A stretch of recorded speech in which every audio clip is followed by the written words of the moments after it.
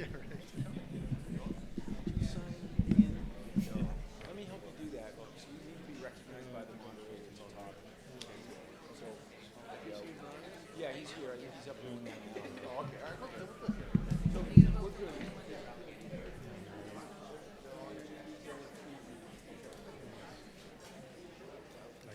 I do. Thank you. Yeah. So, just be prepared to go through this door in Lakeville. So if they want to speak, we'll have them come in to one of these microphones. They should be able to see and hear. If not, if anything's going on this door, I can leave them in. So just come let me know. Come through this door, meet you at the door. Yeah.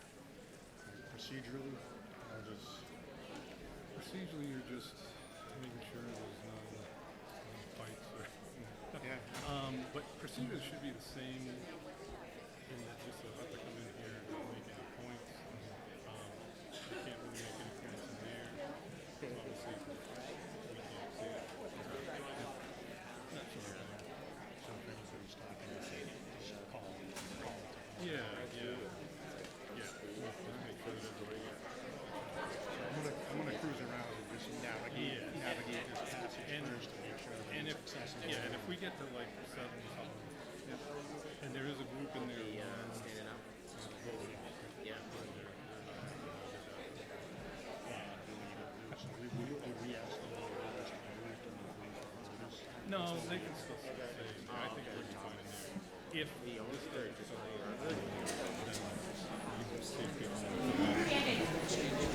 all right, thanks. Great. So we have a call?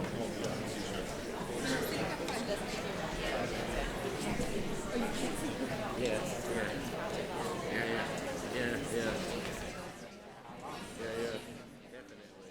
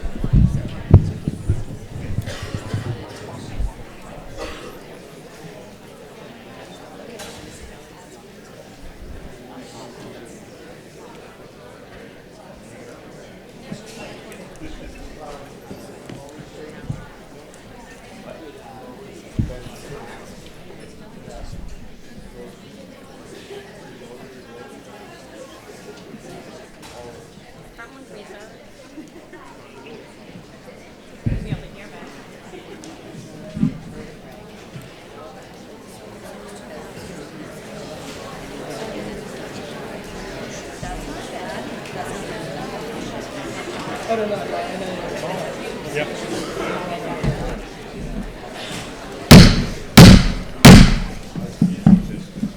If I could have all registered voters come in and take a seat here, we have an overflow room. If we fill up, we did expect to fill up.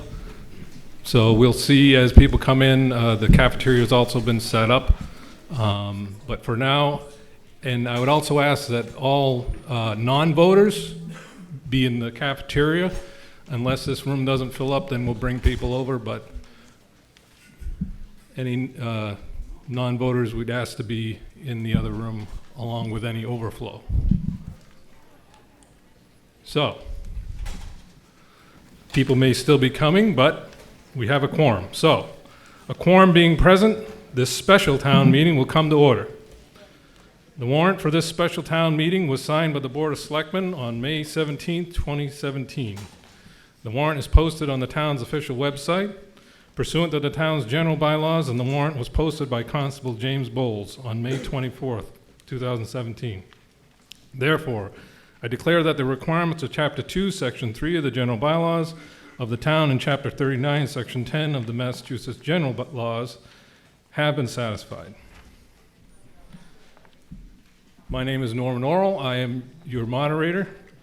And for this meeting, because we do have the overflow room set up, I have appointed Nate Darling as assistant moderator. The moderator and town clerk have appointed the following as tellers for this town meeting. The left side, Lorraine Carboni. Right side, Bob Palucci. Center, front, and stage, Ruth Gross. Center rear, Anthony Morrison. And the cafeteria, Gary Kennedy. All of the above have been sworn in by the town clerk. This meeting will be operated in accordance with the Massachusetts general laws, the town general bylaws, and by precedent of prior town meetings. While the town bylaws address some of the parliamentary procedures prior town meetings have relied upon the volume town meeting time as the standard for conduct at Lakeville town meetings. It is my intention to continue this precedent. You will note that 2 microphones have been positioned in each of the 2 aisles. I ask that if you seek recognition from the moderator, you go to one of the 2 microphones. And that includes folks in the cafeteria. If you would like to speak, you would come to these 2 microphones in this room. When recognized by the moderator, please state your name and your address. Please feel free to do so. If you have a motion, please have it prepared in writing. And after stating your motion, please present it to the moderator so that the clerk will have it as part of the official record of this meeting. Unlike many towns, we have no standard relative to the length of time someone can speak. Generally, that has not been an issue. However, I will exercise my prerogatives as moderator to keep the meeting moving if I find that a speaker repeats the same points that he or she has raised. Some words about behavior. Shouting from seats, booing, and cheering individual speakers cannot be permitted. Any member who interrupts the town meeting in unacceptable ways will be escorted out. Such a member may not return. Do not lose your vote. Please stick to acceptable town meeting behavior. As has been past practice, I will allow the maker of the motion an opportunity to speak on the motion before recognizing anyone else. After the maker of the motion has had an opportunity to speak, I will seek the recommendation of the Finance Committee. Then, any other registered voter may speak on the article in question. Voting cards. When the motion comes to a vote, I will ask that you hold up the yellow or pink, depending on the meeting, colored voting card issued to each registered voter when you arrive this evening and were checked in. During the voting, if I can easily determine the quantum of the vote, I will ask you to lower your cards. However, if there is a counted vote, I will ask you to hold up your voting card and keep it elevated so that the teller can see and count the votes in your section. The use of the voting card will assure that only the votes of registered eligible voters are counted, and I'll let you know when you can put them down. Your voting card has a yes and no printed on it. This is printed in case we have a ballot vote. We may not use it as a ballot, but we have it just in case. Do not lose your voting card. You cannot get another one this evening. A few words about motions to reconsider or rescind. A motion to reconsider can only be made by one who voted on the prevailing side. A motion to reconsider is acceptable only if new information has come to light that might have caused members to vote otherwise had the information been available earlier. A motion to reconsider is not acceptable simply because many people have left. This is a parliamentary ploy and will not be allowed. A motion to reconsider must pass by a 2/3 vote by Lakeville bylaw. By past town tradition, a motion to reconsider an article can only be made once. I would like to remind you that no food or drink is permitted in the auditorium. Before we begin the special town meeting, I would like to call your attention to those residents of Lakeville who were active in town government and who have passed away since our last town meeting as follows. John L. Lucas was a member of the Board of Appeals from 1969 to 1979. And Norman D. Horton, firefighter from 1966 to 1977, and Board of Fire Engineers from 1974 to 1989. Let us stand for a moment of silence in their memory, and please remain standing after the moment of silence and honor our country by saluting the flag. Let's have a moment of silence.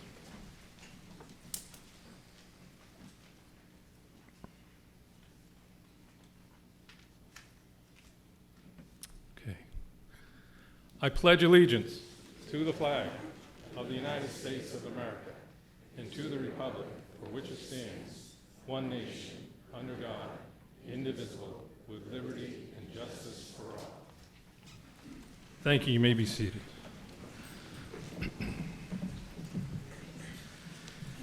Now allow me to introduce the stage members.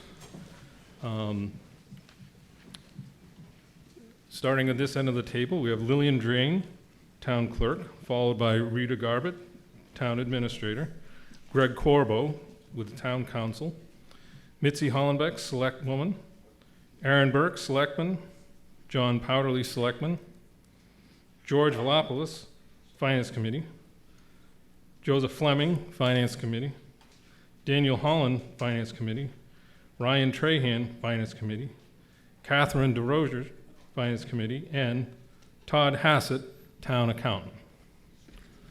Now, you should have received a copy of the warrant. When you came in, does anyone require a copy of the town warrant in the room? And if you could check over there, Assistant Moderator. I see no hands here. Oh, in the back. Could one of the tellers grab some warrants and packets and hand them out?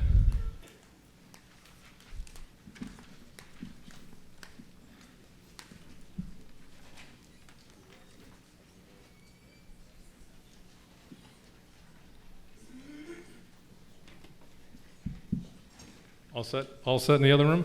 Okay. We'll just make sure you get those.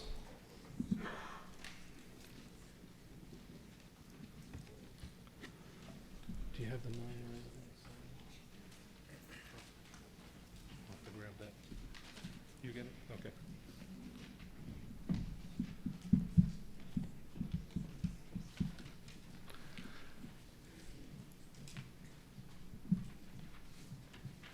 We have seats up front, and I see someone looking. And I see our group is in the back. Is there, Lillian, while you're out there, could you also check the line?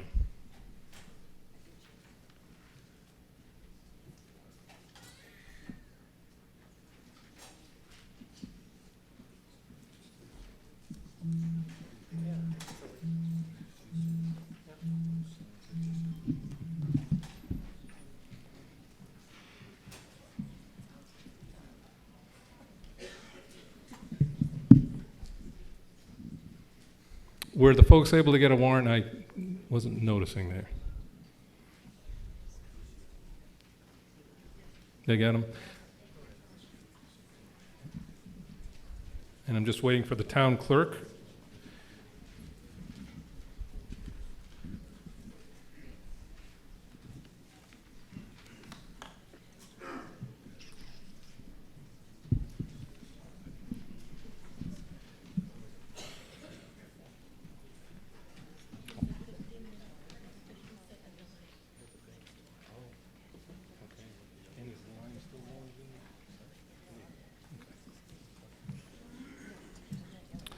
Okay. I would like to ask the town meeting members, registered voters, if for approval for non-residents to speak, if called upon or if recognized by the moderator. The names of folks on that list would be Greg Corbo, our town council, Todd Hassett, the town accountant, Jeremy Peck, our superintendent of streets, Fred Baker, the Director of Finance for Freetown Lakeville Schools, Dr. Rick Medeiros, our Superintendent of Schools for Freetown Lakeville, Brian Humes from the architectural group, I believe with the police station, Richard Pomeroy with Pomeroy Associates, Taylor McDonald with Pomeroy Associates, Jamie Viveros from Easton, Mass, Library Director. So, do I have a motion? Second. Do I have a motion to allow? Did you move? Okay, I didn't hear you, sorry. And a motion and a second. Any discussion? All those in favor, say aye. Aye. Any opposed? Motion carries. Those folks will have opportunity to speak. Thank you very much. And as the meeting progresses, if the line stops and there's still room in here, we'll make sure everybody gets called in from the other room. Now, on to Article 1 of the special town meeting. Oh, I'm sorry. One more thing I want to bring up. Oh, once again, we did go over the yes or no on the votes. That would require a motion made by a member of the town meeting audience here to go to a secret ballot, just so you know that. With that, on to Article 1. I would entertain a motion for Article 1. Mr. Moderator, I move that the town vote to transfer from available funds certain sums of money in order to defray unanticipated costs for fiscal year 2017 for various accounts in the general fund, all as set forth on the document entitled Article Number 1, Special Town Meeting Transfers, June 12, 2017. And do I have a second? Second. Thank you. Would you care to speak to that article? I would. You should receive in your special town meeting warrant, you'll have a list of transfers that we have. This is what we typically call a housekeeping article, which is for transfers for the 2017 budget to allow line items to be in balance.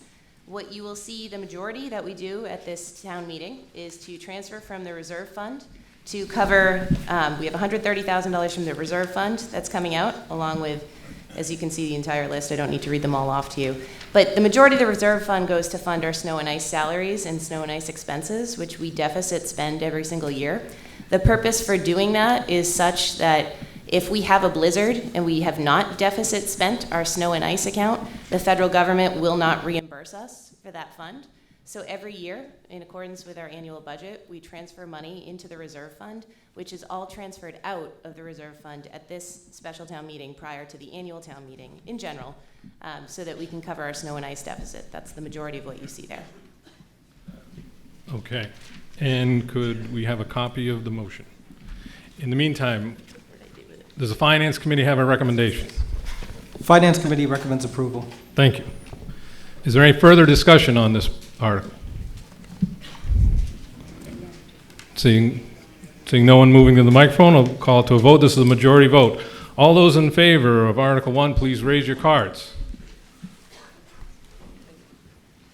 Thank you. You may put them down. Any opposed to Article 1, please raise your cards.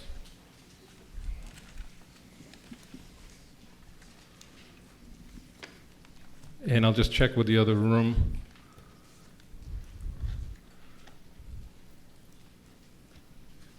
Okay, I declare the vote passes unanimously. Article 2. Mr. Moderator, I move that the town vote to rescind its acceptance of the provisions of Mass General Law, Chapter 44, Section 53F and 1/2, hereby terminating the Water Enterprise Fund effective upon commencement of the fiscal year 2018, and to transfer any monies remaining in said fund on June 30th, 2017 to the Water Infrastructure Stabilization Fund. Thank you. Is there a second? Second. Motion is made and seconded. Would you care to speak to the motion? Yes. The town of Lakeville sold its water tower to the city of Taunton on June 27th, 2016. We no longer have a need for a water enterprise fund. So we're transferring these funds, which include water betterments and retained earnings. The approximate balance in the Water Infrastructure Stabilization Fund will be $257,000. Okay, great. And could you pass down a copy of the motion? In the meantime, does the Finance Committee have a recommendation? Finance Committee recommends approval. Thank you. Any further discussion?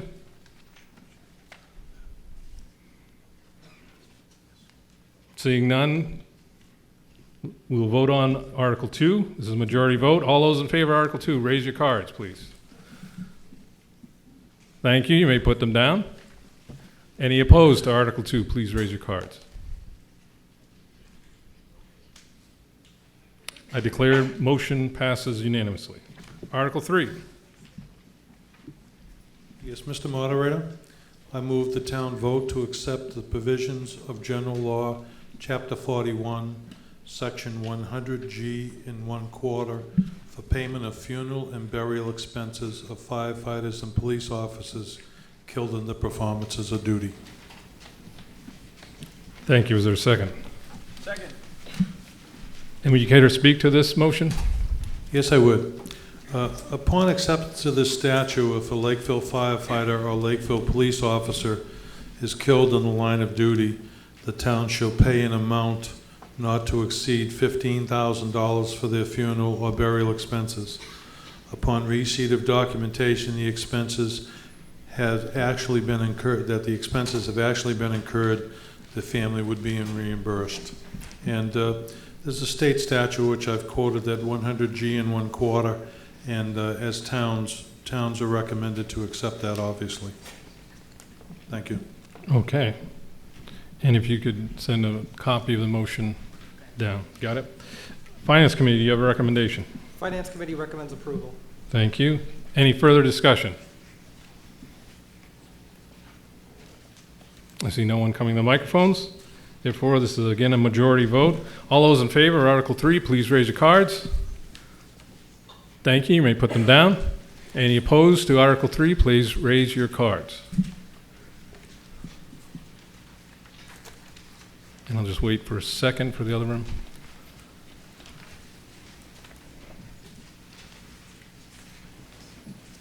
I see none. I declare the vote passes unanimously.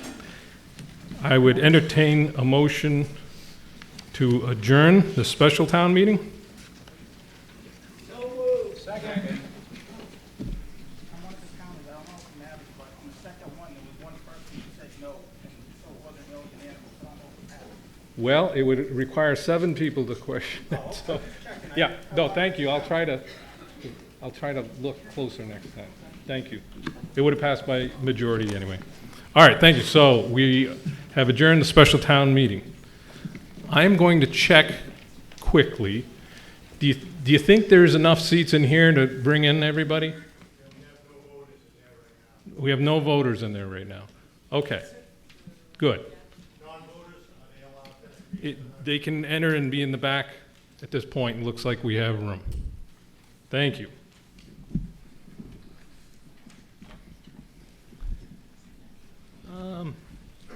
I don't know. Is it possible to turn these lights down? If not, that's fine. I'll just try to look closer.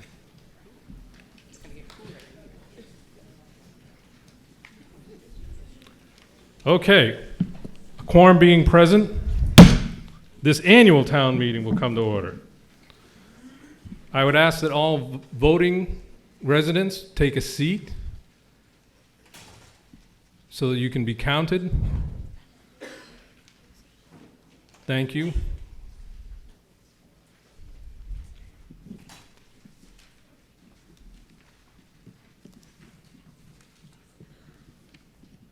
The warrant for this annual town meeting was signed by the Board of Selectmen on May 17, 2017. The warrant is posted on the town's official website pursuant to the town's general bylaws, and the warrant was posted by Constable James Bowles on May 24th, 2017. Therefore, I declare that the requirements of Chapter 2, Section 3 of the general bylaws of the town and Chapter 39, Section 10 of the Massachusetts general laws have been satisfied. Once again, as in the special town meeting, I have appointed Nate Darling as assistant moderator in case we do end up with overflow in the cafeteria. The moderator and town clerk have appointed the following as tellers, once again for the annual. Left side, Lorraine Carboni. Right side, Bob Palucci. Center, front, and stage, Ruth Gross. Center, rear, Anthony Morrison. Section A being the cafeteria, Gary Kennedy.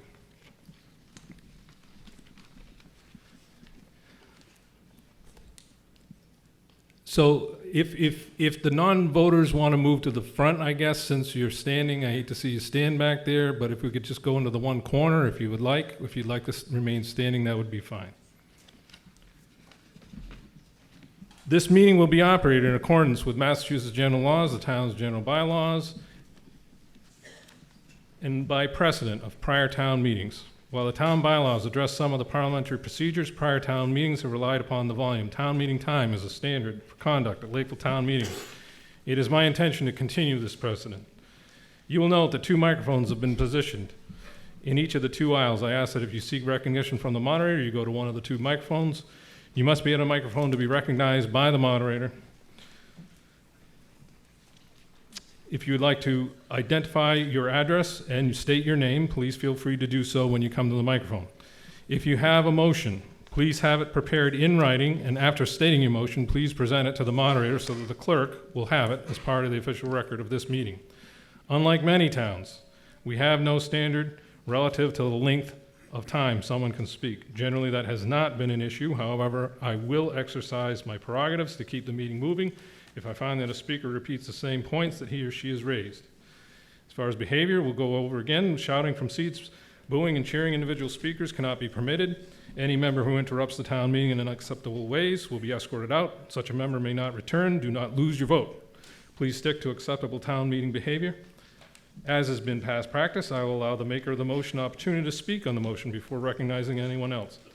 After the maker of the motion has had an opportunity to speak, I will seek the recommendation of the Finance Committee per Lakeville Town Bylaw. Then, any other registered voter may speak on the article in question. When the motion comes to a vote, I will ask that you hold the pink colored cards for this meeting, issued to each registered voter when you arrived this evening. So for this meeting, the pink ones. Thank you. During the voting, if I can easily determine the quantum of vote, I will ask you to lower your cards. However, if there's a counted vote, I will ask you to hold up your cards and keep it elevated so that the teller can see it and count the votes in your section. The use of the voting card will assure that only the votes of registered eligible voters are counted. Your voting card has yes and no printed on it. This is printed in case we have a ballot vote. We may not use it as a ballot, but we have it just in case. Do not lose your voting card. You cannot get another one this evening. Again, the motion to reconsider or rescind, a motion to reconsider can only be made by one who voted on the prevailing side. A motion to reconsider is acceptable only if new information has come to light that might have caused members to vote otherwise had the information been available earlier. A motion to reconsider is not acceptable simply because many people have left as a parliamentary ploy and will not be allowed. A motion to reconsider must pass by a 2/3 vote by Lakeville bylaw. By past town tradition, a motion to reconsider an article can only be made once. I would like to remind you that no food or drink is permitted in the auditorium once again. And finally, in case there's some folks that came in since the special, I'll introduce the stage again.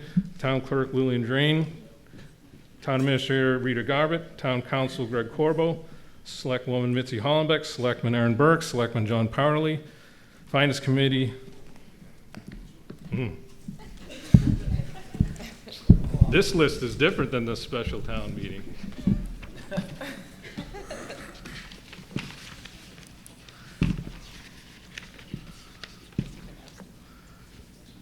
After John Powderly is George Velopoulos, Finance Committee. Also Joe Fleming, Daniel Holland, Ryan Trahan, and Catherine DeRogers, also on the Finance Committee. And finally, Todd Hassett, the town accountant. Does everyone have a copy of the annual town meeting warrant? I see no hands, so everyone has a copy. I would seek a motion to waive the reading of the warrant. Thank you. All those in favor of waiving the reading, say aye. Aye. Any opposed? Motion carries unanimously. We will go through the same list of non-residents again to vote on their ability to speak in this meeting. Greg Corbo, Town Council. Todd Hassett, Town Accountant. Jeremy Peck, Superintendent of Streets. Fred Baker, Director of Finance for the school, for the Freetown Lakeville Regional Schools. Rick Madeira, Superintendent of Freetown Lakeville Regional Schools. Brian Humes from the Architect's Office. Richard Pomeroy, Pomeroy Associates. Taylor McDonald, Pomeroy Associates. And Jamie Viveros from Easton Mass Library Director. Do I have a motion to accept those non-residents to speak? Second. All those in favor of allowing them to speak, please say aye. Aye. Any opposed? Motion carries unanimously. Now, if we could move on to annual town meeting, Article 1, please. Mr. Moderator, I move that we take Article 9 first, in the annual town meeting. Okay. Do I have a second? Second? So we have a motion to advance an article. This is a majority vote. All those in favor of advancing Article 9 first, please raise your pink cards. Thank you. You may put them down. All opposed to moving Article 9 to the first to be heard, raise your cards, please. I declare that it passes by majority. I'm glad it passed, considering I couldn't explain it. The reason why is that we have some folks here, Richard Pomeroy, Taylor, and Brian Hume from the architectural firm for the police station, and these guys don't live nearby, so I wanted to try to deal with this early, anticipating a long town meeting tonight. So with that said, I move that the town vote that the sum of $8 million is hereby appropriated to pay costs of designing, constructing, originally equipping, and furnishing a new police station, including the payment of all costs incidental and related thereto, and that to meet this appropriation, the treasurer, with the approval of the selectmen, is authorized to borrow said amount under and pursuant to Chapter 44, Section 7(1) of the general laws, or pursuant to any other enabling authority, and to issue bonds or notes of the town thereof, therefore, provided, however, that no amount shall be borrowed or expended hereunder unless and until the town shall have voted to exclude the amounts required to repay any borrowing pursuant to this vote from the limitations on total property taxes set forth in Chapter 59, Section 21C of the general laws, otherwise known as Prop 2.5. And further, any premium received by the town upon the sale of any bonds or notes approved by this vote, less any premium applied to the payment of cost of issuance of such bonds or notes, may be applied to the cost approved by this vote in accordance with Chapter 44, Section 20 of the general laws, hereby reducing the amount authorized to be borrowed to pay such costs by a like amount, and that while such bonds shall be general obligations of the town, and to authorize the Board of Selectmen and other appropriate town officials to take such action as may be necessary to effectuate the purposes of this vote. Second? Thank you. And would you care to speak to this article? I would. My name is Aaron Burke. I'm the chairman of the Police Station Building Committee. And about 2 years ago, we started on this project on a process of figuring out what the needs were for the town relative to a police station. I think most of you know the condition of the current station. There's no question as to the need. And it was really a learning process for me personally, along with the Board of Selectmen and with the Building Committee, because we started out with the idea of we would purchase a pre-existing building and we would retrofit it. And what we found was that that just wasn't feasible.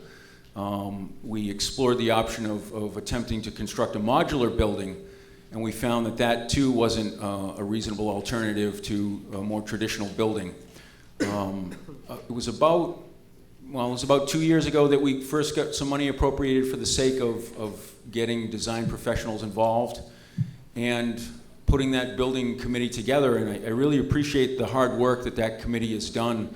And I'd like to explain who's on that committee, because I really think it's a talented group, and I really appreciate all their efforts in the process and the design. Rich LaCamera, a former selectman, is on that committee. He brings with it a lot of perspective on building municipal buildings from his experience in that. Pauline Ashley, Tim LaChapelle, Tom Robinson, Mike Forth, Mike Boyes, our building commissioner Nate Darling, and of course our police chief Frank Avalera. And I really appreciate all the hard work they've put in to get it to this point.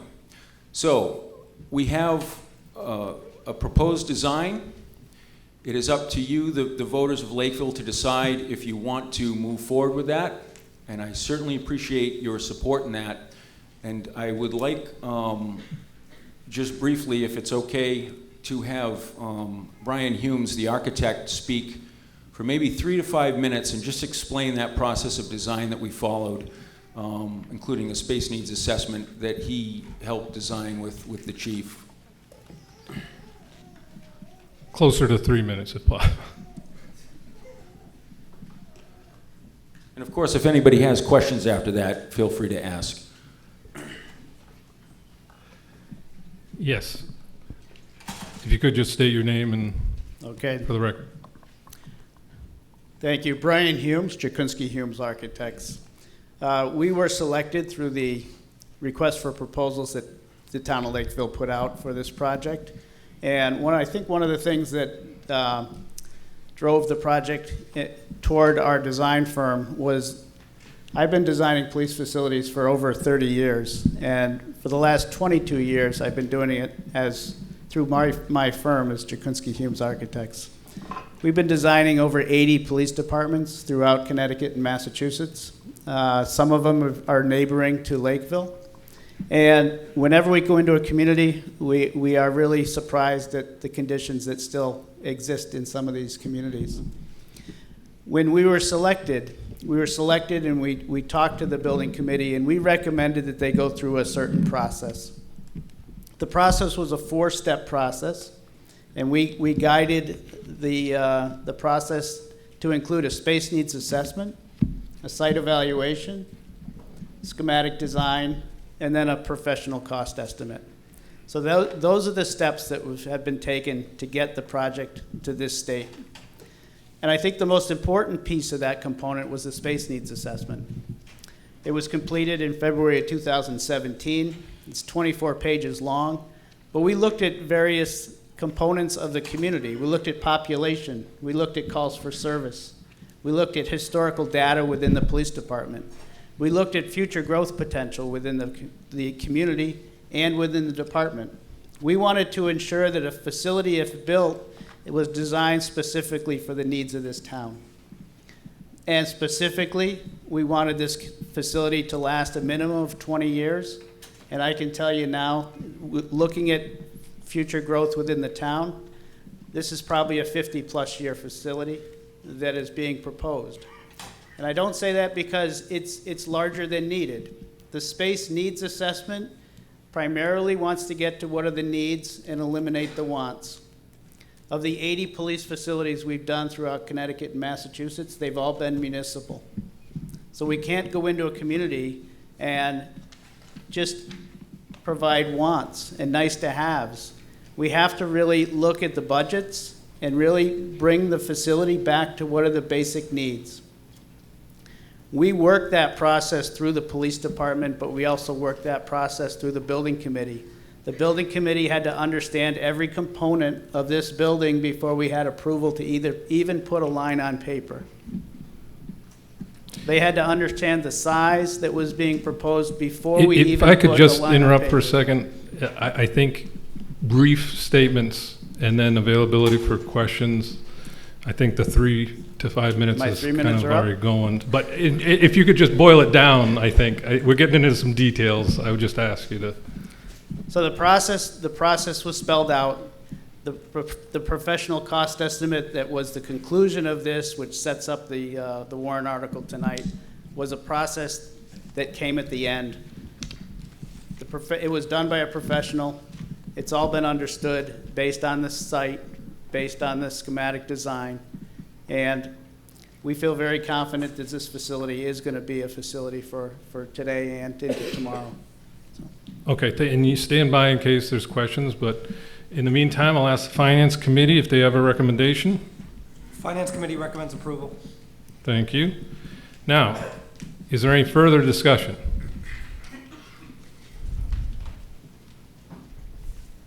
If anyone would like to ask questions or have something to say, please come to the microphones. Those folks are looking for a seat, it looks like. So, I see no one. Go ahead. Hi, I'm Carol Copeland Thomas, And have a question, since you have so much experience about the other buildings that have been built in Massachusetts and Connecticut. Can you quickly give us a sense of our needs here in Lakeville and why the longevity would last from 20 years to 50 years? And would anyone else, or would you like the The architect. architect? Yeah. No, I'm asking the selectmen if they want to speak to that, or the architect. Brian, Brian can answer that. As far as growth potential, we looked at population statistics as one component. The population is a 2035 projection of 12,166 within the community. We're seeing that as almost a plateau. We're also looking at calls for service, and when the build out of your community reaches a certain population, then that plateau happens in your police service staffing also. You have 18 sworn officers currently. The building is being designed for 23. So we're not seeing a dramatic, we're seeing moderate growth. So we don't think 23 would be an achievable number in 20 years, but we see 23 might be more of a 50-year growth potential within the facility, which means once you get to 23 sworn officers, the building is not experiencing any overcrowding. The building's designed for that number. So there's no overcrowding existing if the department gets to 23. Can I quickly ask another real quick question? Sure. Regarding technology for that building? Will it also have the appropriate amount of technology that will sustain itself over the next 20 years or so from your estimation? Yeah, the key to that is providing the infrastructure for today's technology and tomorrow's technology. So the conduits are put in, the pull strings are put in. So technology can change within the facility, but we've given it a way to accommodate change. Okay, thank you. Thank you. All right. Thank you. Anyone else? Seeing no one rising, we'll bring this to a vote. It is a 2/3 vote, so I'll ask the counters, the tellers, to prepare to count the vote. Okay, all those in favor of Article 9, please raise your cards and hold them there for the count.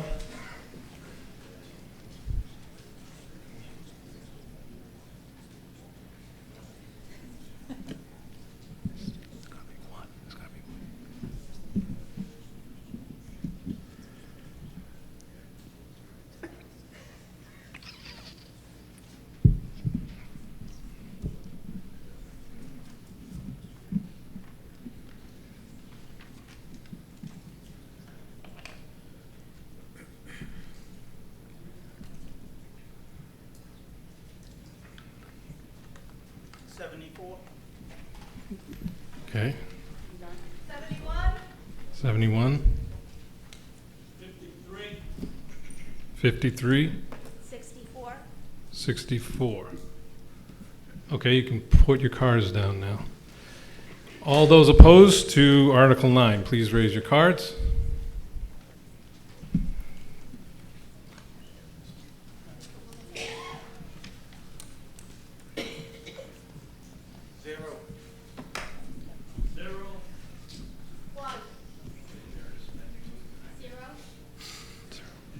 Okay.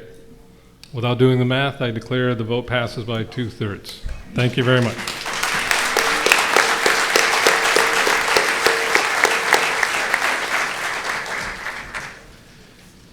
And thank you from the architect. Back to Article 1. I'd entertain a motion.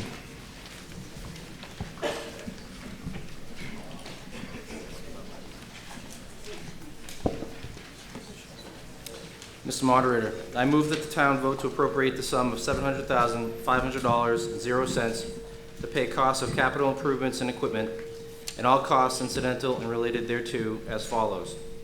2 new police cruisers and 1 unmarked police cruiser with equipment less trade-ins for $105,500. A new ambulance for the fire department with equipment less trade-in, $250,000. 1 Lucas chest compression system for $15,000. A highway department modular office purchasing and installing with fixtures and equipment, $115,000. Roadway projects, including a new or used vibratory roller to be used by the Highway Department for the roadway projects, $170,000. Hazardous Waste Day, $35,000. Licensed permitting and code enforcement software for $10,000, for a total of $700,500. And that to meet this appropriation, one, the treasurer, with the approval of the selectmen, is authorized to borrow $250,000 to pay costs for a new ambulance for the fire department with equipment, less a trade-in, including the payment of all costs incidental and related thereto, under and pursuant to Chapter 44, Section 7, 9 of the general laws, or any other enabling authority, and to issue bonds or notes of the town therefore, provided that any premium received by the town upon the sale of any bonds or notes approved by this vote, less any such premium applied to the payment of the cost of issuance of such bonds or notes, may be applied to the payment of costs approved by this vote in accordance with Chapter 44, Section 20 of the general laws, thereby reducing the amount authorized to be borrowed to pay such costs by a like amount. And two, $450,500 shall be transferred from free cash, and to authorize the Board of Selectmen and other appropriate town officials to take such action as may be necessary to effectuate the purposes of this vote. Thank you. Do I have a second? Second. Would you care to speak to this article? Sure. My name is Ryan Tran. I'm the chairman of the Capital Expenditures Committee. And each year we're presented with a lot of requests from each town department. And in your handout, you can see that this fiscal year request totaled almost $1.7 million. And after multiple meetings, a recommendation was made to the Finance Committee and Board of Selectmen. And after a meeting or so, this list was whittled down to the $700,500 in capital projects that you see before you tonight. Thank you. And if we could have a copy of the motion for the record. Does the Finance Committee have a recommendation, please? Finance Committee recommends approval. Okay, thank you. Is there any further discussion on this article? Come to the microphone if you have something to say. State your name and address. Michael Giardini, 20 Highland Road. I just had a question about the ambulance and the police cruisers that are being replaced. Can you tell us a little bit about the age of those and condition of them? Is that something you know, or? I think I see the fire chief and the police chief moving towards the microphone. Generally speaking, we have a policy in place to replace those on a certain time frame, but they can speak to the condition of the vehicles. Chief, please. As far as the police cruisers, generally we're going by mileage. The two that we're replacing, each going to be over 135,000, which on a personal vehicle is one thing. On a police vehicle, that's like almost 300,000. So for their safety, we swap them out at that mileage. And Chief Hopkins, do you want to add about the ambulances? The ambulance that we presently have is a 2008. It was a demo ambulance that we purchased back in 2008.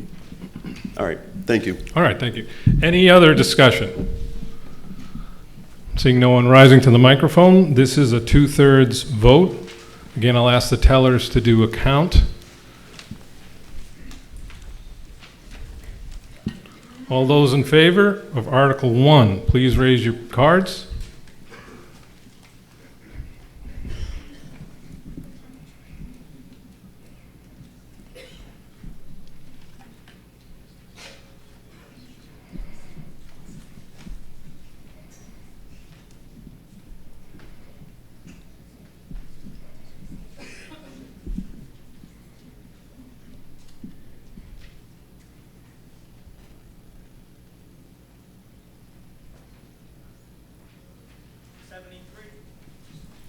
Thank you.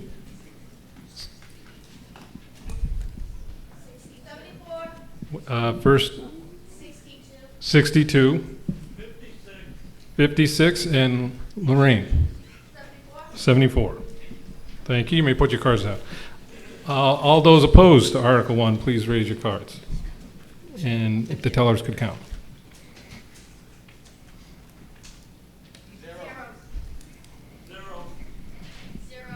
Okay, thank you very much. Declare the motion passes by the 2/3 necessary. Article 2. Mr. Moderator, I move that the town vote to determine the salaries of all elected officials and to raise and appropriate $25,770,570, appropriate $479,056 from free cash, and transfer $5,415 from the Massachusetts Water Pollution Abatement Trust, and transfer $25,000 from the sale of land proceeds, 613 acres on Howland Road, and to transfer the following funds from previous town meetings.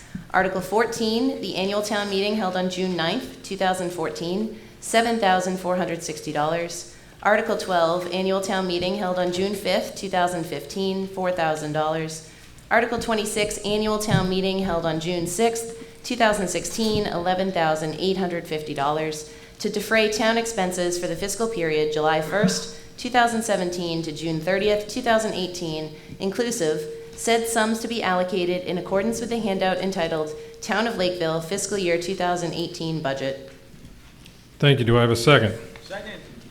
And would you care to speak to this article? I will. This is our annual budget article, whereby we take all of the revenues that we have within our community and we are putting forth our recommended expenses.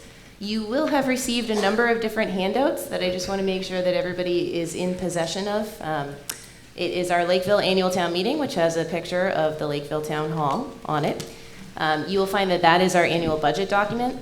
Included in there, there is a budget summary, which explains the revenue that we took in this year, which it's $920,816 is the annual revenue that we've taken in. That's much better.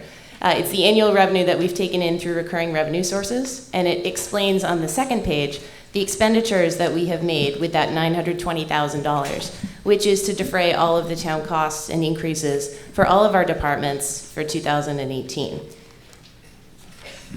All right, thank you. Does the Finance Committee have a recommendation? Finance Committee recommends approval. Thank you. So, let me do a little explanation. Because there's so much information in this article with the budget, what I will be doing, if you find these sheets in your packets, I'm going to be reading the highlighted or blue totals of each department. As I read those, if you have a question or you want to speak to that particular department, please, this is one time you can holler out hold from your seat, and I will mark that down and we will come back to discuss and debate that area. So again, I'll be reading the totals all the way through, and please yell out hold if you would like to come back to it later before or as part of the discussion. So let me begin with selectmen, elected officials' compensation. The number I'll be reading is in the last column, fiscal 2018 finance recommends. So, selectmen, elected officials' compensation, $13,995. Selectmen, personnel, $287,947. Selectmen, expenses, $17,000. Selectmen expenses, $900. Reserve fund, $200,000. Accounting, personnel, $48,808. Accounting, expenses, $120,305. Assessors, elected officials' compensation, $5,000. Assessors, personnel, $69,831. Assessors, expenses, $105,750. Treasurer collector, elected official compensation, $73,354. Treasurer collector personnel, $132,931. Treasurer collector expenses, $52,001. Legal services expenses, $40,000.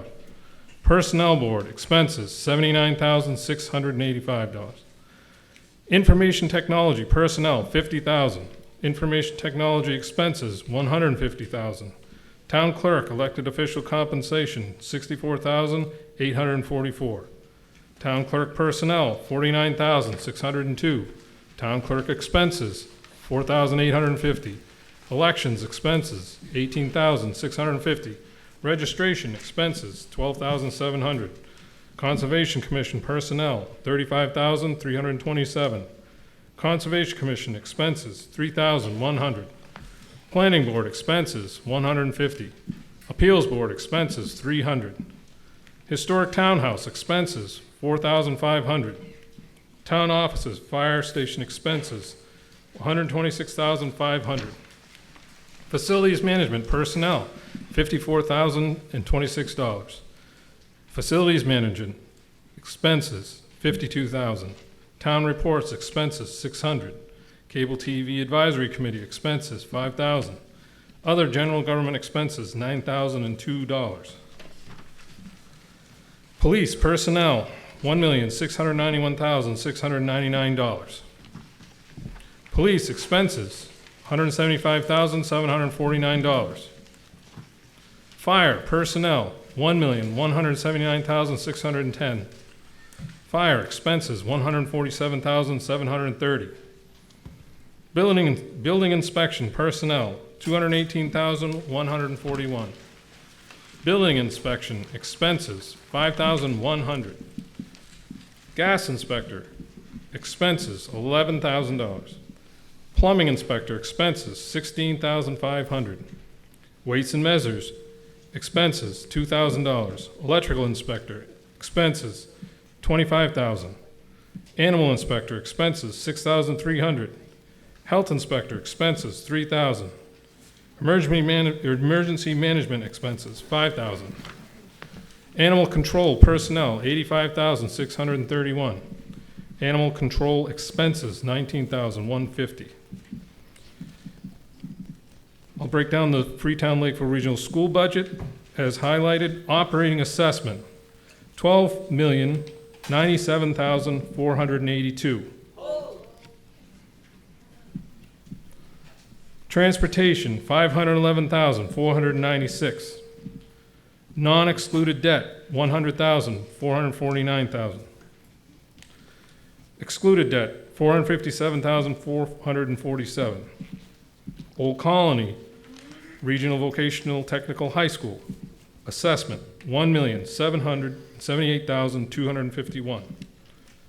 Bristol Agricultural Tuition, $216,337.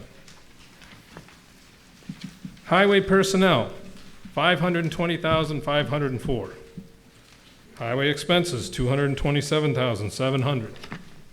Snow and ice personnel, $16,600. Snow and ice expenses, $37,000. Street lighting expenses, $23,000. Cemeteries expenses, $13,000. Board of Health elected officials compensation, $5,000. Board of Health personnel, $98,224. Board of Health expenses, $9,950. Board of Health visiting nurse expenses, $2,000. Council on Aging personnel, $134,451. Council on Aging expenses, $26,500. Veteran Services personnel, $15,887. Veteran Service expenses, $203,990. Library personnel, $241,755. Library expenses, $109,700. Total for the Historic Library, $4,000. Total for the Historical Commission, $500.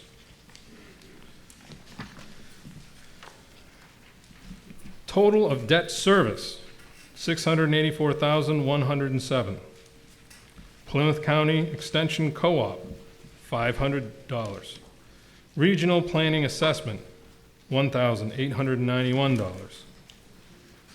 The Plymouth County Commissioners Assessment, $976,802. Unemployment expense, $1,000. Total group insurance, $2,122,560. Total general insurance, $185,000. For a grand total general fund budgets of $26,303,351. Thank you.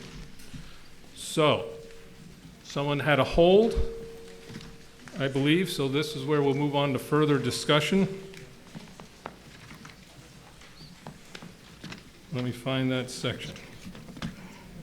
Yes, sir. Schools. Name and address? Bill Markson, 15 Bellsbrook Road. As my recollection, it is that several years ago, we overfunded the schools, and the town of Freetown was supposed to pay us back. And it's my understanding that the town of Freetown hasn't paid us back.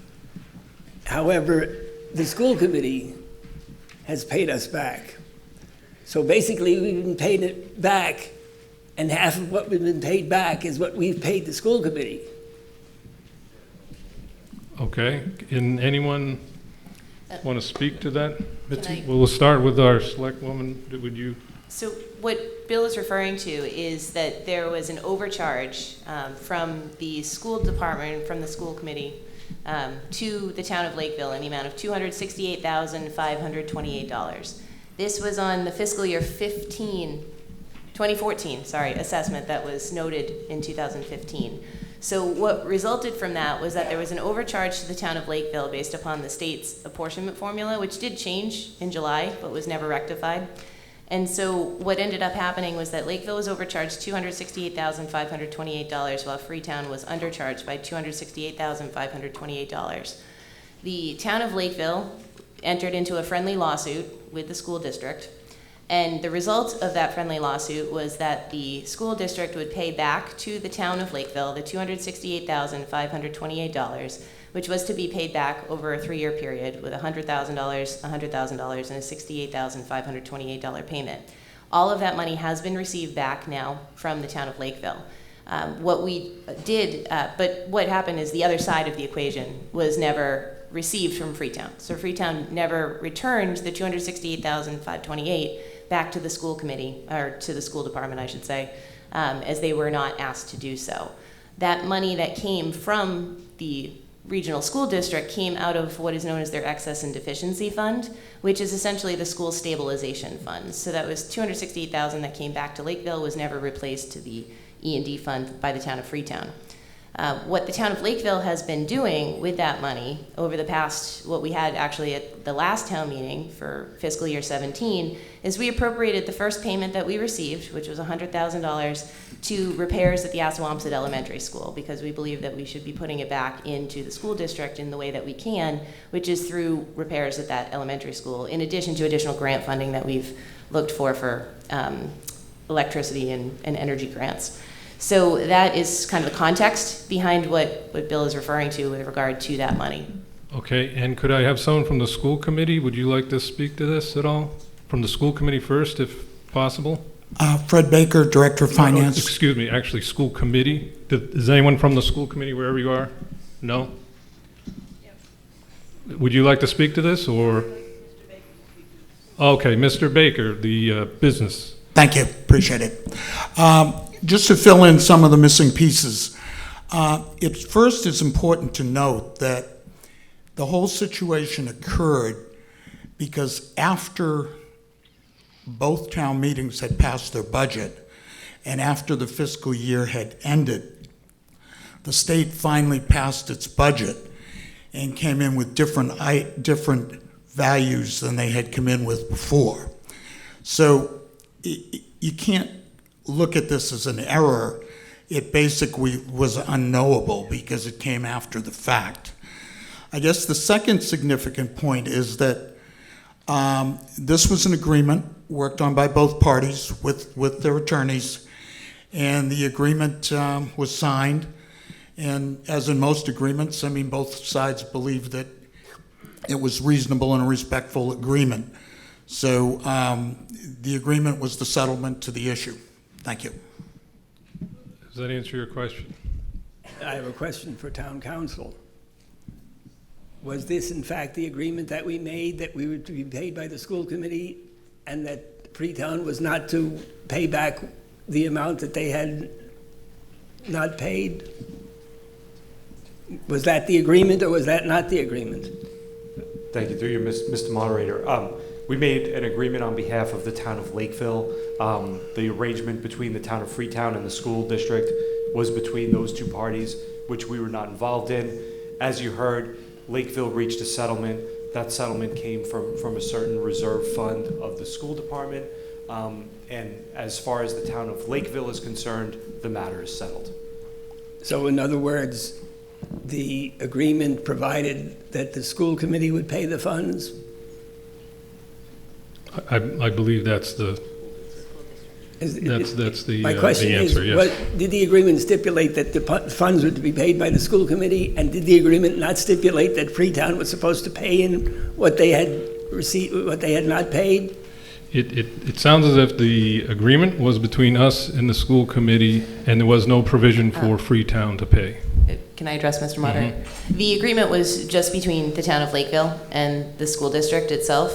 There was no mention specifically of to what the other side would be, as Lakeville had no jurisdiction over what the school committee decided in terms of how to recover those funds if they were to recover them at all. And was this agreement drafted by town council? We actually used alternative town council for that particular agreement, as our town council, I believe, was conflicted out because our town council represents the town of Freetown as well. Okay. Mr. Moderator? All right, I think, well, Okay. you have more of the answer, because otherwise I'm going to go to the next. I just wanted to do more of the answer of the 268 bill. If you're trying to allude to the fact, should we have written something in the agreement to have Freetown pay the 268 back to the school? Certainly, it was not part of our agreement. It's two separate towns. We certainly went to many meetings and certainly said, why aren't you going to do that? But having said that, we attempted to have them go to the town of Freetown to replace the E&D funds. But on a one-sided agreement, we only addressed the Lakeville side. It seems to me that somebody was negligent. Yep, I will call on the next speaker. I think we've got the answer. Mr. Moderator, I'd like to make a motion to amend line 49 of the operating assessment to $12,557,292. Could you state your name and address, please? Oh, sorry, Steve Owen, Montgomery Street. And do you have that in writing, please? I do. Record? Okay, could you bring that forward?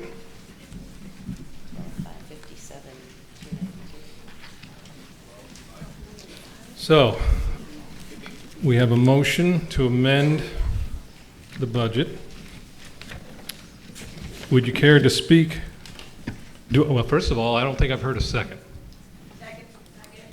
Okay. We have a motion and a second. Yes. The number is $12,557,292.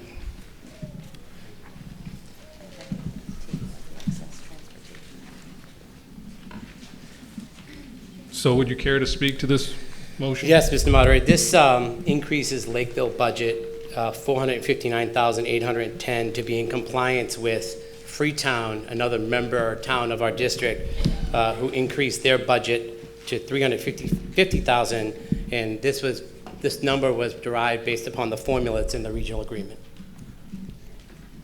Okay. Is there any further discussion? First, I'll take from any voters. Mr. Would care Moderator? to? Yes, we'll start up here. Point of order. Where is this money coming from?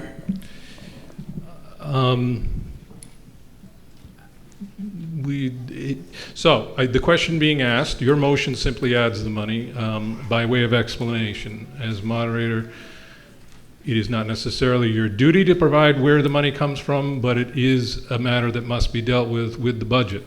Budgets are restrained to what we have for a tax levy. Obviously, by adding money to this line item, there needs to be a subtraction from another line item. So maybe you could just answer if you intend to have somewhere where the money should come from within the budget, or maybe that would be the My question. response is where the money comes from is by the folks that are sitting on the stage. department gives you a request, and that's what we've done, so my request goes back to them. Okay. I and- move to amend the motion then to say that it comes from stabilization. Do I have a second to that? Second. So, we have a motion to amend. We have an additional motion to amend the original motion. To take that money of that sum of, is the breakdown, is this the correct breakdown on here? It is, but there is a motion on the floor. There is, and there can be motions made amending motions. That's the rules of how it works. So, to the original motion increases the Lakeville school budget by $459,810. And if I could, Selectman Burke, get your proposed amended motion in writing? Yes. Before we move on, I'll wait for that. And was there a second of that motion? I seconded Oh, it. yes, I'm sorry. We'll just take a moment to get the written motion. Mr. Moderator, can I speak to that prior to writing this out? I would prefer to have it in writing first. Then we all know what we're speaking about. And I'll read it for everyone's understanding.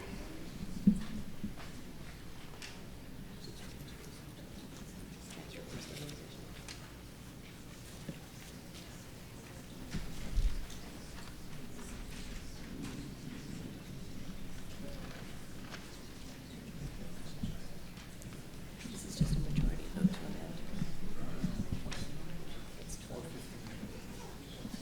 Do you need the original motion for the wording? No, I'm just making sure the numbers are correct. Okay.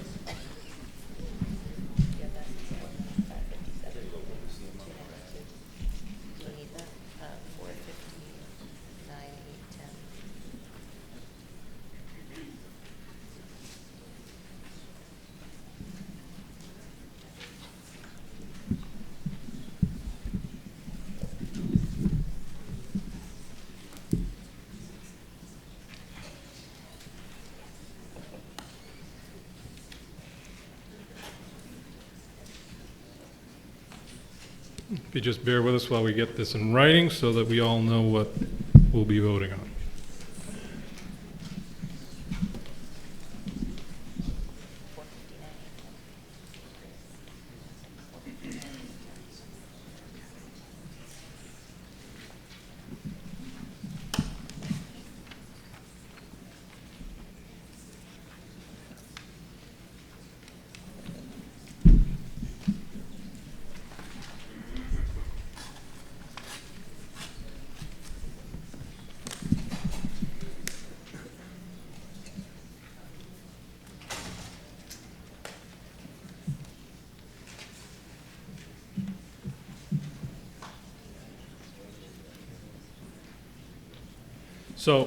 So I can read it into the record. The amended motion is worded.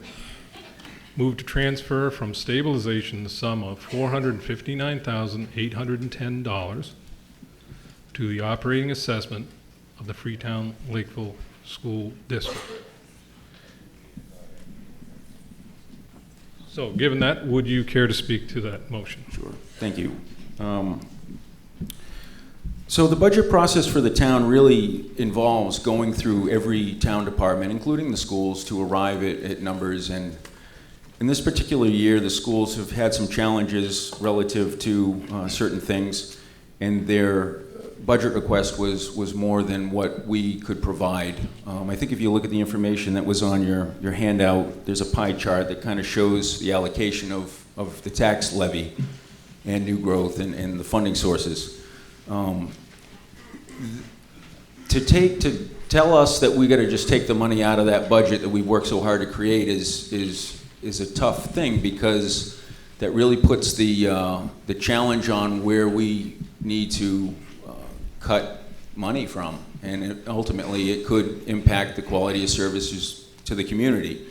By taking it out of stabilization, it's really doing, it's depleting our rainy day fund, but honestly, it lets us put forward the budget that we work so hard to create that we believe is in the best interest of the community. So that's the point of doing this, is that if it's left up to us to make that decision, in my opinion, I think that we're best served by taking it out of stabilization. And thank you for that. By way of explanation, what we have is the original motion to amend. Currently, we're going to discuss and vote on the amendment, the further amendment, to add the portion about where the money is coming from stabilization. So, currently, if you would like to speak to the second amendment of taking it from stabilization, I would hear anyone who would like to speak to that. And once we've spoken about that amendment, we'll move, depending on the outcome of that vote, we'll move on to the final amendment. Mr. Marshall. Bob Marshall from Barstow Street. Aaron, how much is in stabilization presently?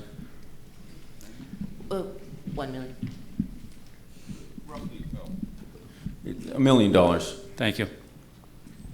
Any other discussion on the amendment before us? I'd like to amend the amendment that put in there to move that $459,810,000 from free cash over to operating. That would not be within first. That would be, in other words, first, in this case, we have to have a chance to vote on this part of that amendment.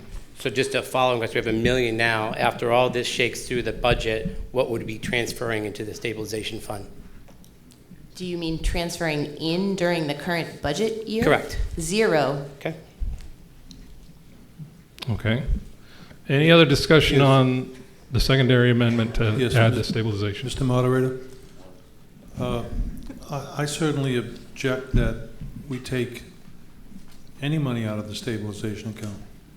I believe that if the citizens of Lakeville wish to fund additional funds to the school, that we have an override, and that I believe we should fund the budget as presented by the town.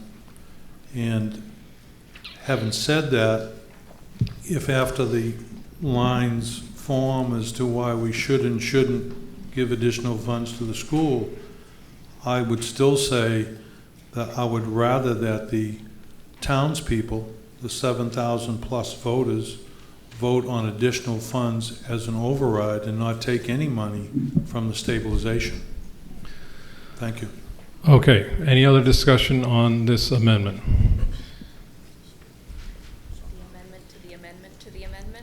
Excuse me, we're still on the amendment to the amendment, which we will vote next.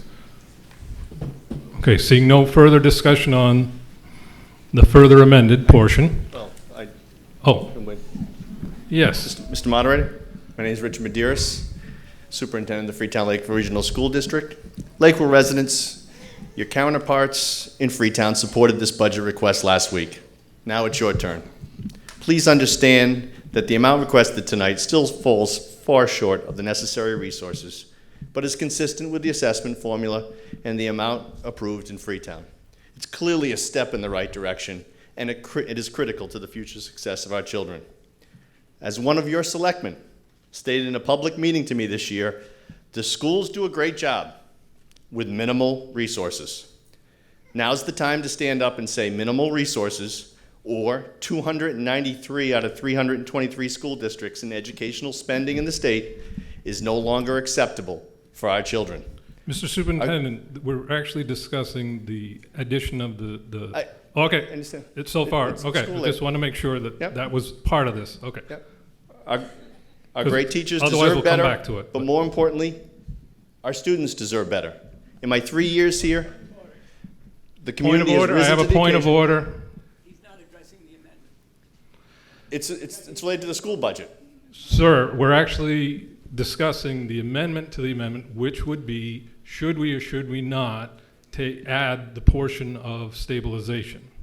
So the discussion we're having now is, should we vote to amend the original amendment? So if you're speaking to that, or anyone else, that's right now, then we'll vote on that. Then once we have a final amendment, then we'll be discussing that entire So to come amendment. back to complete this task, I don't see how my conversation about the school budget's not relevant to the discussion on the amendment to fill it. Okay, I'll step Thank you. aside. I'll Okay. step aside Well, at this point. please feel free to come back. If it has to do with the stabilization portion that's being discussed right now, that's what we're looking for. Excuse me, sir, but please refrain from getting upset. All right. I see no further discussion on the portion of amending the amendment. So, this is a majority vote. All those in favor of amending, and please let me read it again. All those in favor of amending the original motion to read, move to transfer from stabilization the sum of $459,810 to the operating assessment of the Freetown Lakeville School District. Please raise your cards. Mr. Moderator, I was coming to the microphone. as Oh, you were I'm sorry, I asked several times, but go ahead. Took me a while to get out of the Okay. row. It- How much money do we have in free cash?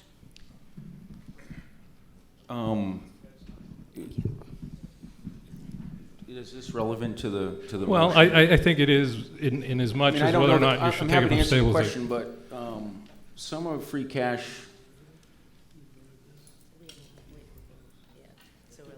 So here's the issue with free cash. Excuse me There's for 1 roughly, minute. Excuse me for 1 minute, since I'm at the microphone. Yep. We have two different ways we could pay for the school budget, either through, or three, taxation, stabilization, or free cash. Is that correct?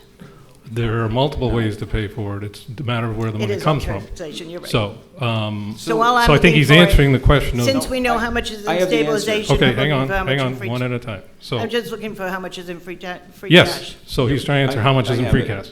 So, unlike Freetown, who appropriated from taxation, we cannot do that. We've taxed to the levy limit, so that's not an option that we have. So if we increase the school budget, it has to be done from taking money from somewhere else in our existing town budget.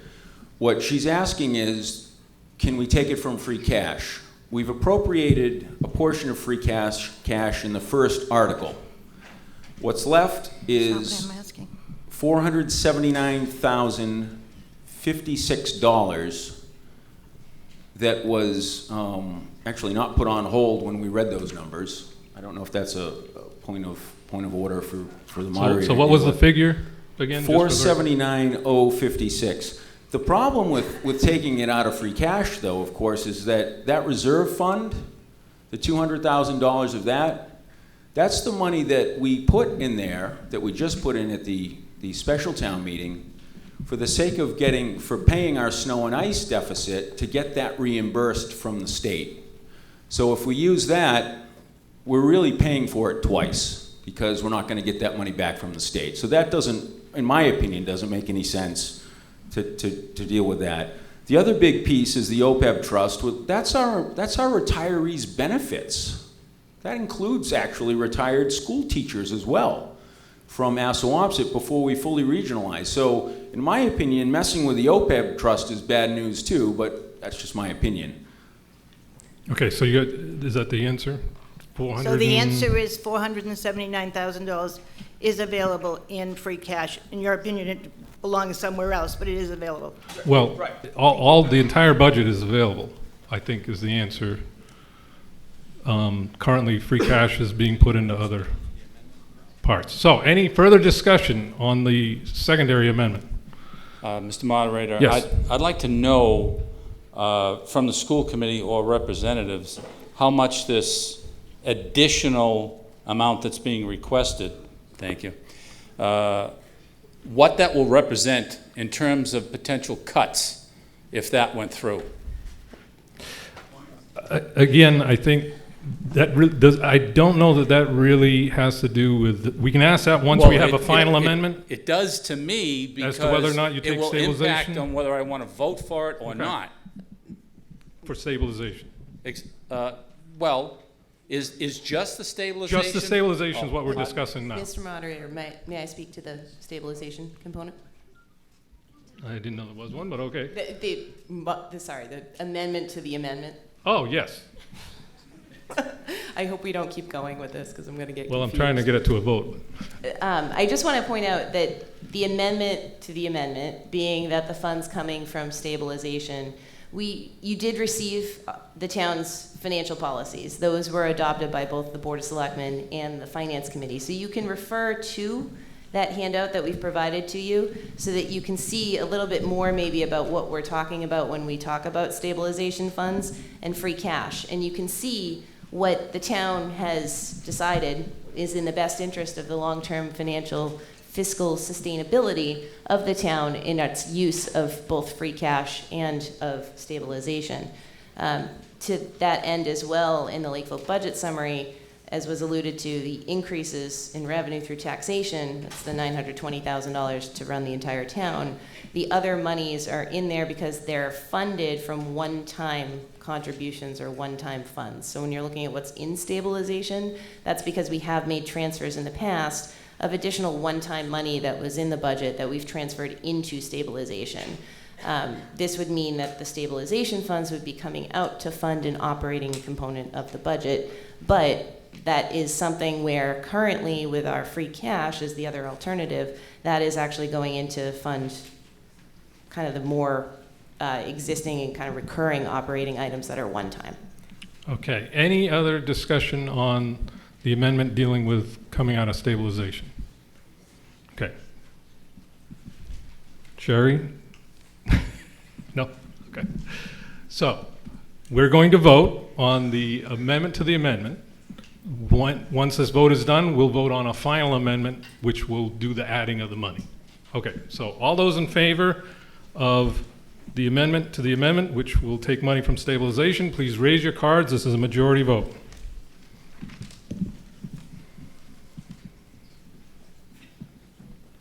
Okay, please put them down.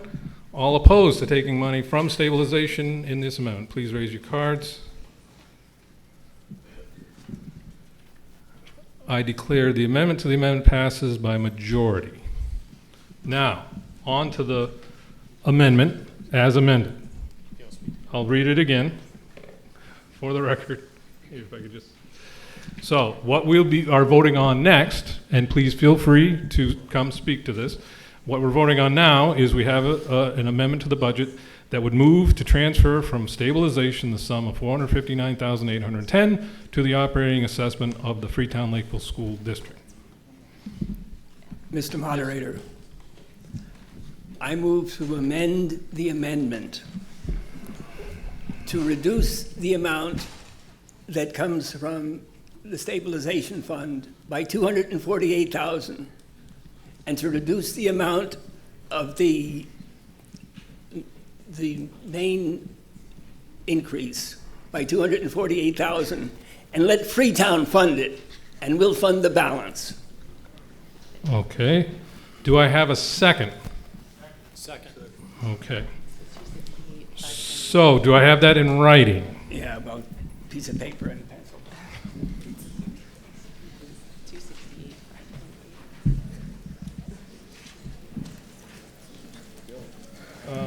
Yep.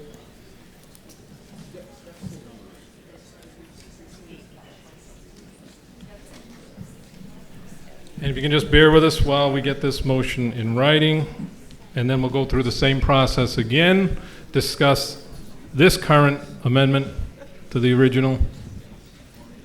Mr. Moderator. Yes. So,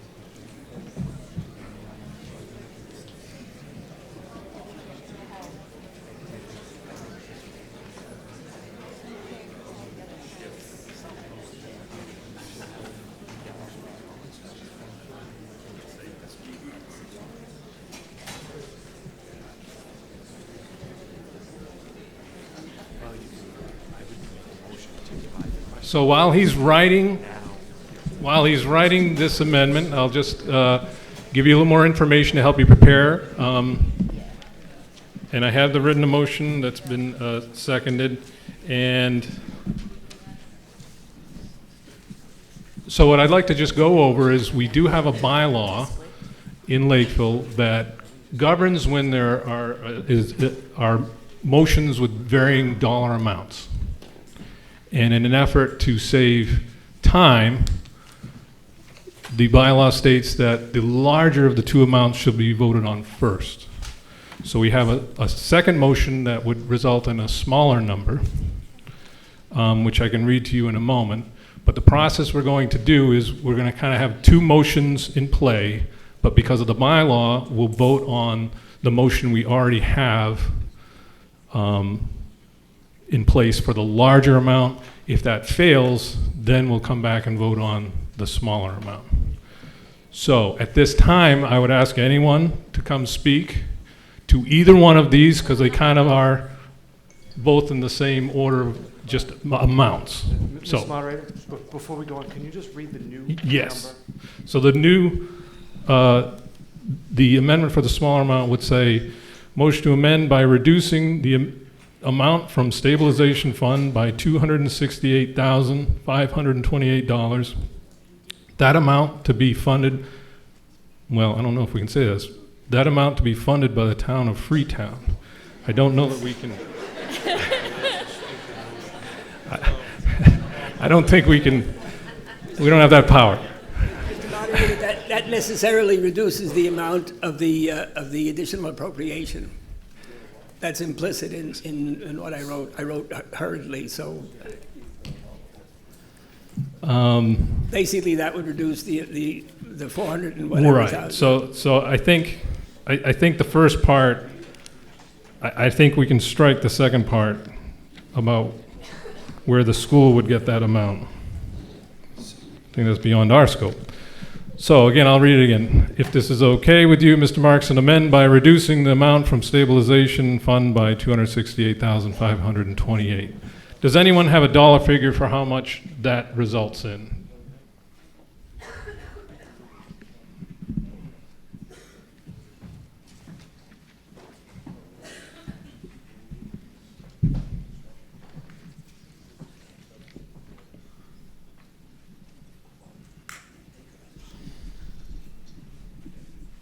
Actually, Mr. Moderator, I also had a question when the time comes. Okay. Yeah, I'm going to have you just speak to your article even quickly, because you've Yes. probably already spoken to it, but I'm just want to get the two figures to have on hand.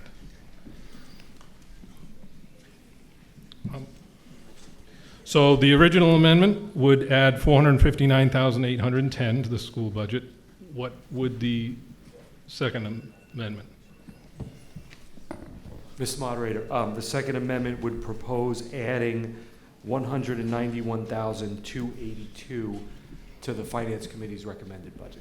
Okay, thank you. So would you like to quickly speak to that? Yeah, I have a point of information. What are the consequences of not funding what Freetown wants us to fund, that amount? I know in the past there was an issue that occurred in this town where we were forced to pay a penalty for not matching. So your question is, can you repeat your question? If we don't match the amount that Freetown wants us to match, are there any adverse consequences to the town? I think in general, if Nick, why don't you speak to it? Town council. Thank you, through you, Mr. Moderator. Perhaps it would make sense if we understood how the school budget process works in a regional school district. Under General Laws, Chapter 71, Section 16B, the regional school committee certifies its recommended budget to each of the two towns. Each of the towns then puts an article on their town meeting warrant to approve or not approve that budget. If the budget recommended by the school committee is not approved by either of the towns, then the matter goes back to the school committee, and the school committee has to recertify a new budget back to the two towns. If the towns have not already approved what the school committee recertifies, then each of those towns has to hold a second town meeting and vote on the recertified budget. If after that, the towns still don't approve the budget certified by the regional school district, then there is a joint town meeting of the citizens of both towns to vote on a final budget. So here... The final budget, if I could, meaning school budget. That's correct. Thank you. So here, it's my understanding that the school committee recommended $12,665,316 as Lakeville's share. The Board of Selectmen and the Finance Committee have recommended less than that. There are two motions on the floor that get closer, but are still less. So in my opinion, that's tantamount to a rejection of the budget. Now, if Freetown also voted less than what the school committee voted for their assessment, then they've rejected it as well. So that then triggers an obligation for this to go back to the regional school district committee. If the numbers that end up getting voted here and the numbers that end up getting voted in Freetown are ultimately approved by the school committee, then there'd be no need to come back. If the school committee recertifies something different than what's been voted, there would need to be additional town meetings. Thank you. So you... I've got a line of folks behind you, so I think I got to move on to the next one. Thank you. Okay. So either motion, feel free. Well, Mr. Moderator, I think now is the time to ask my question. Yes. Really, okay. With respect to the... Oh, I'm sorry. You're next. 10 minutes, 20.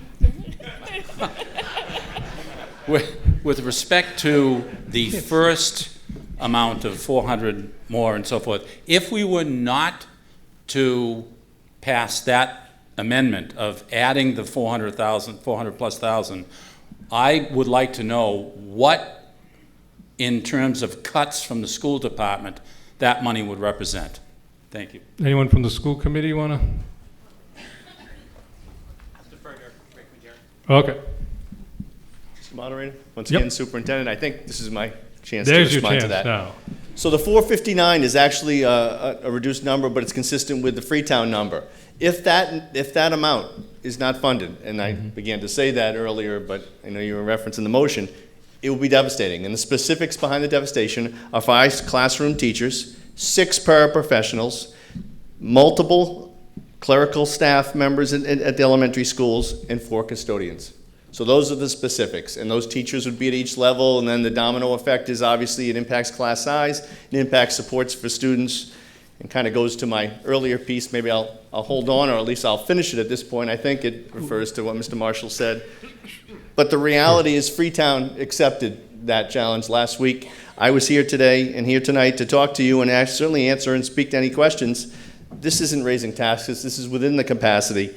I'm asking for people to raise the bar here in Lakeville as they did in Freetown last week. But specifically to Mr. Marshall's piece, 5 classroom teachers, 6 paraprofessionals, 2 clerical staff, and 4 custodial positions. Thank you. Mr. All right, Moderator? I'm going to go over here, and then you can get in line. Mr. Moderator, question for you for Yes. Mr. Medeiros. He mentions all these staff cuts. I would assume all those teachers have already been notified that they're possibly getting cut? Mr. Superintendent. No, we're in the process of filling positions, and as a result, we would not be able to fill those, but they're existing positions. So they're current positions, and I think that's something historically that's not been the case. There's been added positions. So we are in the process of posting positions, interviewing for people who have retired. We had 5 retirements. We have several resignations. Those positions would not be filled, but they're current. Okay, so no one is actually being cut from this budget as a teacher? The positions are being Understood. cut. Understood. But those individuals, and we took that into account based on contingency at the budget. Understood. So that goes to your notice piece. Okay. I did have my original question. Okay. If I could. Yes. To the larger amount, Yes. my name's Maureen Candido, sorry I didn't, Cashmere's Way, and I wanted to give a little clarification and qualify why I'm speaking here today. I was one of the original parents who stood up before the Board of Selectmen and asked for an override back 5 years ago, myself and Jessica Bradley. We started the process. We saw the need in the schools. There had been years of taking from the schools and the schools not getting the funding they needed. And by way of the Prop 2.5 override, we made sure that the schools were adequately funded. However, after that, I became a member of the Finance Committee, concurrently actually, and I got to watch the budget process year over year from the school committee. Year over year, they submitted unsustainable budgets, budgets that they knew would have to be cut or other services would have to be cut to the town. Every year, 7%, 9%, 5%. This year, it's 3.8% over what the town has allowed. Every year, without exception, for the last 5 years. I'm a big proponent of education. I have 2 little ones in the school right now, and I wouldn't like to see any cuts to their services. However, I haven't seen any increases to their services in the last 5 years either. So consistently, we're spending 50% of our budget for our town on our schools. We're not underfunding our schools as a point for our town. We're making sure they're a priority. You can see it in our numbers. So whenever we have an imbalance in a budget, it has to come from somewhere. So it's other parts of the town that are going to be cut. It's other services that are going to be cut. And it's not just this year. It's every year. It's consistent year over year. I want to be a proponent of teachers and of education, but I can't be a proponent of bad budgets. Okay, thank you. And you, sir? I didn't have a statement. Well, I don't need your statement unless it's a motion. Oh. Thank you. Yes, sir. Rodney Dixon, 39 Baker Lane. Thank you for that. You kind of stole my thunder a little bit. Actually, a lot. So the school committee has sent out a flyer to all the parents in the district, not all taxpayers in the district. Now, although the flyer contains some facts, it massages the information to clearly tip the scales in the favor of the school committee and ultimately the budget. In my opinion only, that the flyer is tantamount to scare tactics, to saying about the cuts. There was a mention earlier about the process of notification, which is a legal requirement. But to that end, the fiscal 17 school budget is 56% of the total budget. And if I read correctly the information that was passed out, it's proposed at 63.78%. The current year revenue, can I Yes, clarify, please. sorry? The current year revenues that we're bringing in through all of our taxation, new growth estimates, things like that, we're taking 64% of that new revenue and directing it towards educational funding. All right, thank you.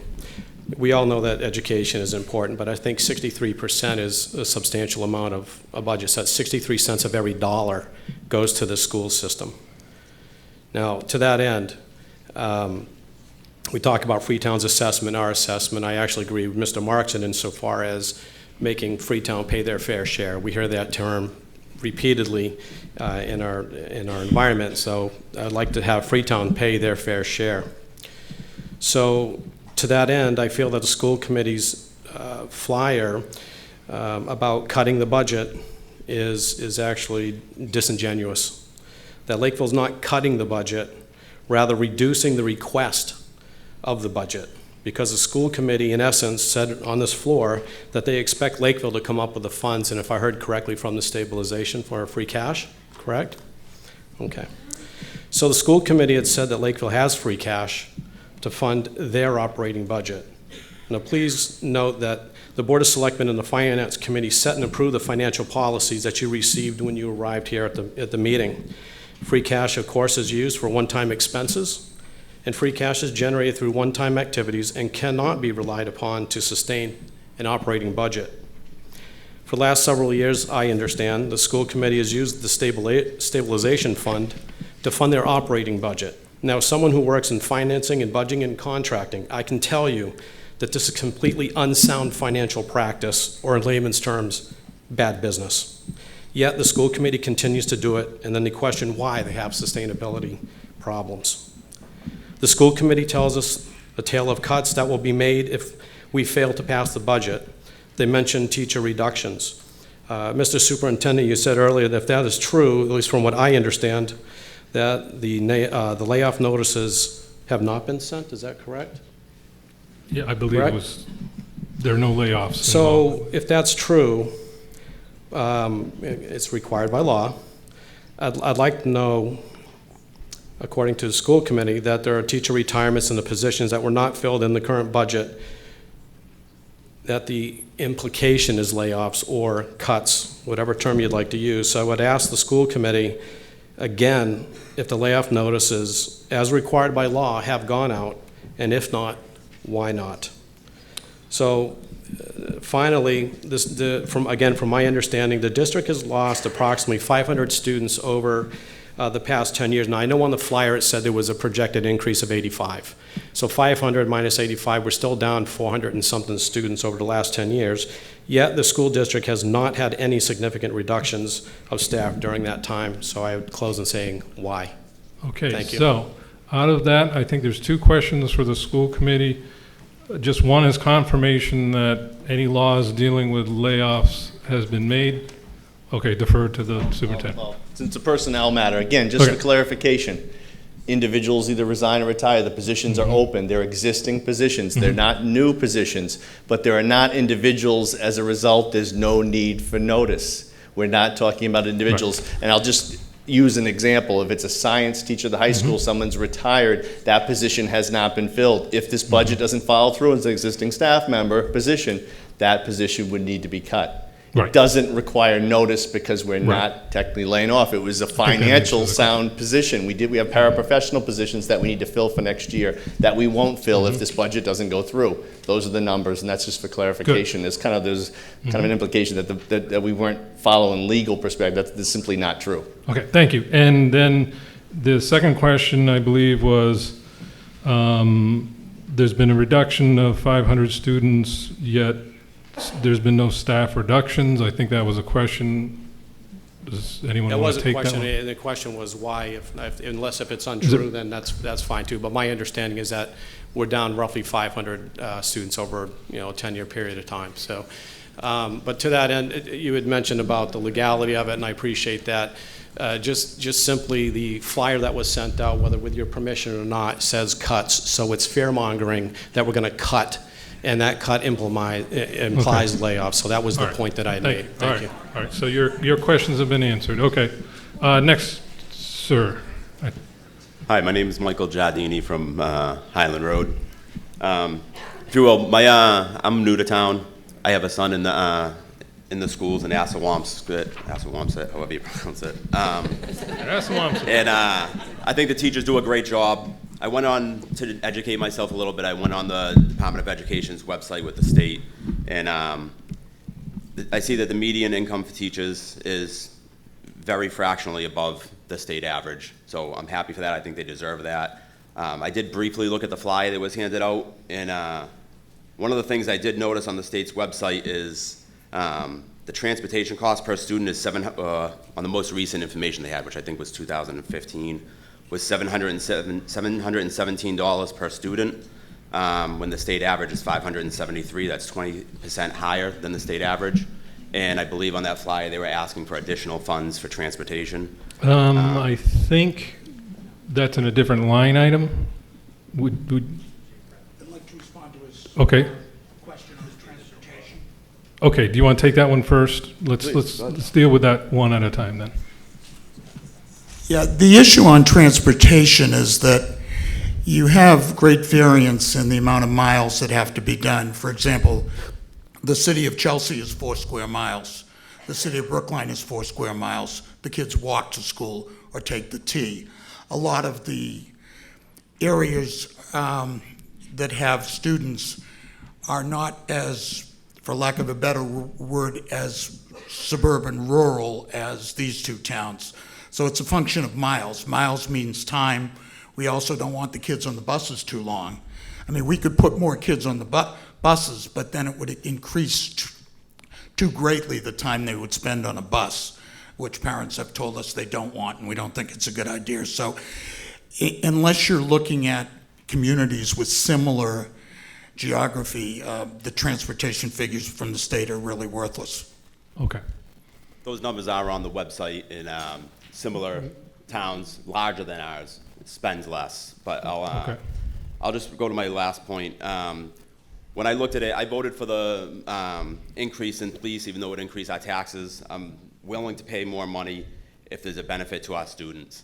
The one thing I was shocked about, and I think most people will be shocked in this room, is when I looked at how much money went to instructional material, equipment, and technology in our school district compared to the state. At the most recent information, $182 per pupil, which is less than 0.9%, is spent on technology, instructional materials, and equipment for our students. I heard people in here earlier saying that there's an increase every year. I haven't been here that long, but that number has not been going up. The state average is $431, which is 60%. Excuse me. What we're spending is 40% of what the state average is. I know my son comes home with books that predate me. The school is always asking for markers and things like that, which we're happy to provide, but when I saw this information, I think if we're going to be appropriating additional money, I don't see anywhere on the school committee's flyer that states that they're going to take some of that money and put it towards equipment and technology for our kids. Okay. Thank you. All right, and I'm going to go over to this side next. Hi, Maria Martin. Yes. Teeterdale. I'm also a former teacher at Assawamps. I'm retired, and I have to comment on Mrs. Cantoti's comments about nothing has changed. When that override went through, I had 29 children in my classroom, plus 30. My colleague next door had 30 children in her classroom. Some of the third grades had in 30. We don't have 30 children in our classrooms anymore. I'm subbing right now. The class sizes are low. They're manageable. The children are very happy because they're getting attention. And also, things have changed. The curriculum has changed. We have things in Lakeville that Freetown doesn't have, and Freetown voted more money in. We have a librarian who teaches median science. We have so many things that we didn't have before, we have now in our school, and don't want to see that go away. And yes, I am now on a fixed budget. I am a retired school teacher, and I don't care if my taxes go up if I can take care of my town. All right, thank you. And again, as stated at the beginning, if you can refrain from applause. Mr. Moderator, may I address? Okay. Who said that? That was me. Yes, okay. I just want to point out that, there's a lot that's been said about Freetown came to the table and Freetown was able to fund this. We're not Freetown. Clearly, I think we all know that.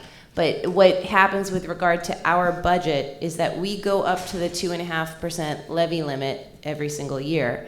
On that 2-page budget summary, that's $523,000 that the town has in order to spread across all of the town departments for all of our spending. That includes police, fire, highway, infrastructure, roads, everything else that it takes to actually run the town. So keep that number in mind, $523,000. What you saw in the budget flyer as well is it's a total of $920, includes estimates that we have for estimated receipts. If there's permit fees, people go out and get gun licenses, they get sick, they go on the ambulance, they go to the hospital. It's all these things that we make an estimate, our best guess of what that revenue will be, and that's $920,000. The budget request from the schools originally presented was $1.1 million more to the town of Lakeville on the assessment. That's more money than the entire town takes in our given year to operate the entire town. That is where we hit this point of contention.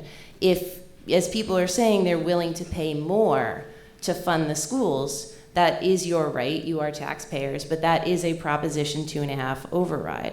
And what that means is because we don't have the revenue coming in. Freetown was able to do what they did because they don't go up to their 2.5% levy limit. They have a bigger commercial base, so their residents were not being taxed as much as we are taxing our residents in Lakeville, but we're limited by the 2.5% increase. So the money that the school district asked and requested of Freetown was to push them to the 2.5% levy limit in Freetown. That was the number that they requested. Freetown was able to do that through additional taxation without having to go to a ballot question to ask you for an override.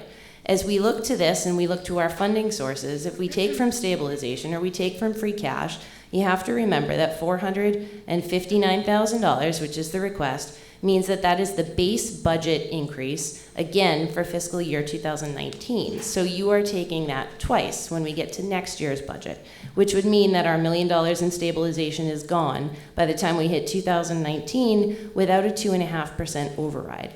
This is a matter of numbers and really of math in this case. I'm sorry, Sarah, that I stole your thunder. But this is where we are. It is your choice, but we have presented to you a fiscally responsible budget in accordance with what the town actually brings to the table and is allowed to by law without going forth and not taking one-time funds which will potentially bankrupt or financially destruct the town, which also includes the schools in the future. Okay, sir. Richard Velez, Kingman Street. As the chairman of the Energy Advisory Committee, we work closely with the Selectman Powderly, and we've done a number of significant cost reductions in the town by energy savings, taking advantage of a number of programs that the state and federal government has provided, and we get our operating budgets down as a result. Speak up, please. When will we see the schools take a similar tact to getting back? We're sitting here talking about dollars and where we're going to get the money from, and I don't see a level of effort from the school department to look at, seriously look at how they might be able to change the way they operate, work in tandem with the town and coming up with programs that can mutually support one another, and perhaps do away with some of the arguments about how much money things cost. Mr. Moderator, I'd like to speak to that first. Okay, for you first, and then Yep. and then I'm going to ask the school committee. Right. It was basically we've reinvested money into Assawamps by two major sources. One, we're taking the entire $268,000 awarded in the friendly lawsuit, reinvesting that in Assawamps. We've also invested over $100,000 to date of additional energy money. We have a current grant under request that we're hoping to exceed $250,000 more to reduce energy at Assawamps. And we should be hearing on that award in the next 4 weeks. And so that we have an investment back into the asset, both through energy and through the friendly lawsuit, that will be $600,000 to $800,000. We went to the school, Rick Medeiros' office back 3 years ago, I believe now, and asked them to partake in this effort to reduce energy and begin to do the grant cycle. We had certainly inferred that there were grants to write the grants, and as the town has done, and that we expected that they could get $250,000 grant money annually to reduce energy expenses. That payback is less than 10 years, so that they could have perhaps got 2 grants for $500,000, and you would be saving a teacher a year minimally by doing that. So we made an effort to go to them 3 years ago. It was only a couple of weeks ago at graduation that I think they approached Nate Dowling and said perhaps they were interested in it, but we'll hear from Mr. Okay, Baker. so does the school committee want to speak about cost savings? Just to mention a couple of things, going back 3.5 years ago, we did work with your committee on AES and, made a number of changes that have saved us money. We have replaced a lot of the lighting at the high school and the middle school, and that has also saved us money. We have received some small energy grants. We have a net metering agreement at FES because our rates are much higher there because of their provider, and we have saved a fair amount of money on the net metering agreement. We have been looking into solar, but one of the things that it did not work for us with a number of the solar companies is that because the rates where the schools are very good, we weren't an attractive solar customer, and we weren't an attractive net metering customer where we were in FES because our rates are much higher. Okay. I'll come back over here. I think you got your answer, so. Yes, sir. Steve Owen on Montgomery Street. One of the biggest items of the budget that we cannot control has to do with special education, or what the state is calling high needs education. 1/4 of our students fall into that category. We have absolutely no choice whether to fund those or not. And we get very little from the state in that regard. State increase this year, I think, is a 0.8%, if I know that number. The other thing that is a disadvantage to both the towns, never mind the state example, is we have students that move in after town budget is approved. We had this year. We talked about the unsustainability of E&D, or what happens while we have a 500 student reduction. Last year, I think we had 20 plus students move into the district that required a higher level of services that we had to provide and add to that, to the tune of $650,000 that we had to take out of E&D to take care of those costs. These aren't extra teachers that we're providing to add a math class or what have you. These aren't teachers that we're adding to reduce class size. These are services that we have to provide in that particular case. As far as the question about 10 years ago, there were 500 more students, very manufacturing mindset. The level of services that we have to provide today versus 10 years ago is much different. Again, about 800 students of our district of 2,800 require a higher level of services more than just gen ed. And we have no choice. So if you do the math of the increase, you have 2,000 students that get very little increase year over year. Okay. I'm going to ask that the two folks I haven't heard from go next, if you don't mind. Hi, Bob Palucci, Priscilla Drive. I just want the younger parents in the audience to realize something. No one's against the kids, okay? When my kids were small, come here for an override. If you look around the room, most people my age or older feel like it's Groundhog Day. This happens every few years. The schools refuse to stay inside their budget. They refuse to stay under the 2.5. There is no dollar amount of money you can give them that they will ever be happy with. And they hire all the teachers' aides or whatever they're called now that run budgeted. They keep racking up the costs when they have good years. They rack up the costs, and then they just come back. Every other department in the town has been making cuts, outsourcing, merging departments. Everybody's trying to work within what they can do with. And you just get old enough to see. That's why they always propose the cuts are going to be to the small kids, because you're all new. When your kids are small, you chase them to activities and dance, and you don't have time to pay attention. You hear your teacher's going to get cut, you run here and say, well, I got to do it. Let me tell you, when you get to my age or older, when you've gone through this process 6, 7, 8 times by then, all of a sudden you're going to realize it's not a matter of people don't care for the kids. It's we just want some responsibility from the school department, and that's all we want. Thank you. Okay. Yes. Again, refrain from please. Yes. Hi, my name is Kim Levitt on Hawthorne Drive.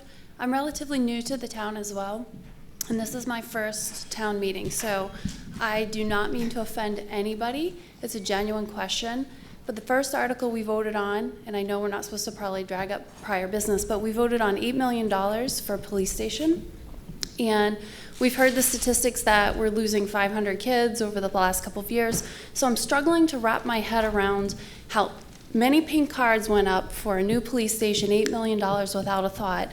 And then we start to hear the statistics that we're actually losing a population. And I'm kind of thinking maybe 7.5 million might be a good compromise if we don't think we're actually going to grow to that level where we need 23 police officers. So that was one point. And I welcome any feedback on that, because I honestly don't know how the two align.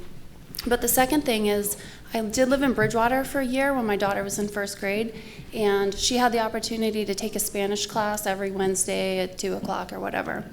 It was an extra $60. and I didn't mind paying for the 8 weeks or 12 weeks class, but we don't have anything like that here. Now my daughter can't take a language until middle school. So I'm struggling to understand how we want our kids to remain competitive and, you know, really hit the workforce with an advantage if we can't even give them something basic, you know, that will give them the step above. And I'm also on the PTO this year. I wanted to try to give back and understand. And, you know, working with the principal at Grace, it has been eye-opening. And I hope I'm not giving away any state secrets or anything, but there was a request to the PTO to try to fund a general office supply, a $1,600 laminator, because the other one broke, and there was just no money in the budget. So I also feel the other end, when there's gaps in the school funding, here we are trying to come up with fundraisers every other month, and I'm sure parents are like, great, here's another one. What do they want now? So it's no fun for us either trying to bridge it on that side. So I don't know what the answer is, but clearly there's two sides to every story, and I think there's a lot of emotion in the room, so hopefully we can get to a place where it's win-win. All right, thank you. And just for clarification, yes, the last article, once it's voted on, is done. It would take another process to change that. Yes, Mr. sir. Moderator? Mr. Moderator, I can answer that question, actually, or at least the first part, relative to the population of the town. I think that was relative to the police station, which we're done with, so I don't think we need. Okay. Mr. Moderator, Yes. is it It relevant remains to bring mystery. up the point of what a debt exclusion or a 2.5% override is in relation to the tax revenue coming in as a funding source for the school budget? Say that again? So You lost me. I guess what I You was lost me, you lost addressing is, can I clarify the difference between an override or a debt exclusion to go above the tax levy limit as a funding source to answer Again, that question? Again, I think that was a question of, can we go back to Article 1 for money? The answer is no. I don't think we need to explain why, I think. Yes, sir. 2 quick points. Number one, I'm not opposed to funding the schools. You know, I sent 2 boys through the entire Lakeville school system, and they're doing fine, thank you. But I don't think it should be taken from the stabilization fund, number one. Number two, I think Freetown ought to pay up what they owe before they ask us to we heard come that. up with more money. The second point is on energy savings. On a number of occasions, I proposed to the school committee, to people in the school committee, that they look into a geothermal heating and cooling system for the school system. I have it at my storage facility.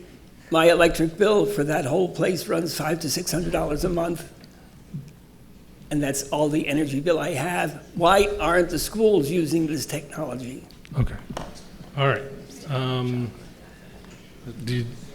No? Yeah, so I think the recommendation is maybe look at geothermal, but go ahead, sir. I know it was brought up earlier, we never got to it. Would you mind elaborating on what the Proposition 2.5 would be and the impact of that? Okay. As to what?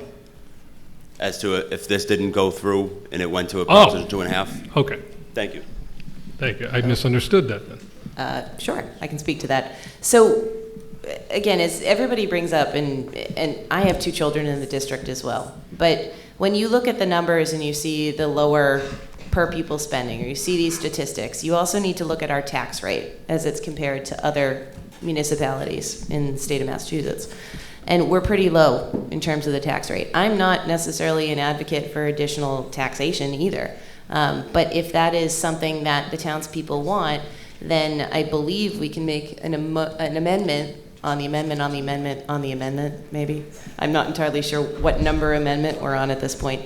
But to amend for the funding source to go to a ballot question for a 2.5% override. So, and what I would suggest, if that is the case, is that it not be just for the amount that's to be funded, because again, we'll run into the same position that we're in next year, and we don't want to be asking for an override every year. But it would need to be in an amount that would be sustainable for the long term.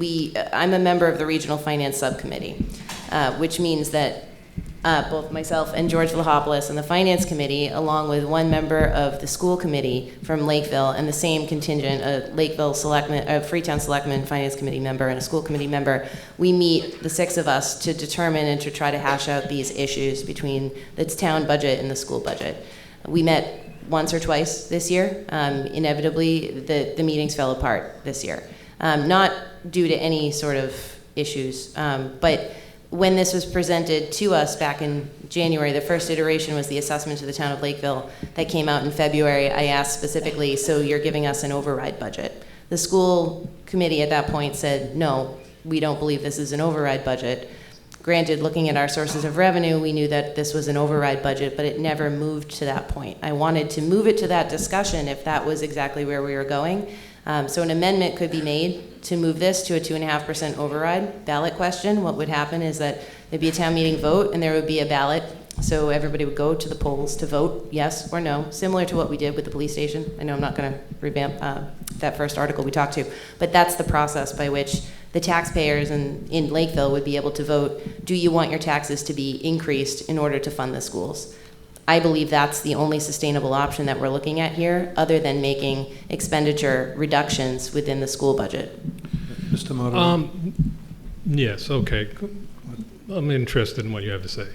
I'd like to just make 2 points, and then I want to go back to... Well, are these new points? Because I think I think we're getting to the point we've talked about everything that needs to be talked about. We'll give you the new point.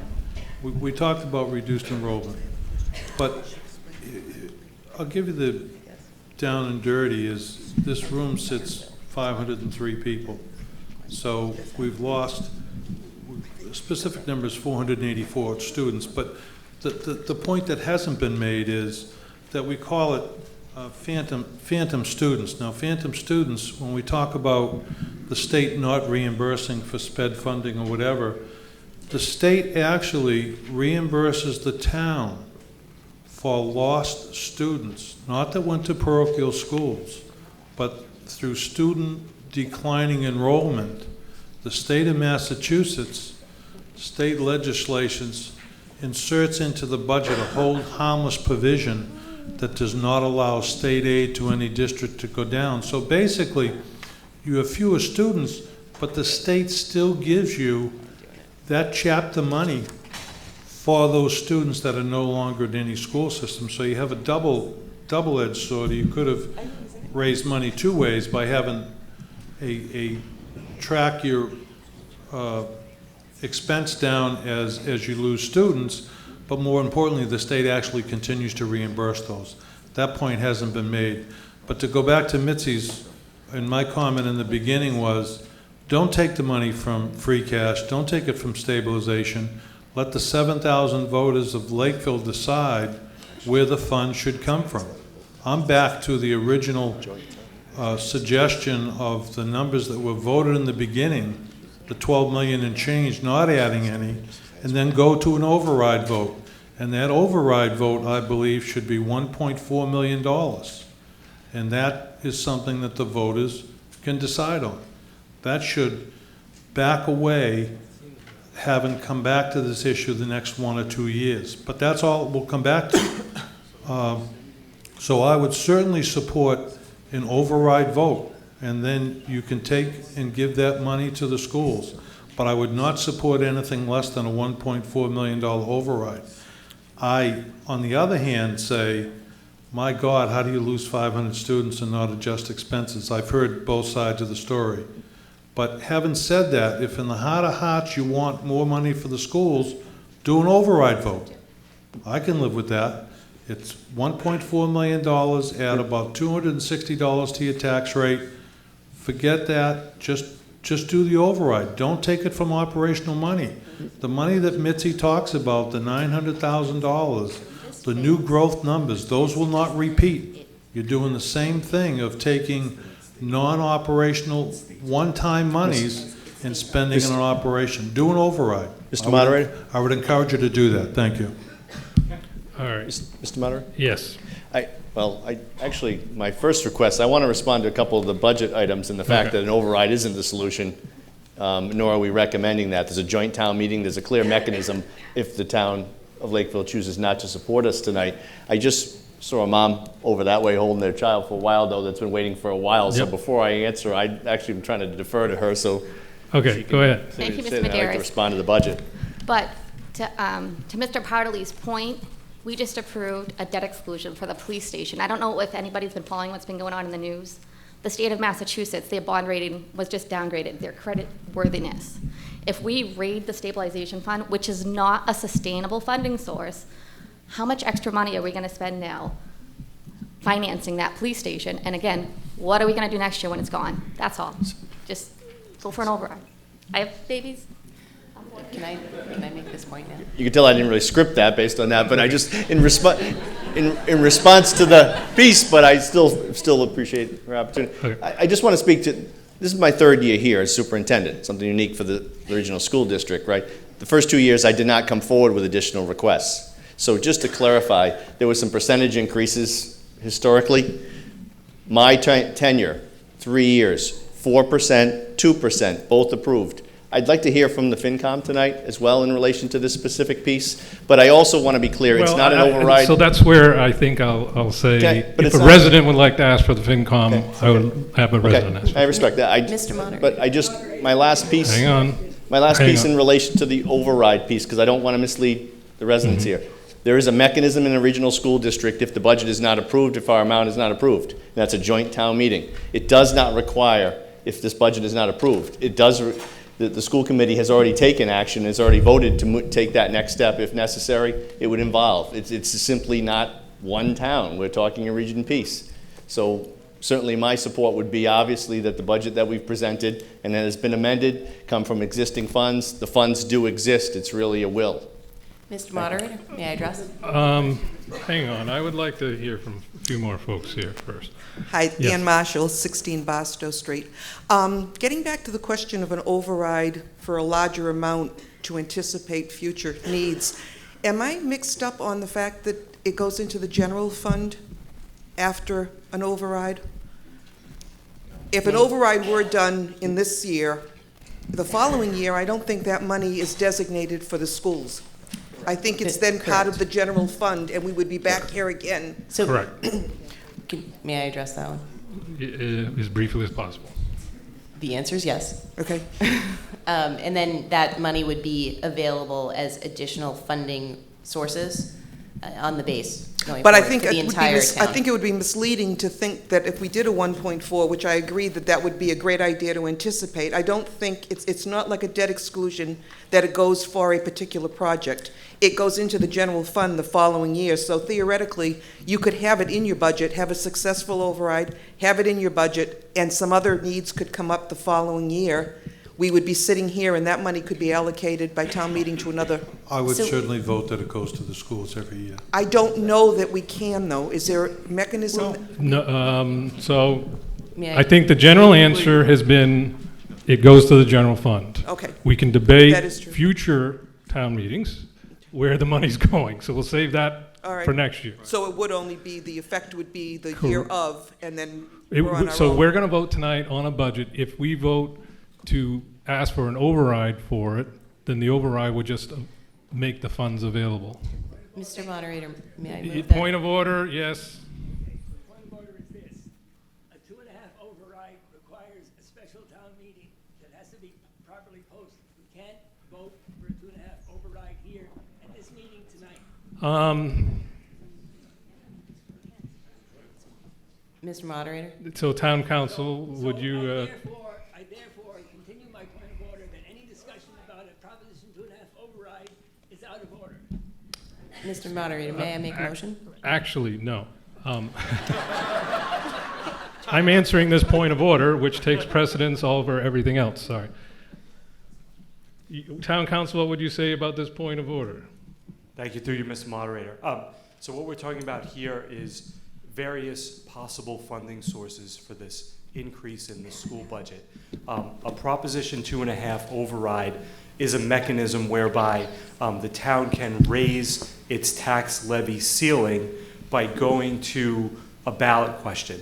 The way that would have to work is town meeting would have to make an appropriation here contingent upon passage of a Proposition 2.5 override at a special election.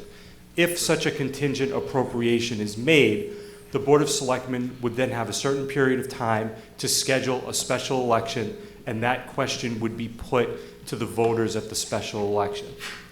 Okay, so that's the procedural mechanism that we're talking about. And so people can sort of understand the difference if you may not be familiar with these terms. Okay, the town stabilization fund, which is the current funding source for this increase that's before you right now, is essentially the town's savings account. It's money that was put aside in the past essentially for a rainy day. It requires a 2/3 vote to make an appropriation out of that account, but it's a finite amount of money. Once it's spent, it's gone forever. Alternatively, although it's not presently before you now, there is this idea of a Proposition 2.5 override. What that means is that each year you're assessed taxes to a certain level. And in every subsequent year, your taxes can only go up by 2.5%. That's the ceiling. It's called the levy ceiling. Okay?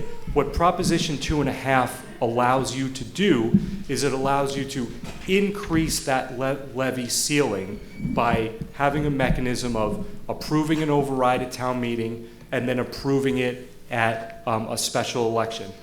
Once you increase the ceiling, your ceiling goes up by that amount forever.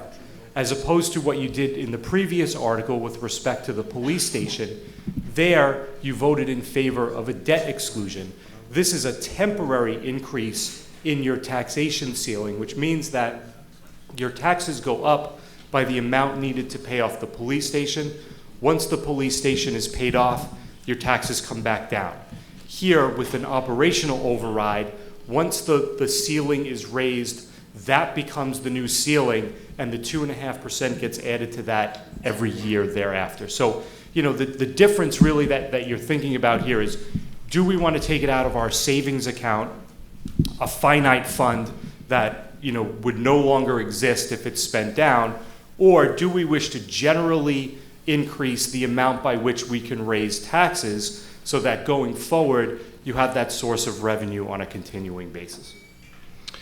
So to answer the point of order, it is allowable that, in fact, anytime town meeting budgets go above what's the 2.5 levy is approving, that it is incumbent upon the Board of Selectmen to call for a special election to have it approved at the ballot box.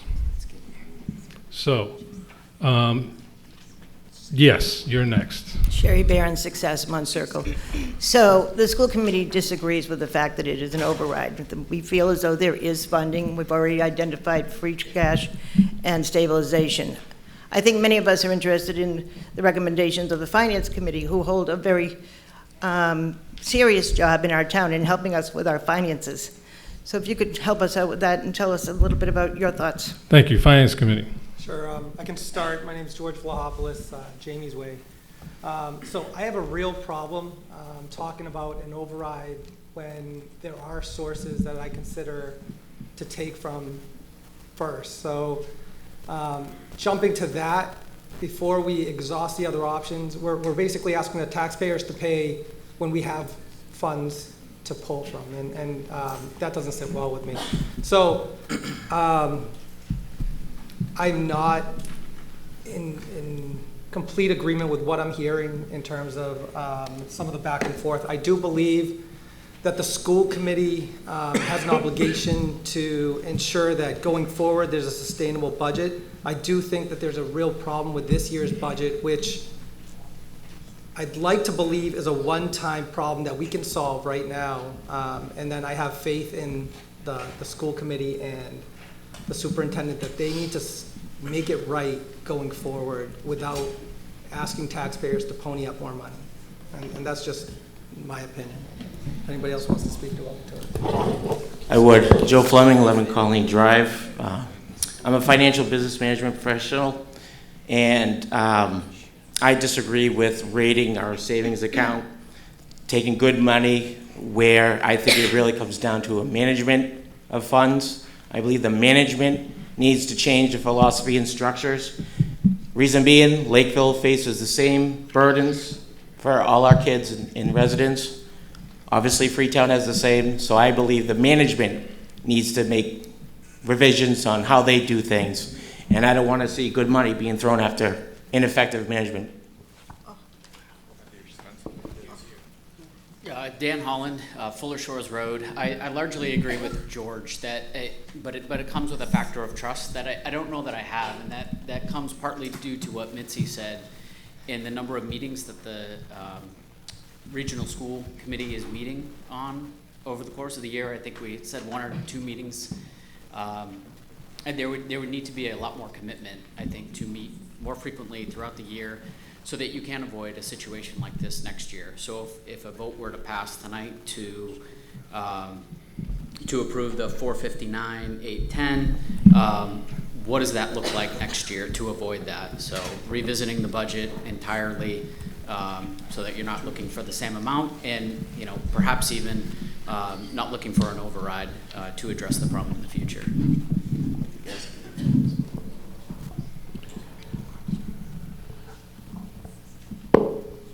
I'm Catherine DeRogers, Parkhurst Drive. I have to say I agree with Joe that we have to be very careful about borrowing from those funds. That could put us in a precarious situation in the future. And so I think an override gives the town people a chance to vote on whether they want to do that money without risking our future financial safety. Okay, so we've heard from the Finance Committee. So currently, we have 2 motions. Can I just add one thing? Yes. I think if it does go to the taxpayers, I think that's where the taxpayers would offer their insights to potential management changes so we can avoid this in the future. Maybe that needs to happen. Okay. Unless you have, yes. Mr. Moderator, I move that we amend to delete the appropriation from the stabilization fund and instead to make the increase contingent upon passage of a Proposition 2.5 override at a town election. Can we not? I actually have a question in regard to that. So, can you read your motion again? I will. I move that we amend to delete the appropriation from the stabilization fund and instead to make the increase contingent upon passage of a Proposition 2.5 override at a town election. Can I ask a question regarding? I haven't had a second. 2.5? Second. Okay. Point of order. Where's the point of order? I'm sorry. Where's the? Go ahead. Say it again. Maybe go to the microphone so I can hear you. Point of order is? Point of order is you have to go back to the amendment. We haven't voted on it. You can't delete something we haven't voted on. You have to go back to the First Amendment. No, that's really the point of order. That's the. That is the point of order, and I'm answering the point of order. Thank you. So, I believe, upon advice of town council, that this is considered another amendment, just like it was amended in the first place by the selectmen to take it from stabilization. So the amendment is stabilization or deleted for 2.5? The amendment is to change the current motion, which takes it from stabilization, to change that from stabilization, amend it to take it, or to go to a override vote. No, we have to vote on the first one. That's how the Yes. rules of Just so people can understand, okay, we've had 3 motions to amend the main motion, okay? The main motion is the Finance Committee's budget. Correct. The first motion to amend was to increase that by $459,810. The second motion was to increase that instead by $191,282. If I could, actually, and maybe this gets to your point of order. We had the first motion to increase the 459. Then we had a motion to amend that to take it from stabilization, which we debated and voted on. Correct? Yes. To the So we have voted that amendment on the floor. We voted that amendment, secondary amendment, so that now we're back to that first amendment. We popped back to Yep. see if we had, because we had that second amount, and the amount was lower Correct. than the higher amount. Correct. So we're supposed to vote on So the higher I think amount. this amendment only changes, and that's a good question. We have 2 motions on the table. Is the selectwoman motioning to change both amendments to come from an override vote? So my understanding, Mr. Moderator, is that current motion on the floor is to transfer from stabilization the sum of $459,810 to the operating assessment of the Freetown Lakeville School District. If that motion were to fail, then we would have a motion, the same motion, but to changing the number the lesser to amount. 282. Correct. The motion on the that was just made was delete the language "move to transfer from stabilization" and instead to make the increase contingent upon a Proposition 2.5 override. So if the motion to amend is made, Then we'll still vote on the larger amount. we would first vote on the larger amount contingent on a Prop 2.5 override. If that fails, we would then vote on the lower amount contingent on a Prop 2.5 override. Right. That's what was unclear in the motion. If the new motion fails, we're going to vote whether or not to take from stabilization. Yes. The larger amount first from the then first. the smaller. But I don't understand how we're amending the, you can't Well, do that. it's, get yourself a copy of Town Meeting Times and. I know, and which is it's different, all I in guess, there. from Robert's rules I just learned. Well, we don't run by Robert's rules, so, thank you. Point of order, it might be easier if both amendments were withdrawn and we put in a new No, amendment. I'm not going to accept that. So, Good try. is someone calling the vote? Can I make, Someone needs to come to a microphone. Can I please say Yes, you one can thing speak first. regarding 2.5s? So I'm Jess Bradley, 12 Village Road, and I felt like once 2.5s came up, I had to step up because Maureen kind of mentioned my name, so thanks. So one thing I want to go back to about the special town meeting. So can you just clarify for me? I feel like 5 years ago when we did this, I feel like I went into the selectman's office and said, we'd like to request a ballot question. Can you clarify how how the 2.5 process happens There are. first? Because I don't remember Well, having to go to a special town meeting to ask for a 2.5. So, So the way that- well, I think I'll answer first. So I think what you're referring to is there was a petition put forth to put a warrant article on town meeting. Yes, okay. Right, which Yeah. there is a process for that, which would have been done prior to March, et cetera. There's dates for that.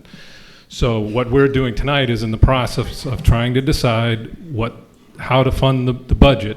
I It understand can that. come up, okay. I understand that. So- I'm so asking what's the if it question? was to go to a 2.5, Mhm. you're talking about having to go to a special town meeting to get Right. a 2.5? Is that what you, So so the motion that's been made is to to change. actually have the ballot question It's- on a ballot? Right. We don't have to go to a special town meeting to get a ballot No, question.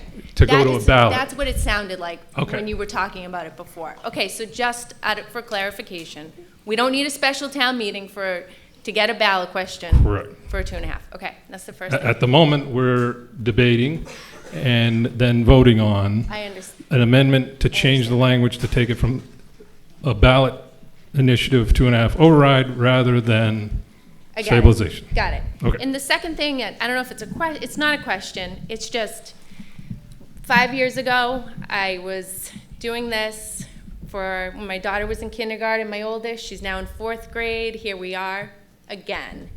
If we go to a 2.5, I would sincerely hope we have a little bit more than 5 years worth of forethought so that we're not back here again when she's in 9th grade, because I don't think anyone wants that. And that's all. Yeah, I think John spoke to that a little bit when he said he would support a 1.4 million. I just really, really hope that we consider far in the future, because we can't be doing this every 5 years. So, okay? Okay, thank you. I just got a question. Yes. I was here for a long time. Yes. Bob Palucci again. Okay, yes. Has the motion been made and seconded? I believe it was, yes. Okay. Can you get back? Yes, and did the copy come down? Yes, go ahead. I just want to be clear. I believe you were the superintendent. This is the point that I was making. He just stood up a few minutes ago and was proud that 1 year he only came for 3.5% increase, and the next year was 4%. We only get 2.5% a year. So all the other town departments, our roads, look at our roads, they used to be beautiful, keeps going into the school, we keep giving them the money, They need to be fiscally responsible. If we get 2.5, stop signing contracts, stop doing things, stop spending more than your 2.5. It's very simple, but you hear, we don't want to come back in a few years, but if you only get 2.5, you keep spending 4, we're going to be back here. It's simple math. I mean, I'm not a teacher, I didn't go to college, but it's simple math. We're going to keep coming back here every year. If that's considered doing a good job, only going over by 2%, not 1.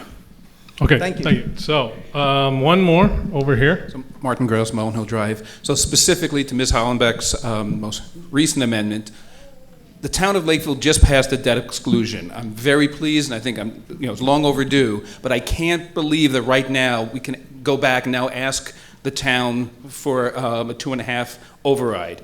At the very beginning of the discussion, we said the money's in the stabilization. Yes, it would deplete it, and it would send us to a road to an override. Okay, this year, let's take that money, pass the budget, and then start planning right now for what that override will be for next year. Okay. May I address that?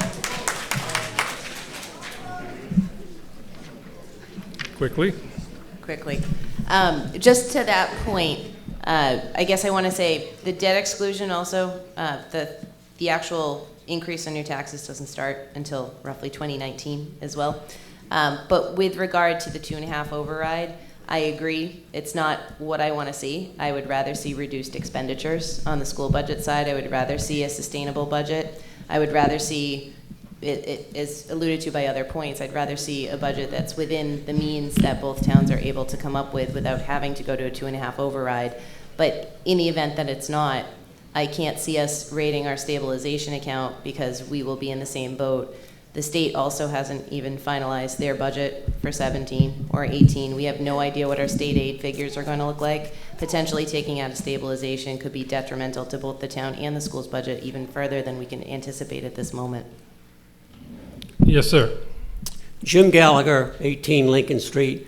I move we call the motion, whatever motion we have. All right. Glad to oblige you. Actually, we need to vote on that, but I don't see anyone else coming up, so I don't think we need to vote on that. The motion yes.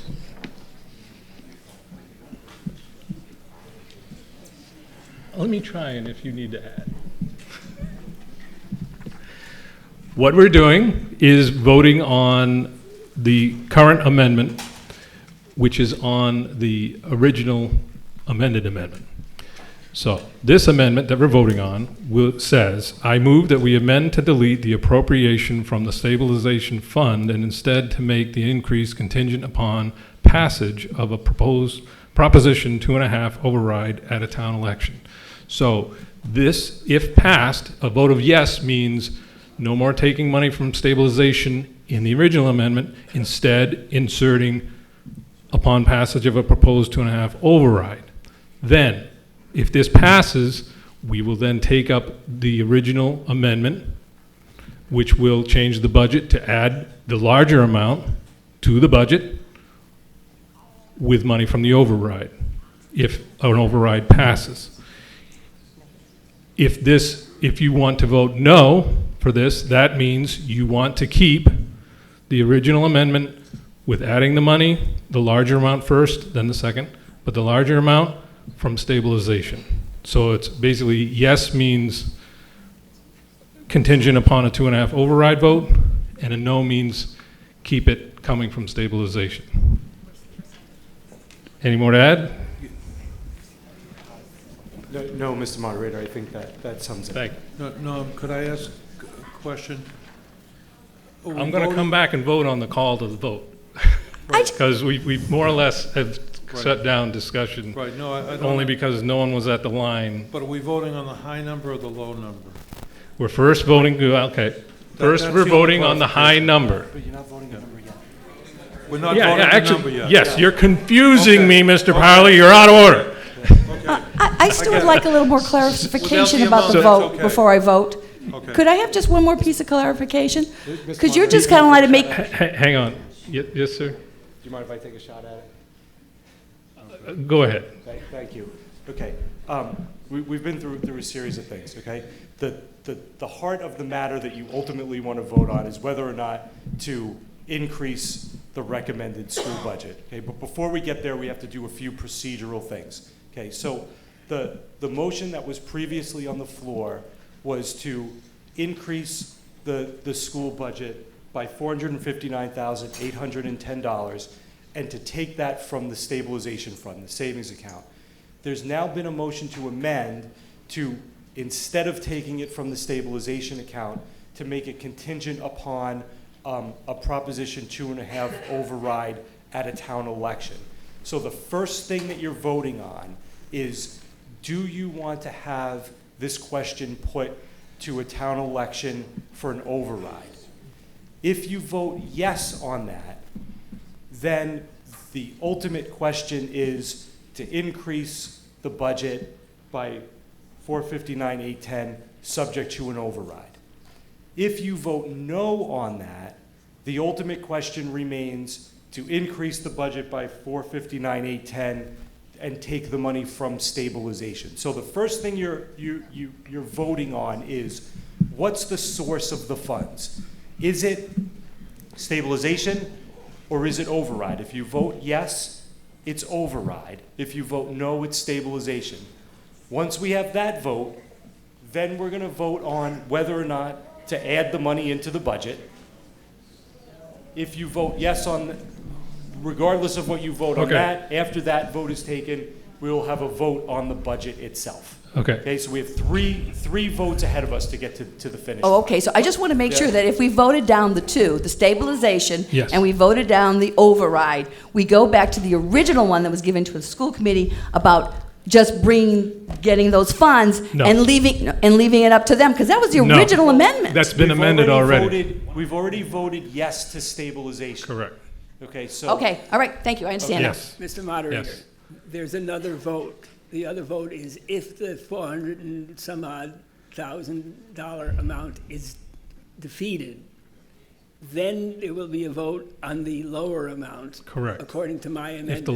That's correct. But first, Yes, but first. excuse me, but at first, let's not muddy the waters. We're going to vote on whether the larger amount should come from override or from stabilization. That's what we're voting on currently. Then I'll explain from there. Isn't there a joke, but first? Never mind. So, I see no one coming to the microphones. So, I think he was just letting them back in the aisle. So, we're going to call this to a vote.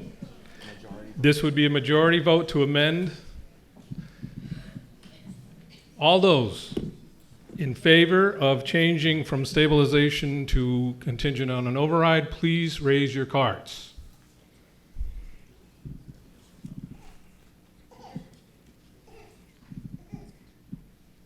Okay, please put them down. All those opposed to taking the money from the override.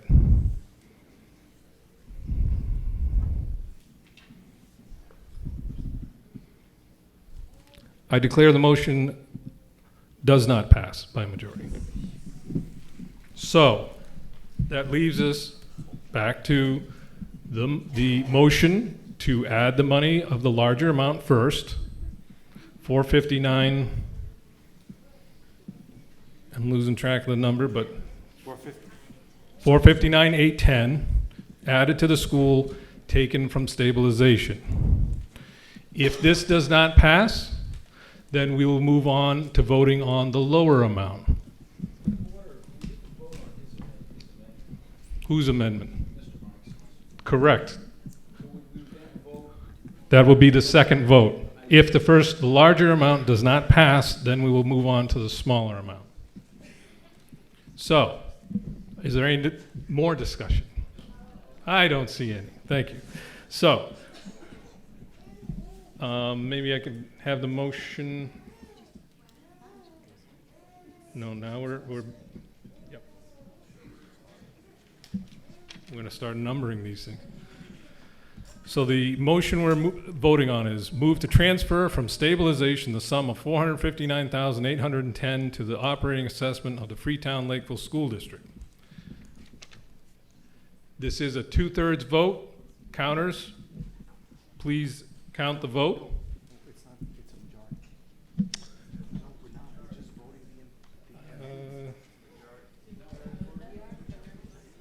We're at the point. Hang on a second while we sidebar on this.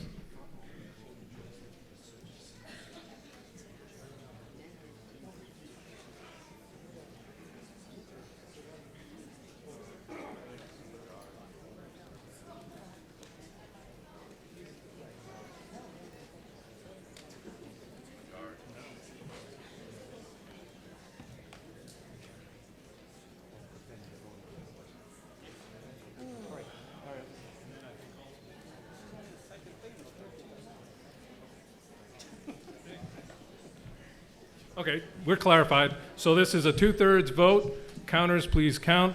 All those in favor of the motion to take the larger amount, 459 and change, from stabilization, please raise your cards.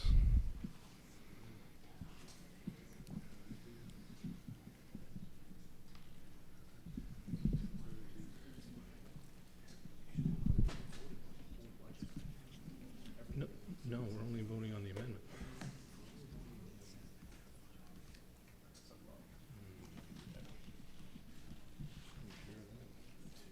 Okay, well, we'll get the number and then.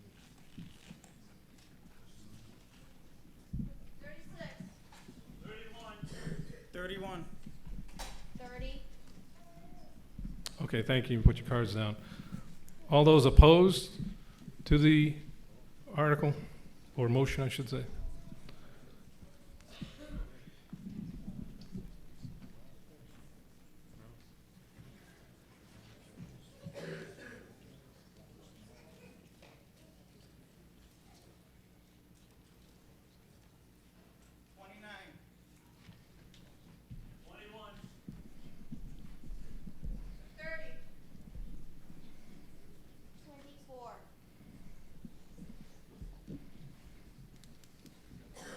Okay, thank you. You can put your cards down.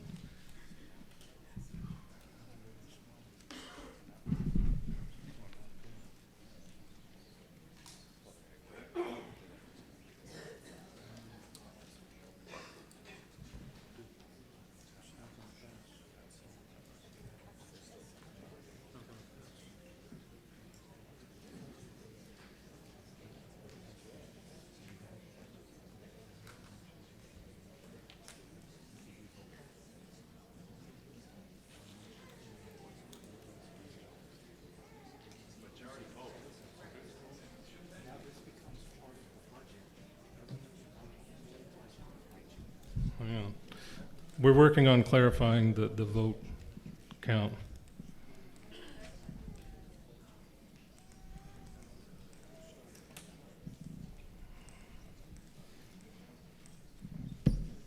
You sure?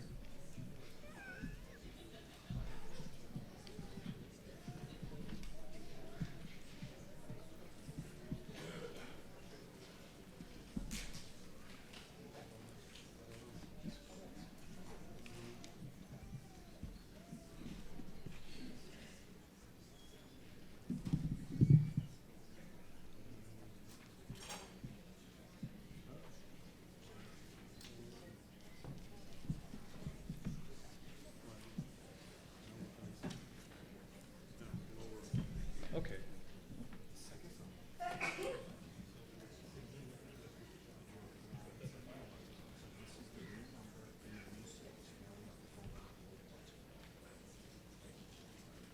Yeah, where you go from there, I don't know.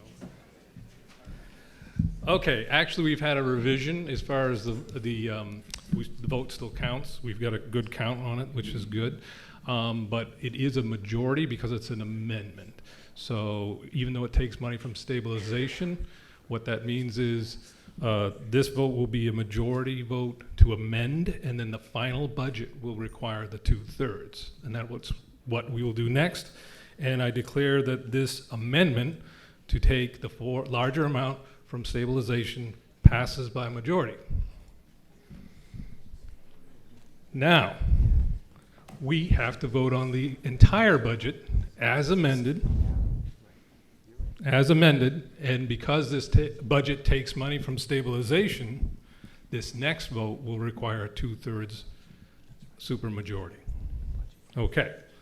So, again, to be clear. I'm being asked by the selectman to explain. Okay, go ahead and explain. All right, thank you. Okay. Why we're doing it. Point of order, what was the result of the vote? Did I Oh, miss I'm that? sorry, the result was 128 to 104. And, Thank you. And a point of inquiry, this last vote is for the entire budget, the entire article? Correct. As amended.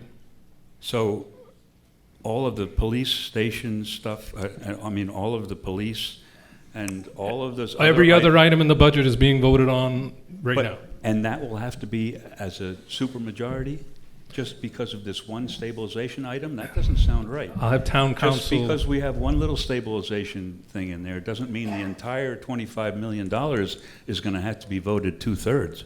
That doesn't make sense. So I'll have town council explain what he's explained to me. Thank you, ladies and gentlemen. We appreciate your patience with all of this. All right, so we're finally back to the budget. Right? We've taken a series of votes. Some have passed, some have failed. Everybody has this budget document. Okay? The result of everything that we just did is, if you look on page 12 of this budget document, okay, the line 49, operating assessment for the Freetown Lakeville Regional Schools, has now been changed to $12,557,292. Nope. We haven't voted. No, you're right. We haven't voted it yet. But for purposes of what we're voting on now, if everyone would make that change. Correct. Okay. And when the original motion was made, a number of funding sources were specified.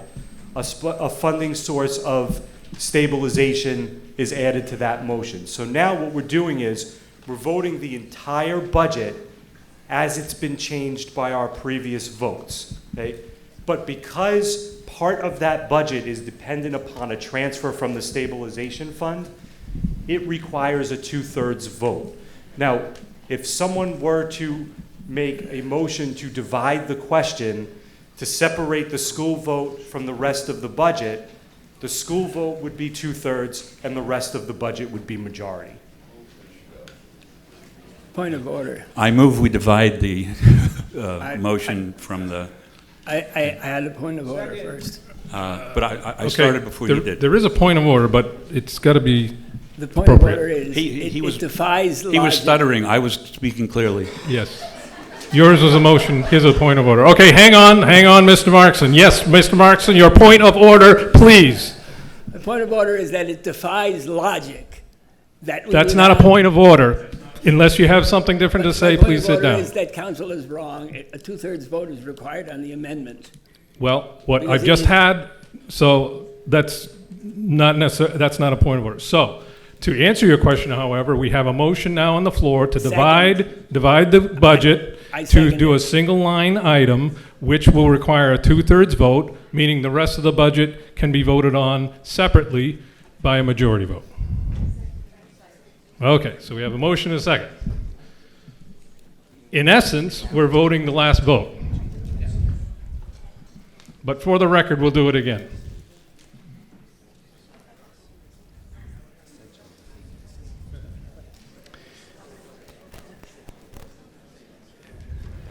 Okay, so Go ahead. The question been divided? The question, I have a motion to divide, yes. Okay, so which we haven't voted on yet. All right. Let's vote on the motion to divide, unless you'd like to explain it. So the motion to divide will mean we'll go back and officially do a 2/3 vote on this one line item that has to do with the Freetown Lakeville schools. So a vote yes means we're going to take this one line item, vote that in with the 2/3 majority to take it out of stabilization. Then we'll go back to the rest of the budget, divided, and vote on the rest of the budget by majority because it takes no money from stabilization. So you're voting yes to divide, no not to divide. Mr. Moderator, the motion to divide requires only that it be requested by 7 voters. Ah. under the town bylaws. I think you got that.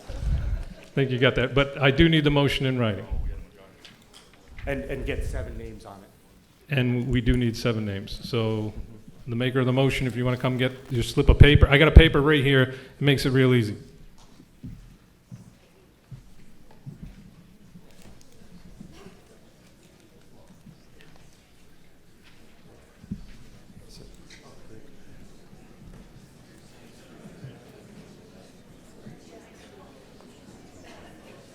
I don't.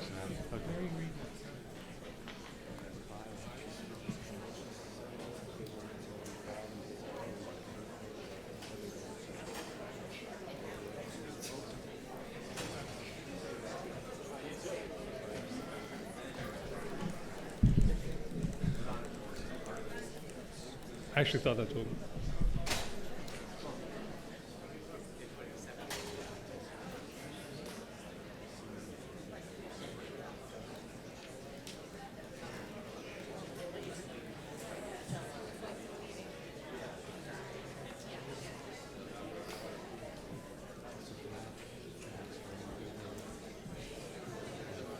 All right, ladies and gentlemen, so we don't lose our momentum here, we're about to take 2 votes on the budget, okay?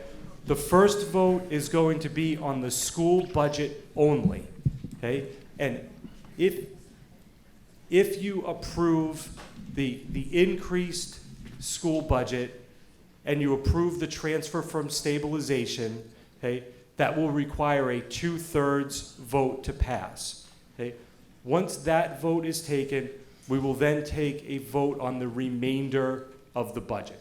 All the other items, the police salaries, the fire salaries, et cetera, which would be a majority vote.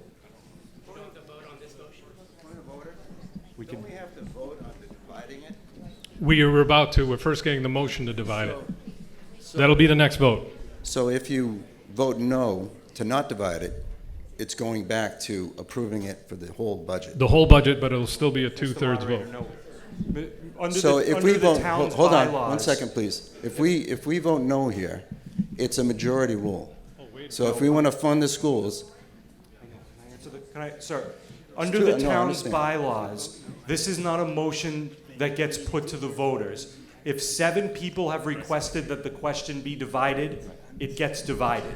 My understanding is that 7 people just asked for that, so the question's divided into 2 parts, the general budget and the school budget.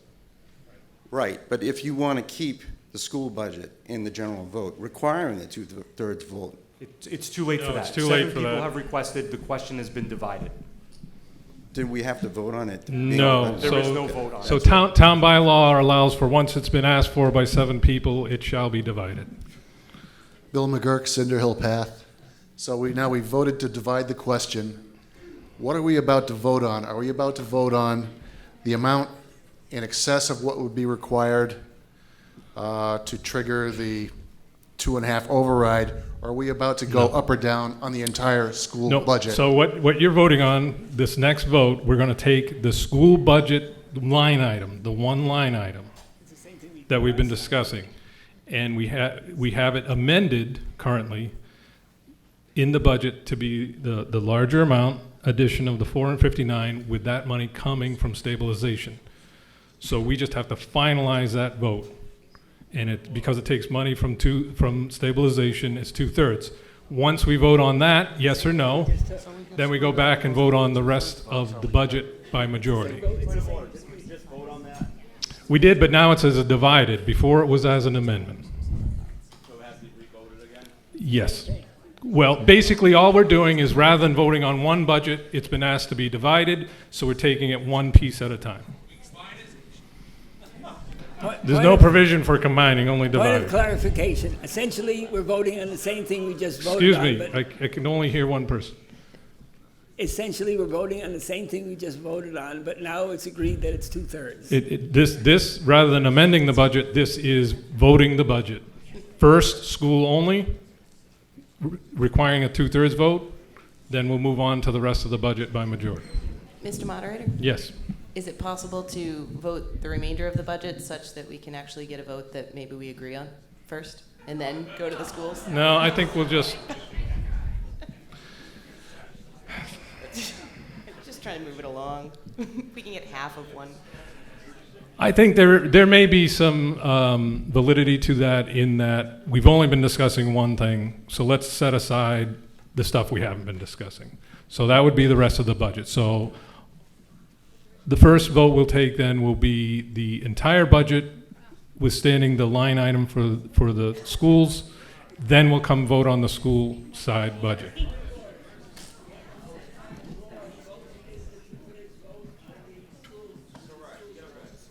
Yes, and we will vote on that.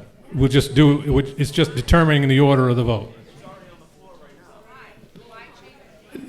Actually, what's on the floor is the amended article, the amended original motion that includes the entire budget.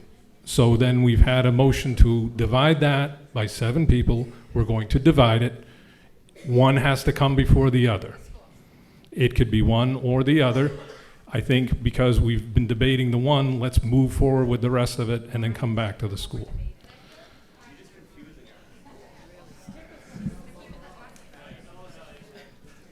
So,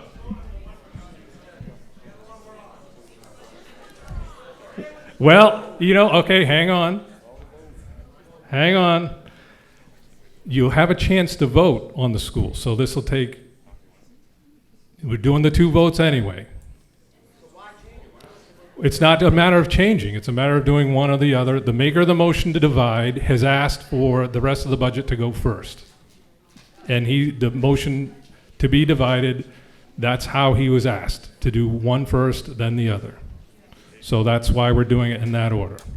So, yes. Peter Gallagher, Main Street. I motion that we do the school first because we've been on that. Everybody knows what we're talking about.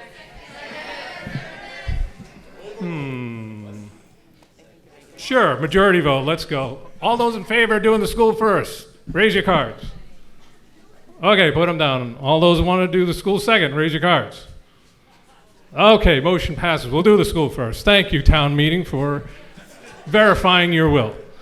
So, we're going to vote on the school budget by the higher amount, which we've passed, and this will finalize it to come from stabilization, etc. All those in favor, please, by 2/3 vote. All those in favor, please raise your cards, and tellers, please count.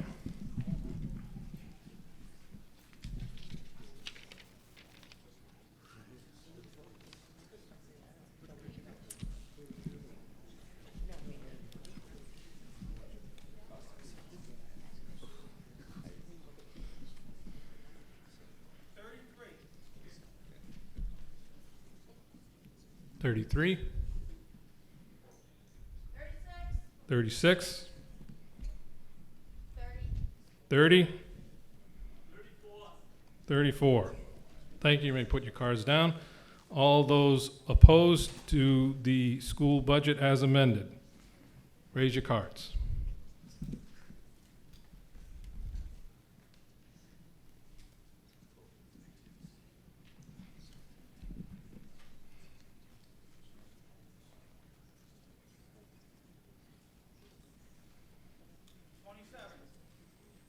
$27. 27, 21, and 19. All right, thank you. Let's look at these. You can put your cards down if you haven't.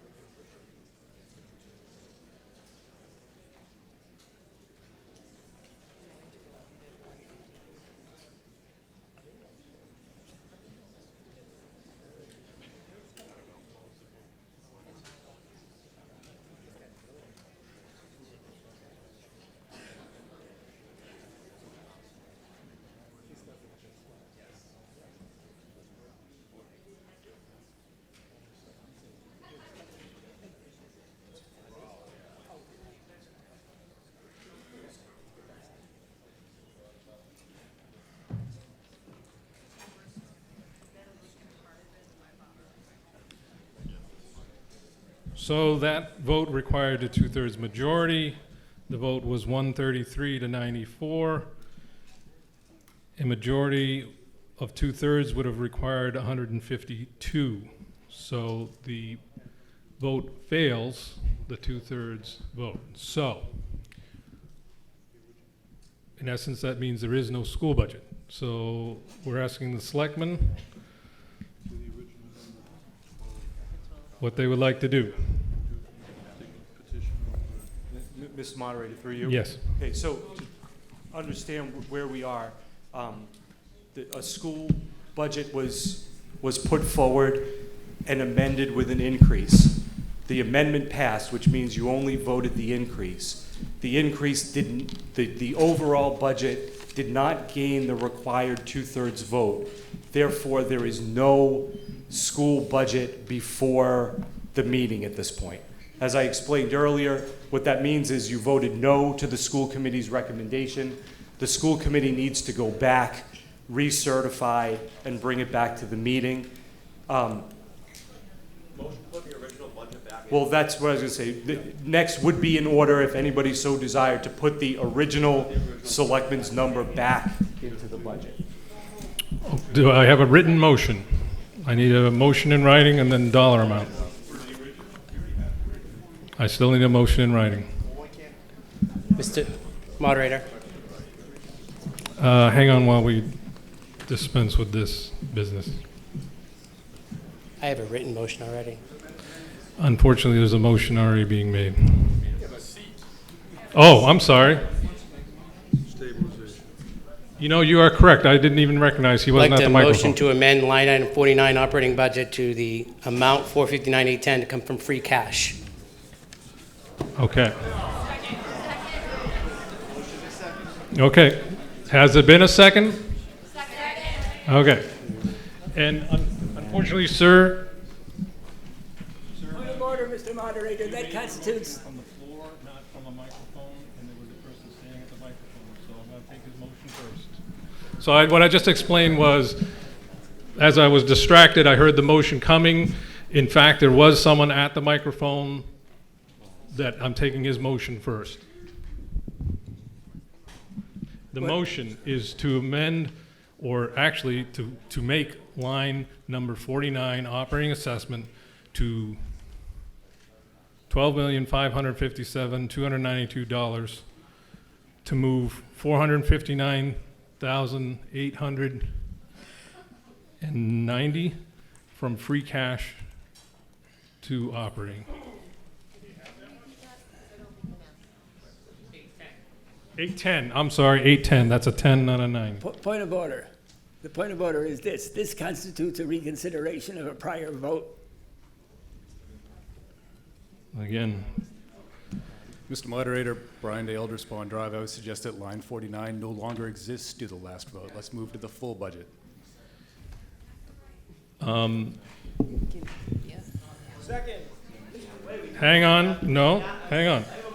There's a motion already on the floor that's been seconded.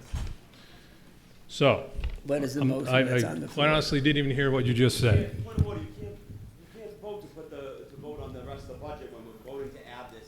Correct. I would like maybe perhaps clarification from council. After the last vote did not pass 2/3, does line 49 exist? Now, I'm going to clarify my prior statement. That's correct. Line 49 was voted down.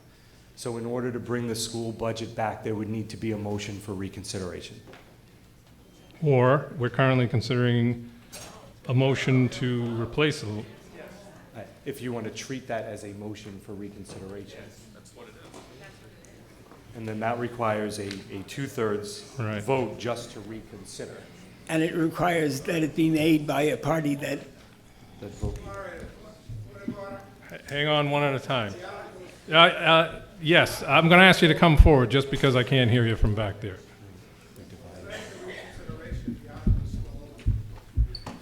Yeah.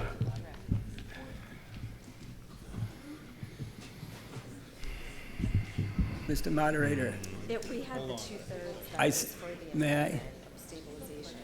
That's what Sure. 2/3 was the amendment, right? So it's it's not off, it shouldn't be off. Well, I mean, I don't know their rules, but regular rules would suggest. Right. Right, so it's not just, right. You can't just make up rules as you go on. No, I think he was. I think he was. So. I'm sorry.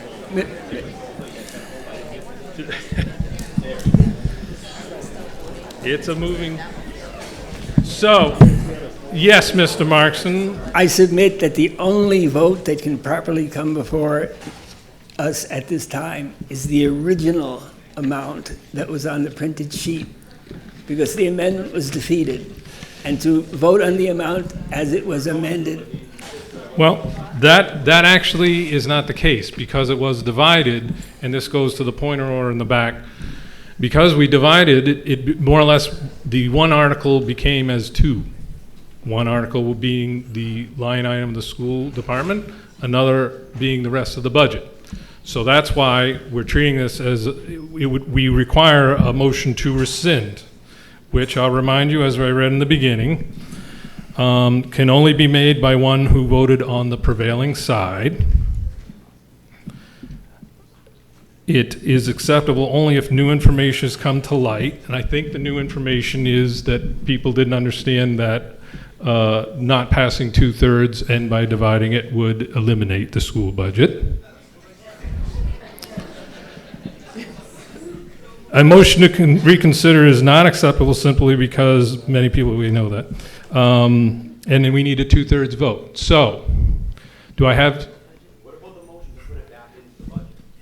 So that still requires a motion to reconsider. So the motion that was made by this gentleman is actually out of order. The motion you are making is out of order. We need to make a motion to reconsider the original vote. Mr. Town Council, please explain what that means. Thank you, Mr. Moderator. So we've taken a vote on the school budget. The school budget did not pass. If you wish to bring the school budget back up, you first need a motion for reconsideration, which is simply we vote in favor of reconsidering or discussing the school budget again. Reconsideration requires a 2/3 vote.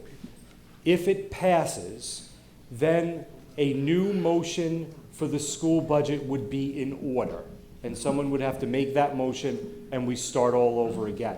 I remind everyone, however, that because you are part of a regional school district, by voting anything less than what the school committee certified to the town treasurer, you are voting no on the school budget and sending it back to them. So whether you retake this vote or not, the provisions of Chapter 71, Section 16B have been triggered, and the school committee now must recertify a new budget, and a second town meeting will need to be held. I'm fine with that. Okay, so Mr. Moderator, that works for me. So, okay, thank you. Am I hearing a point of order from someone? I guess not. Yeah, was that you? Actually did. People have, in the beginning, you said if people leave the meeting to reconsider after people left the meeting. We're not going to allow that. People have left the meeting. We should not allow it. That can't be the reason for it. It has to be a reason of.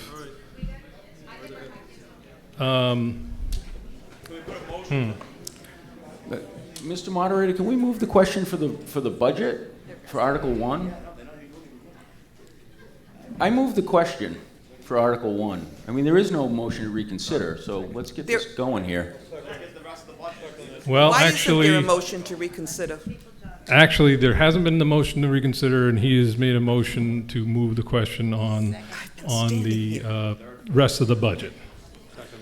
So, I believe in the order of things we must take. We've had the motion. Excuse me, to but it. there Yes. was a motion to reconsider, except it wasn't recognized. Okay, but so my point is that I've got to take things in order. Okay. And the current thing that is in front of us is the moving of the question, which also requires a 2/3 vote. We've had a second. It's not debatable or amendable and cannot be reconsidered later. So, so what I'm going to do is we're going to vote on the rest of the budget because, or I'm sorry, we're going to vote on whether we should take up the rest of the budget right now. Yes means 2/3, yes means we're going to go vote on the budget and then deal with anything else. A no means, no, we're not going to vote on the budget, the rest of the budget. Actually, no. Actually, as I think about it, since there has been no motion to reconsider,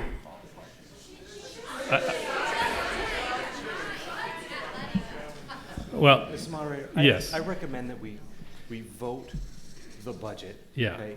Then, if someone wishes to make a motion for reconsideration, you can decide whether or not that question is in order. But Right. the budget is in front of us. The budget hasn't been acted on. I think it's time to, my recommendation is that we act on the budget. I would and agree. take up the rest of the town meeting business. I would agree, with or without motion to move. Point So- of information. When you say the budget, does that mean the budget including the schools? No. Everything but the The schools. divided Well, budget. Please clarify. Okay, so we're Okay. voting on the budget exclusive of the schools. That's correct. Everything in this document except for line 49. And the consequence of that is, once we pass the budget, the school committee is going to have to do it again. We already voted the school budget. So, hang on a second. We voted it down. Right. Correct. Okay, fine, that's fine.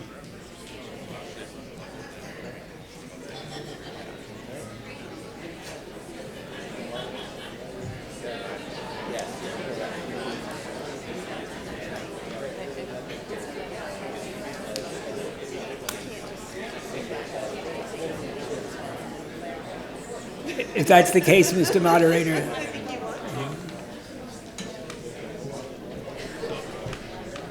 All right, so I think without voting to move ahead, we are going to take up the budget, which we had on the floor before, meaning the rest of the budget, everything but the school.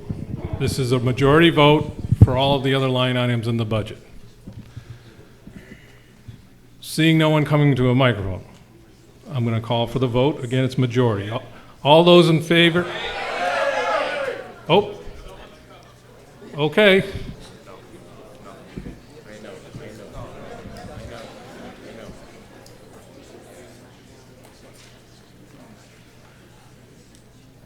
Well, I guess I'm extremely disappointed. This is my 44th town meeting, and I've never seen anything like this in my life. Yep. If you're going to vote the budget, I would like to make an amendment to the budget. Okay, yes, you. I have a right to make an At this point, amendment to you the can budget. make a motion to amend the budget. Right. I'd like to make a motion to reduce the OPEB funds from 200, and I forgot my glasses, 230,000 to zero, and reduce the $80,000 for debt services, and then transfer $150,000 from the debt service reduction account. Do I have that in writing? Okay. I Let me need that- explain the reason why. Right, I need the motion in writing. Sure, it's right here.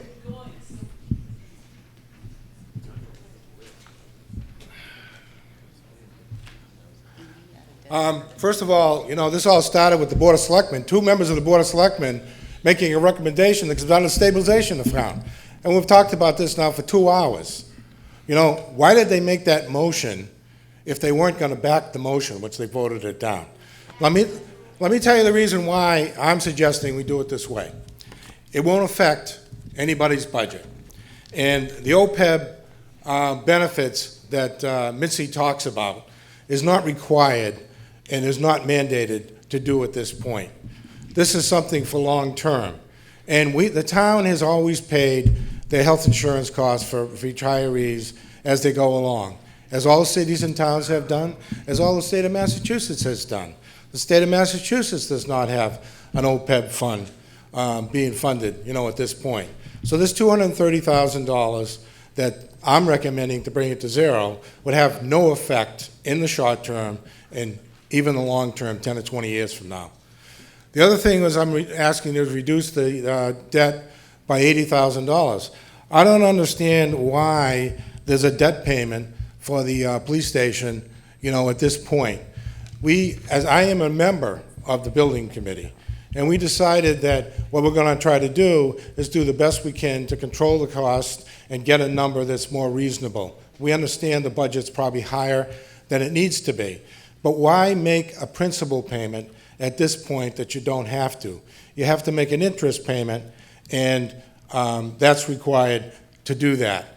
Now, in looking at available funds, everybody...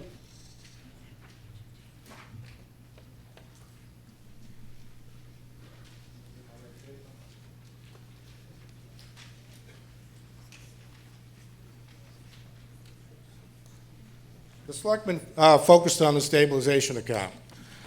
I just want to make sure that everybody's aware what funds are available from the town, okay? First of all, overlay reserve. Overlay reserve is set aside for tax abatements and senior abatements and so forth. We have $500,000 in tax and overlay reserve that is available, that is not needed, that could have been declared surplus to use at town meeting.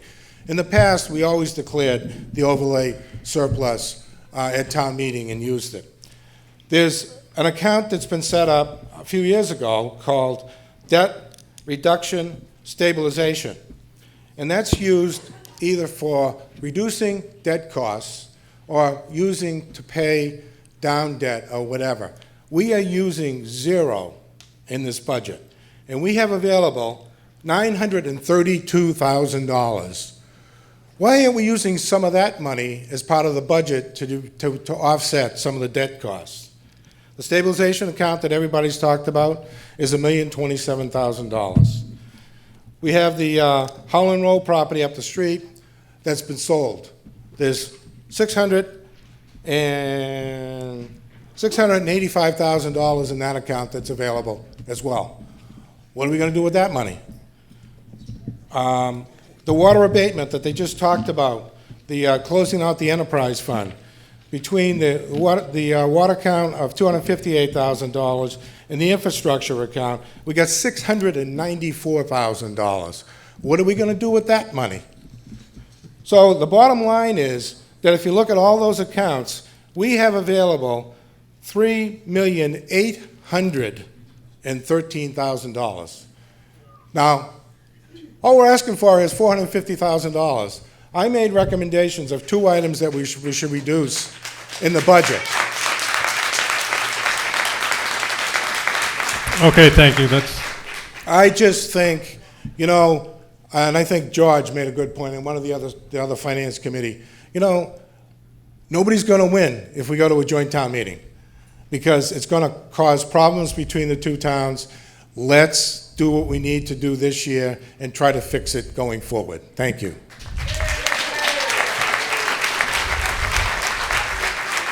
So, actually... Second the motion.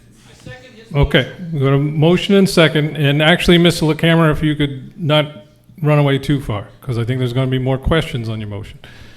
So, this is taking the rest of the budget, except for the school line, and to read it again, reducing the OPEB line item from $230,000 to zero, reducing the $80,000 for debt services for the police station design, and transferring $156,000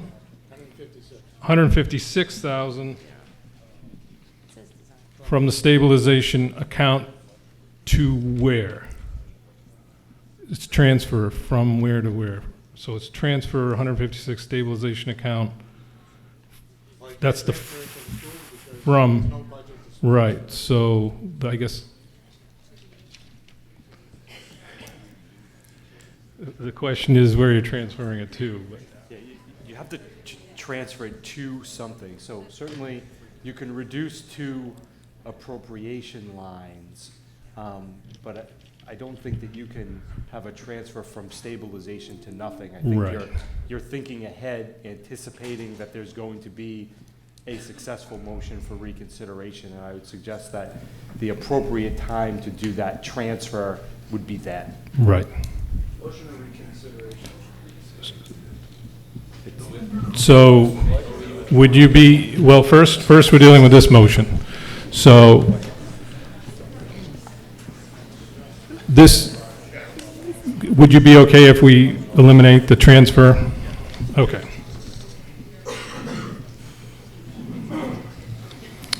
So what this motion will do is reduce the OPEB line item from 230,000 to 0 and reduce the 80,000 for the debt service for the debt services.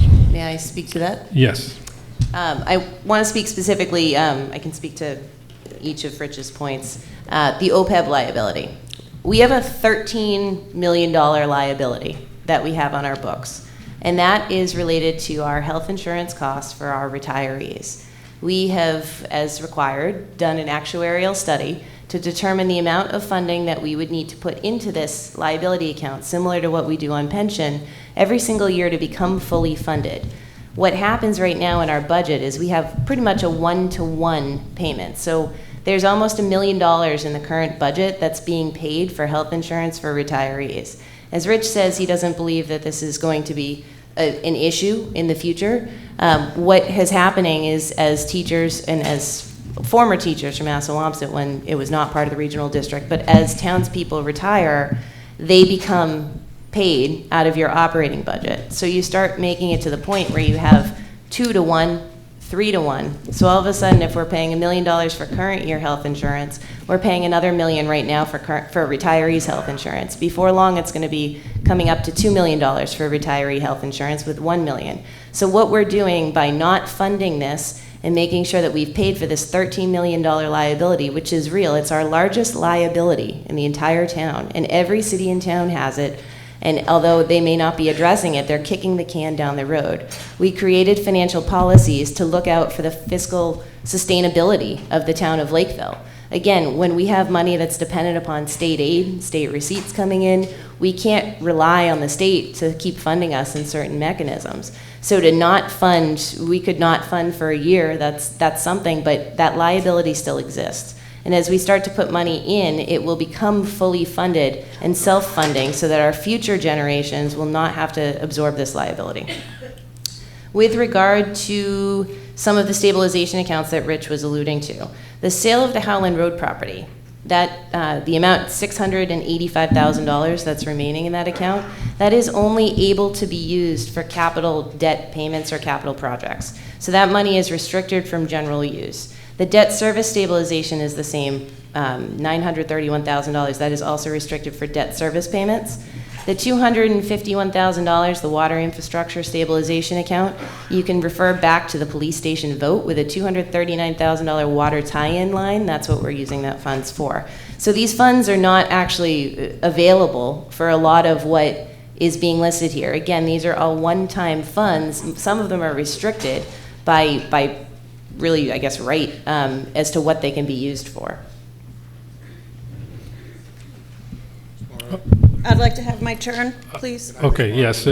Well, it has to do with her. Yeah, what let's she's saying, go to, so. we'll come back to answer, respond. Leah Fabian, 30 South Kingman Street. I also sit on the Board of Assessors. The fund that Mr. LaCAM referred to as our overlay fund, we reduced it by 10% this year and trying to balance the actual budget.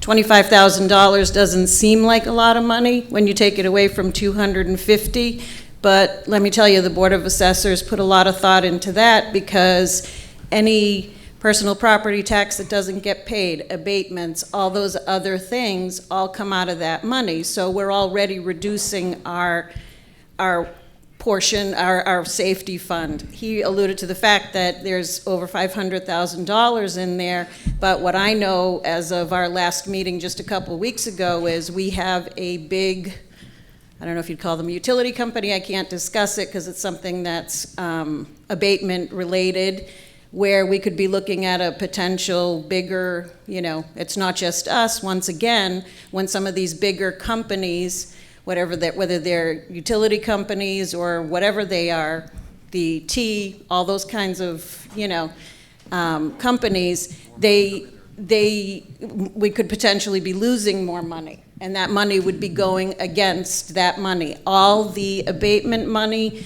and personal property and all that stuff has been satisfied through, I believe, 2010, 2011. So for those years, we're at a zero balance. However, there is still things pending, and we all know how quick the courts can be. So we don't want to give up that $500,000 because we do have potentially, some of these people suing every single town and city in the state. So we not only need that money, but we also reduced from $250,000 that we put in our safety fund down to $225,000. So we are all trying to streamline the entire budget for the town. Also, the Board of Assessors, we outsourced our assessing services, which wasn't a happy decision for a lot of people, but we've also been able to save money in that department. So we're not the only ones trying to save money. Every single department in the town is trying to save money. Okay, thank you. And, yes, sir. And again, I'm just asking, this is speaking on this motion to modify the budget by reducing OPEB. Yeah, it looks like money from debt service. This is Bill McGurk again from Cinder Hill Path, and it seems like there's a lot of people who are really anxious to throw money away. If we take that upwards of $500,000 out of savings, we're going to have to put it back next year, and guess what?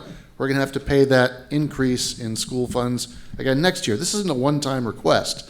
This is a long-time sustainment thing, which is why I thought this should have been considered as a permanent measure. If we're going to pay for the schools, then let's pay for the schools and do 2.5.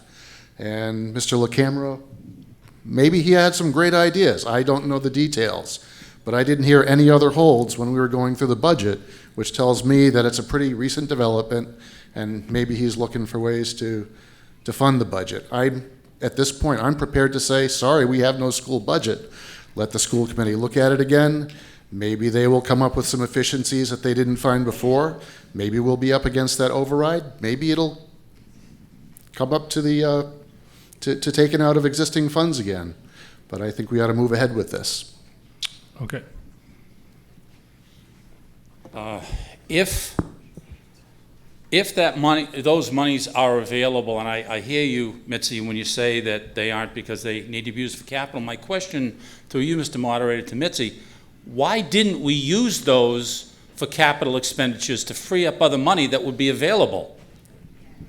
So, can I answer that, Mr. Moderator? Yes.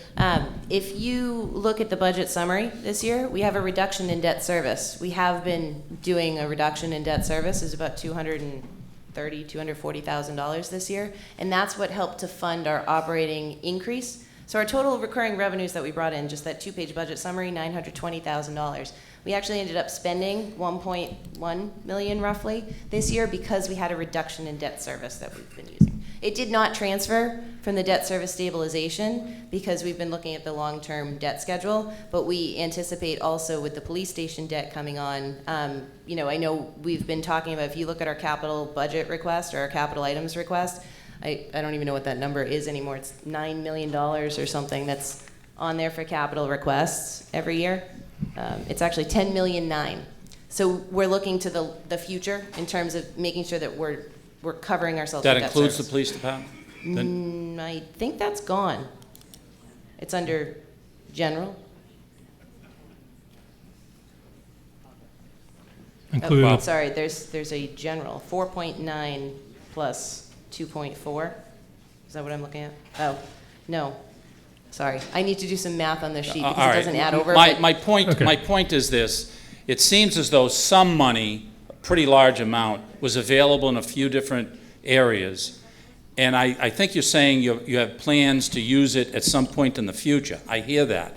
But it seems to me that some of that capital money could have been used this year for capital items, and that would free up some other money to be used to fund our entire operating budget.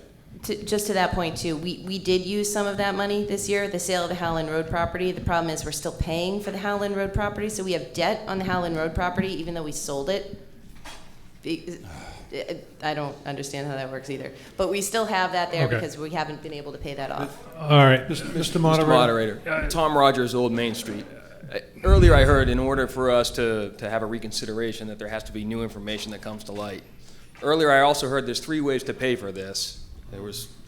We don't have to rehash what those are. It seems to me we found a whole lot of new ways to actually pay for the school budget. I motion that we go to reconsideration. Well, actually, Can I have a motion on the table to make this amendment to the other budget. So the motion to reconsider would have to follow that. Yes, point of order. What?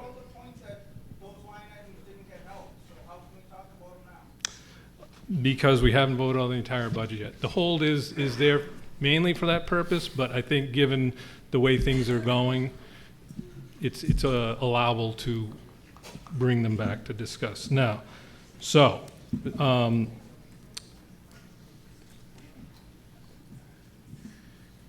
is there something new on the motion? I have a question. If we vote on this now, does that make the rest of the budget have to be 2/3? Is there a chance that No. Is any of this going to cause the rest of the budget to be defunct, just like the school budget is right now? I think everyone should know if anything that we do, any vote we take, is going to all of a sudden make it so there's no budget period. Because I don't think anyone in here wants to go through this whole thing and find that out at the end.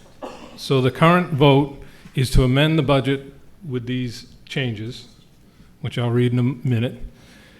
Then we'll go back and vote on the entire budget, either as amended or as originally proposed. Neither of those will require 2/3 No. to the rest of the budget. Those will be correct? majority.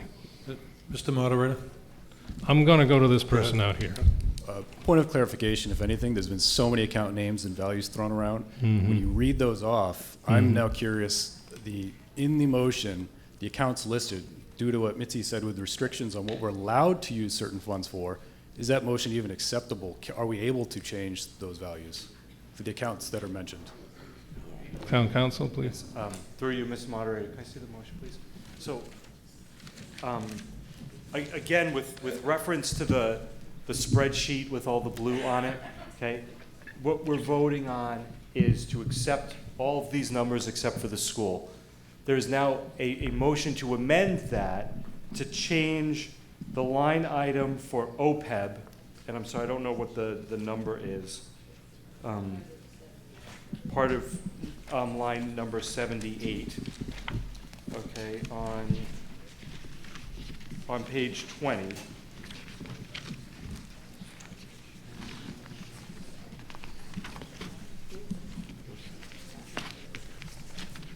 Yep, so you'll see right before the 78, it says transfer to OPEB trust, $230,000. The motion to amend is to make that 0, okay? And then the second motion is $80,000 for debt service, which is line 73.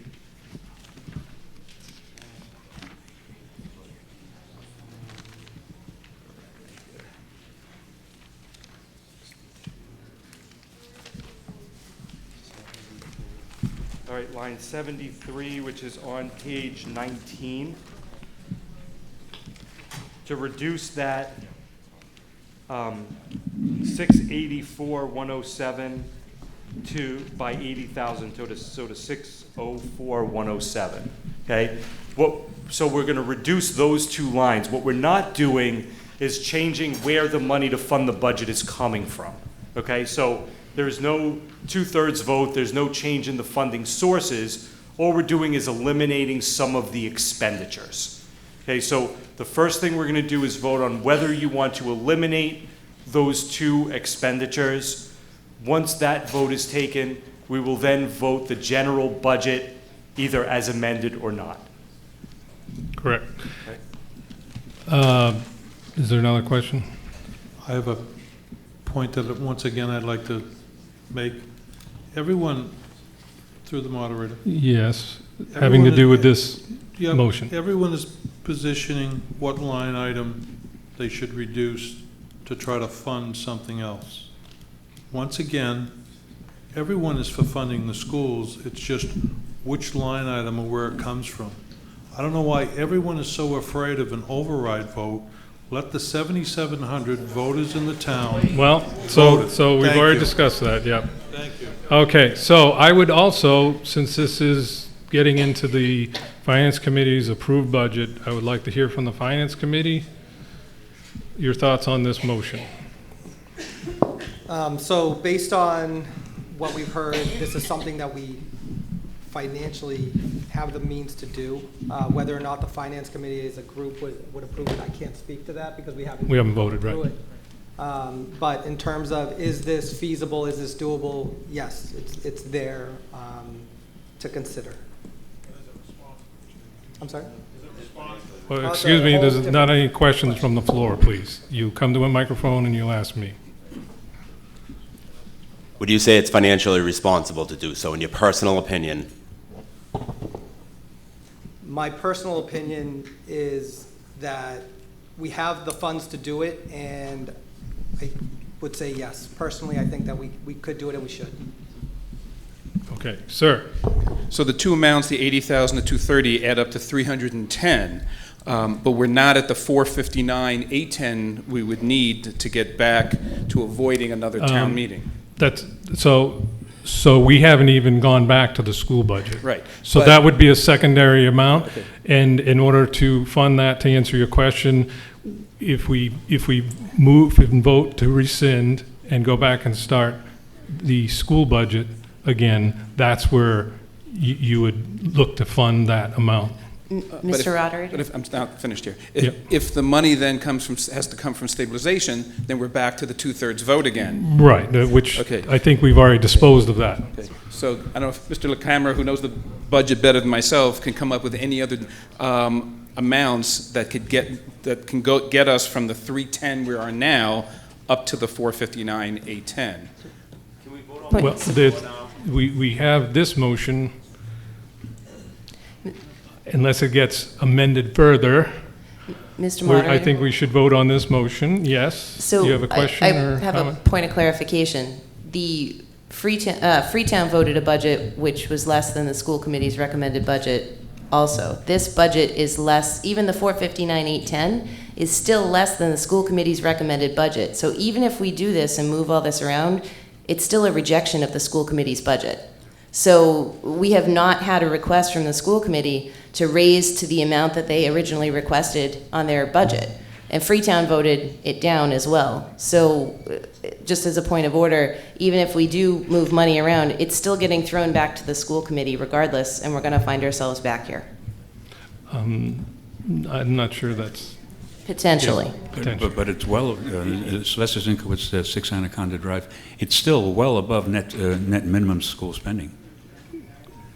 I don't have that figure. I think we have to. You have to be above net minimum, but we're above net minimum everywhere. I think that what's being referenced is going back to the regional agreement and what Freetown has voted versus what we voted. Okay, are there any other issues or questions with this current motion to reduce? Mr. Marshall, do you have a question? Yes. I got it now, thank you. It's my, Mitzi, to your point that you just brought up, it's my understanding, I just got it from the school committee, that the number they're requesting tonight matches the Freetown number. From what you just said, I got the impression that that was not so. Not to that point, and I think town council can clarify, what it would match in the allocation formula to the amount that was approved by Freetown, but both the amount that has been allocated by Freetown and what could potentially be allocated by Lakeville is still below what the school's But budget the schools and voted budget could was. could accept that. They could, Thank correct. you. Yes. Are there any other? Let's see if we can make this any clearer. Freetown voted a lesser amount than what our school budget, and what our school committee was looking for the budget. Lakeville now has to match that lower amount, which is a 459, that is actually a higher amount than what our board of selectmen are suggesting. If we don't vote the 459, it does go back to the school committee, but we don't have a budget, which would mean we would go back to the two towns, Lakeville and Freetown, and we would have a joint town meeting. Okay. Joint town meeting is not a good thing. It pits one town against another. Freetown has stepped up to the Okay, plate. we're not Okay. discussing joint town meetings, we're discussing. I'm asking the town council. You'll ask me first, sir, the way town meeting works. Is that accurate? Only speak I wasn't with speaking to you, I my, was speaking to him. Yeah. Is that accurate to the town council? is I'd like what to- accurate? What she just Specifically. said. He was shaking his head no. I'd like to know what he was shaking his head no about. He's getting me in trouble over here. Since you're shaking your head no, please explain yourself. I Thank can't you. see him shaking his head no. Thank you, through you, Mr. Moderator. So under Chapter 71, Section 16B, if the budget is not approved by, the statute says 2/3 of the towns, but of course we only have two. So if the budget submitted by the school committee is not approved at the first town meeting, then the school committee has to recertify the budget, and each town gets an opportunity to have its second individual town meeting. It's only when the budget fails the second round of town meetings that there's the requirement for the joint town meeting. So the way the statute is worded, if the budget is not approved here tonight, the school committee goes back, the school committee has to recertify the budget. You then have another town meeting here in Lakeville before we get to a super town meeting. Thank you. Okay. Mr. Moderator, can I respond to that, Mr. Moderator? Sure. Specific to that, I won't go. Specific to that, yes. I don't believe that's accurate. He's referencing multiple towns. It's not, we're talking two towns in a regional school district. I've worked in multiple. I would just question the validity of the answer. I believe the mechanism is, and we've already taken that vote, to go to a joint town meeting. Well, I don't think that's for town meeting to decide, so we'll, we'll clarify his position because it could mislead votes.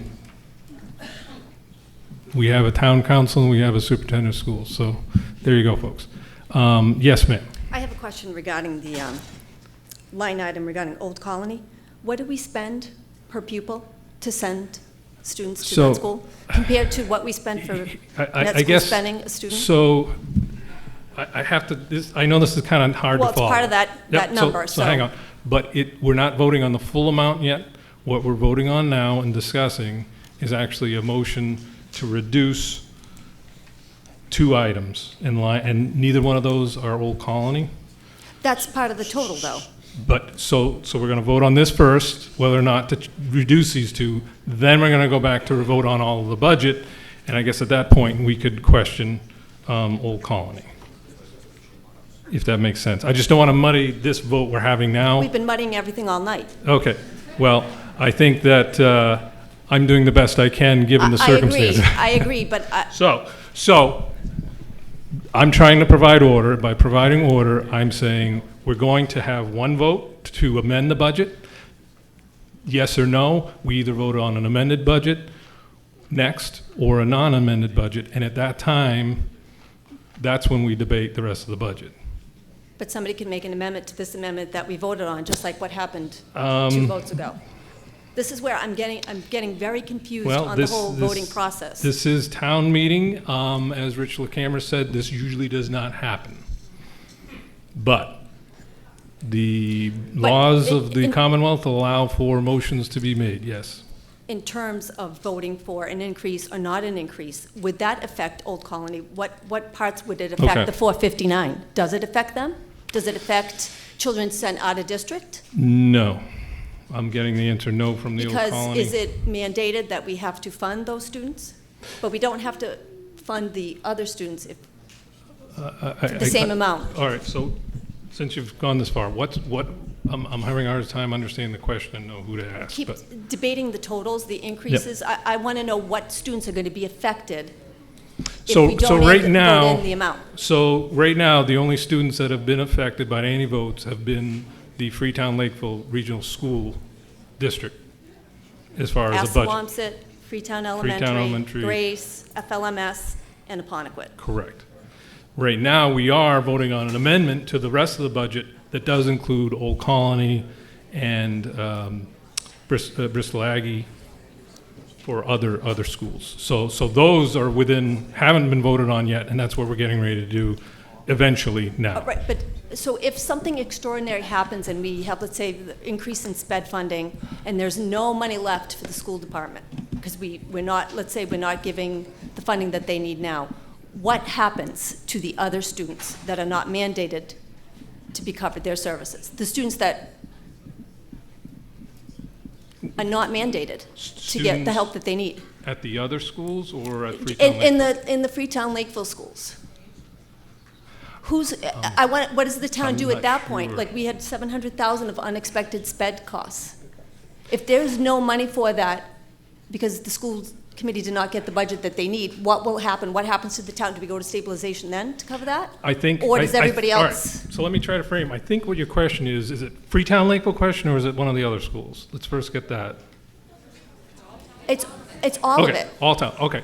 So What happens if there's a crisis? I think the question can be framed, and I think what you're asking is those things that are mandated would have to be done. Something that's not mandated would have to be cut, one way or another. I think that's the answer to the question you're asking. So I don't think we can change the mandates, if that's what you're asking. Okay. And I still, at some point, would like to know the difference between school spending per student for a Free Lake student as opposed to a student that's being sent to another school. All right, 'Cause well, I'd be let's just curious. deal with it now. Does anybody have that answer?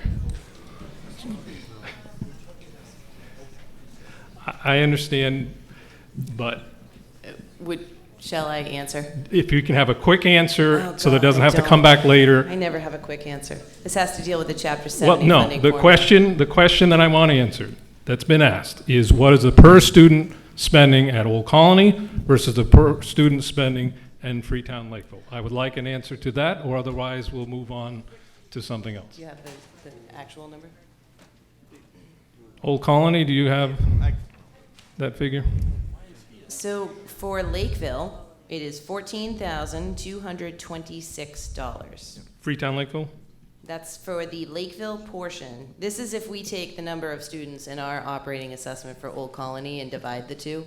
It's not the per pupil cost if you were looking at the Old Colony Regional District and what they spend overall per pupil, but that's what we are spending right now per pupil. Okay. For the students that we send to Old Colony. Or that I shouldn't say that. It's the students who choose to attend Old Colony Right. Regional, which is part of our regional district. Does that sound correct?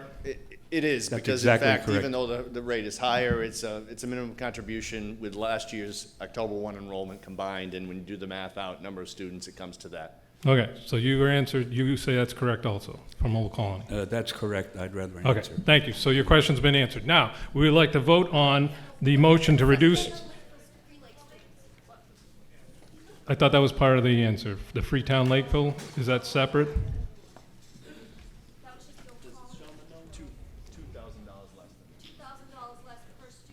Two.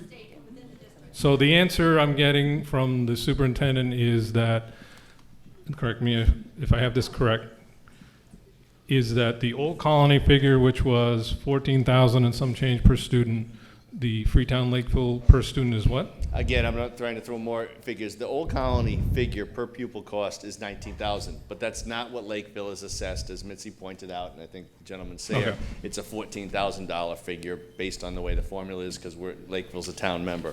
So Okay. to her question, our per pupil cost in Freetown Lakeville for the district is $12,600. just doing the math, 1460, we're talking about a $2,000 per student difference. The Lakeville portion of the cost. Based on the way the formula is correct. Okay. All right.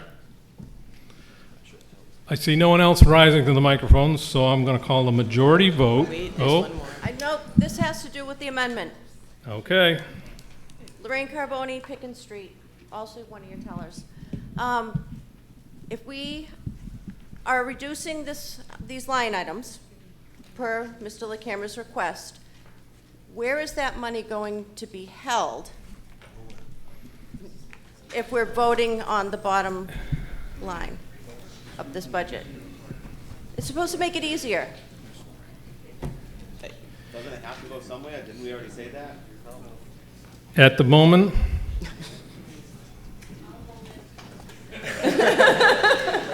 Thanks, Maureen.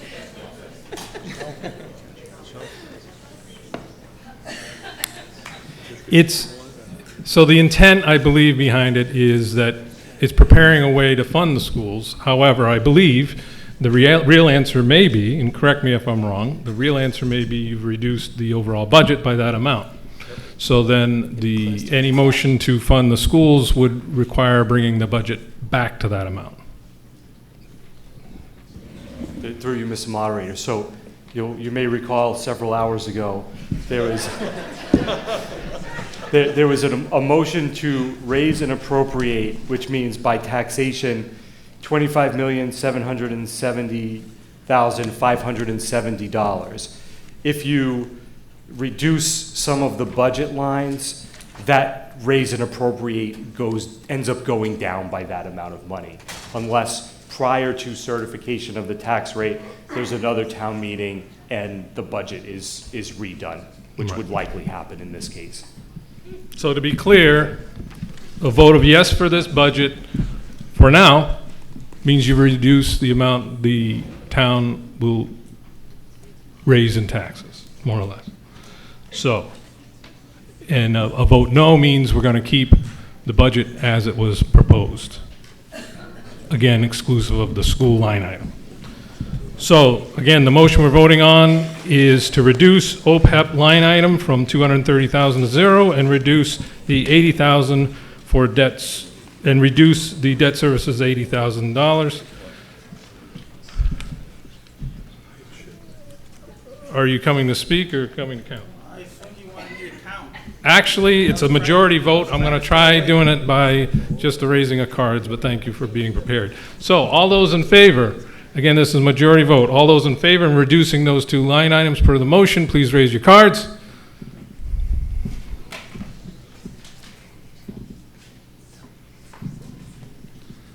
Okay, please put them down. All those opposed to raising?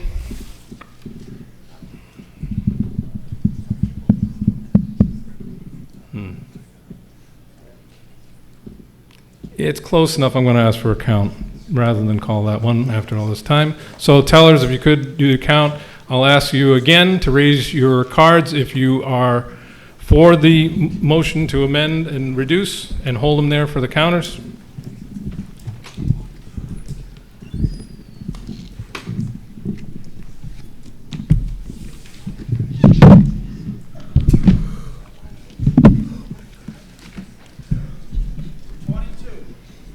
Thank you. 22. 30. 21. What was the last one? 33. Thank you. You may put your cards down. All those opposed to this motion, please raise your cards to be counted.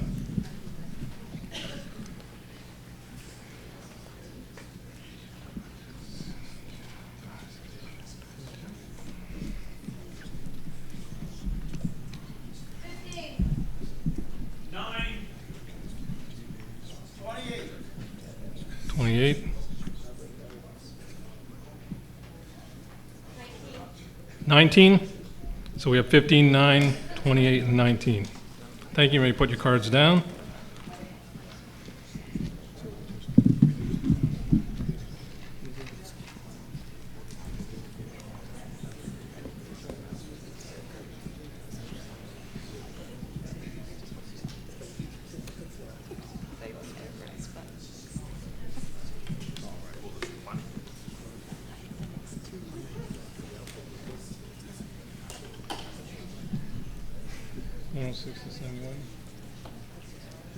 Okay, the vote is 106 for, 71 against. I declare the amendment motion passes by majority.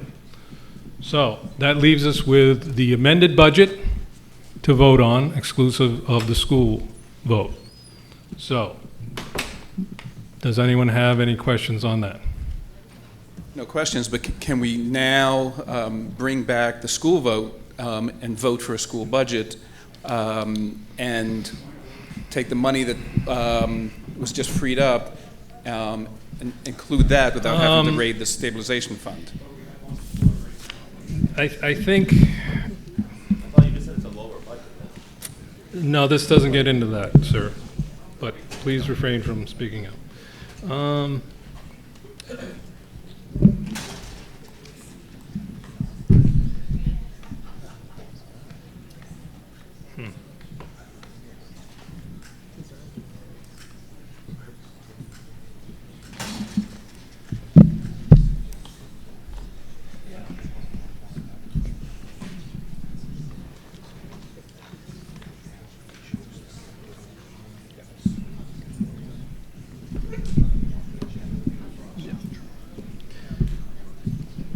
So, since we've been discussing this rest of the budget, we did vote to divide it. We disposed of the one half.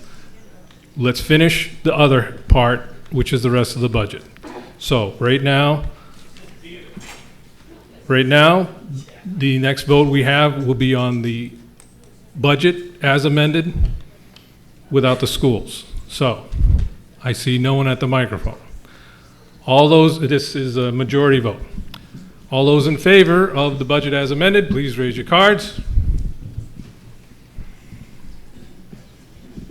Thank you. You may put them down. All those opposed to the budget as amended? I declare the budget passes by majority. Now,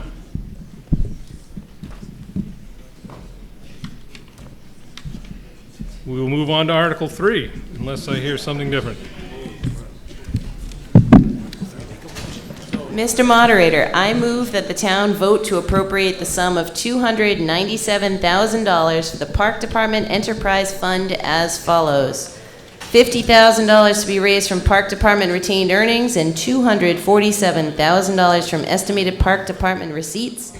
Said sums to be allocated between salaries and expenses of the Park Department for the fiscal period July 1st, 2017 to June 30th, 2018, inclusive, as indicated in the Finance Committee report. I have a motion. Do I have a second? Second. Okay. I'm going to take this a little out of order because I see you're standing in the microphone and I know what your question is. So, given the lack of a motion to rescind, which can be made at any time during the town meeting, but someone needs to be prepared to have that in writing and ready to go. So please prepare that. We're going to deal with Article 3 right now. Sure. Do you have another form?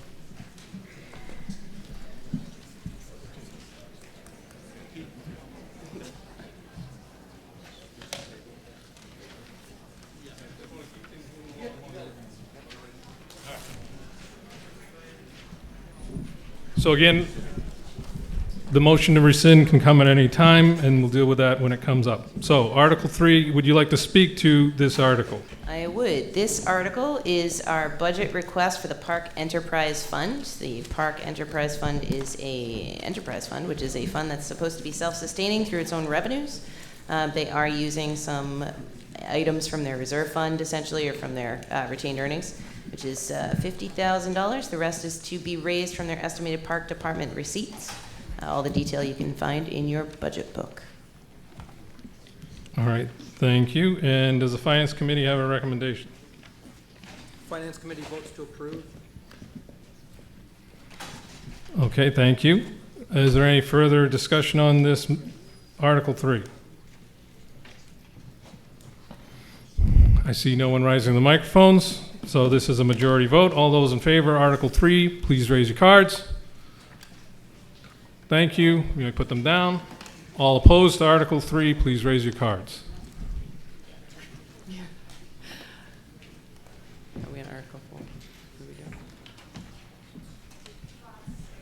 I declare the article passes unanimously. So I think we'll keep doing business while people are working. Do I have a motion for Article 4? Mr. Moderator, I move that the town vote to appropriate the sum of $385,000 for the landfill enterprise as follows. $15,000 to be raised from the landfill retained earnings, $106,000 to be raised by taxation, and $264,000 to be raised from estimated landfill receipts, said sums to be allocated between the salaries and expenses of the landfill for the fiscal period July 1st, 2017 to June 30th, 2018 inclusive, as indicated in the Finance Committee report. Do I have a second? Want to second it? Second. And would you care to speak to the article? I would. This is to fund our landfill enterprise account, which also is supposed to be a self-sustaining account. This is for what used to be called the dump. It's called the transfer station. We actually end up funding a portion of this because it is not self-sustaining through taxation. $106,000 is what's going through for taxation. Thank you. And does the Finance Committee have? Finance Committee votes to approve. Okay. Thank you. Is there any further discussion on this article? I have a question. Just for clarification, you said it's supposed to be self-sustaining, but it's not. Is that, did I hear correctly? Yes, so this is actually, so as the town is supplementing the enterprise fund for the landfill because it's not able to raise its own revenue to cover its own costs. Okay. So what's the expense to the taxpayers? $106,000. Okay. And then that covers what again? That is to cover the shortfall so that we can operate the transfer station. So if there's items where the transfer station sells bags, trash bags, stickers, permits, they have, you know, the ability that you can pay to dispose of large bulky waste. They raise some revenues through what they have through recycling programs and grants, as well as that funds, those other funds that come from the taxpayers that are using the landfill. It's not enough to cover the cost of the landfill. Okay. And then what's the downfall if we don't fund it? If you don't fund it, I think we would have to probably close the transfer station. Okay. Any other discussion on this Article 4, or are you waiting with your motion? I'm waiting for the motion. Article I had 4? one question on 4 No. here. Article 4? Just point of clarity more than anything is what's the trend line for the transfer station? Are they getting towards self-sufficiency or is it getting worse? So we successfully negotiated out of a contract where we were paying too much for our bulky waste disposal and our waste disposal. We are working towards some sustainability, but we've talked a lot about the landfill and what we want to do with it. And is this something that the townspeople want and are willing to support and to subsidize? Not everybody uses the landfill. It is a fee per use. But what happens is that when it's not self-sustaining, that it is something that the townspeople are actually supporting. So your other option is private hauling. Not sure if I heard the answer though. Is it trending towards sustainability or moving away from? It's tough. I mean, last year, did we transfer 125,000 to fund, or is 100,000 out of taxation? So last year was 100,000 out of taxation. This year it's 106. We also have some revenue that's coming out of retained earnings. It's, you know, you kind of have to balance between raising the rates and trying to lower our costs to see if it can be a self-sustaining operation. It's hard for me to kind of answer, you know, where it's going because it really depends on who moves into town and who decides to use private hauling versus who's using our transfer station.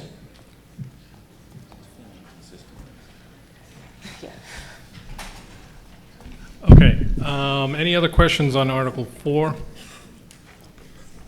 Okay, I see none.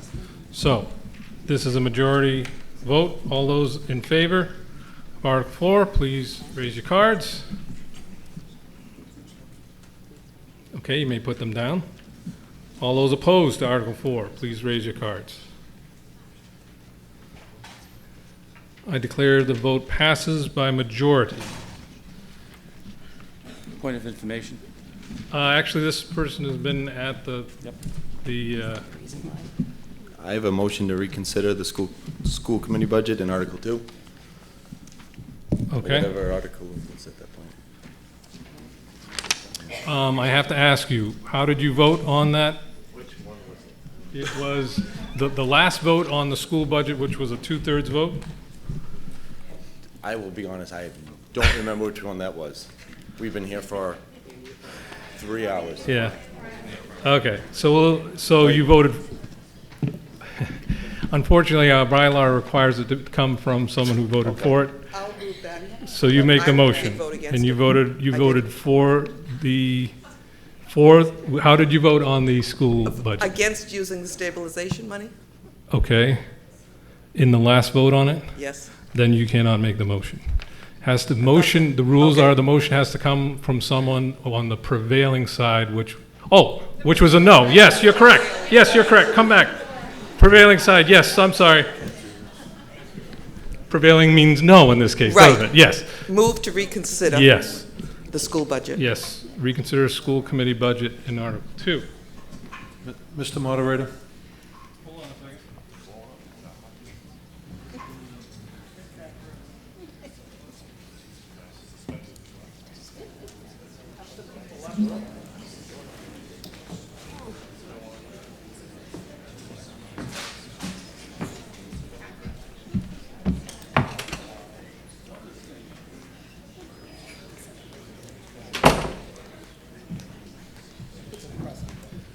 I just wanted to get the next step before you vote on this, so you, again, knew what you're voting for. So, Was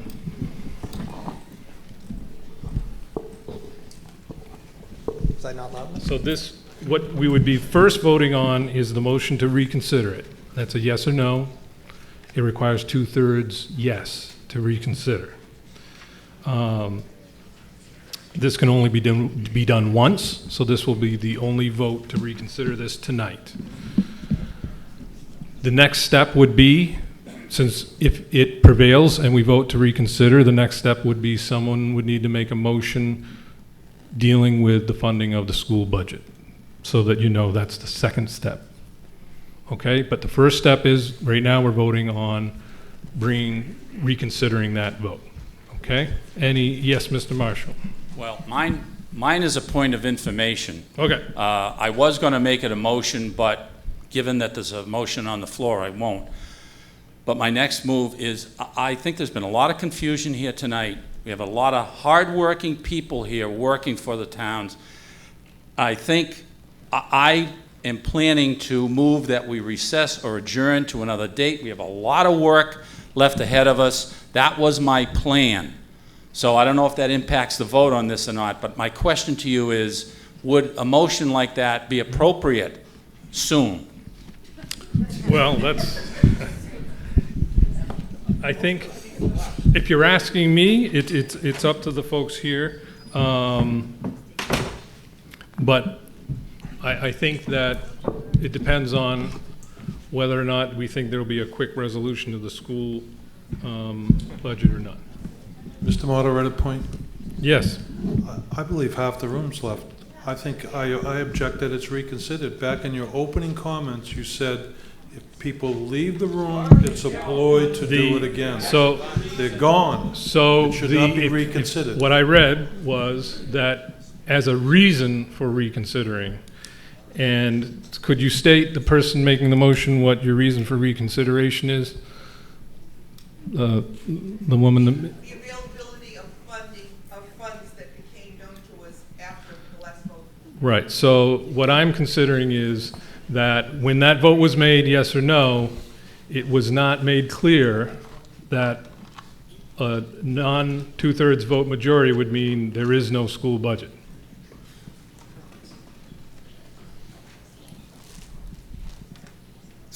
And it's not for the reason of less people in the room, although there may be. Point of clarification, under what grounds was it not clear that 2/3 was the required vote?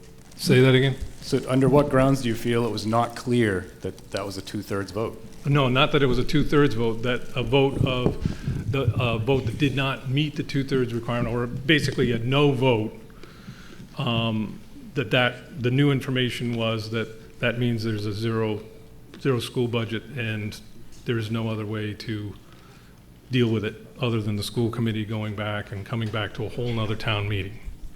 Being Not the here- 2/3 part, but just the yes or no. It's been a long night, but I personally don't follow that as new information, sorry.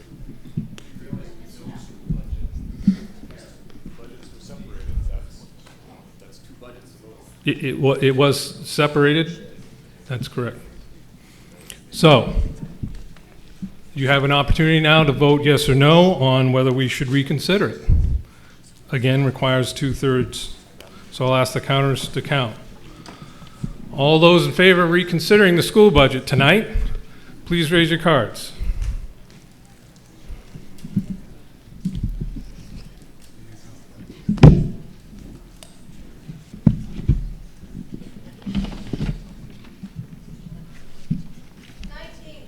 Nineteen. 27.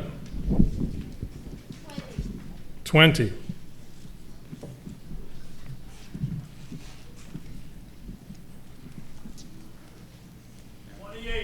28. Thank you. You may put your cards down. All those voting no to reconsider, please raise your cards.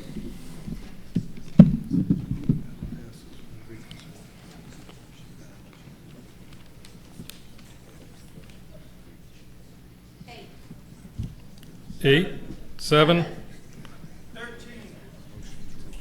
So let me repeat it. 8, 7, 7, 13. All right, thank you. If you can put your cards down.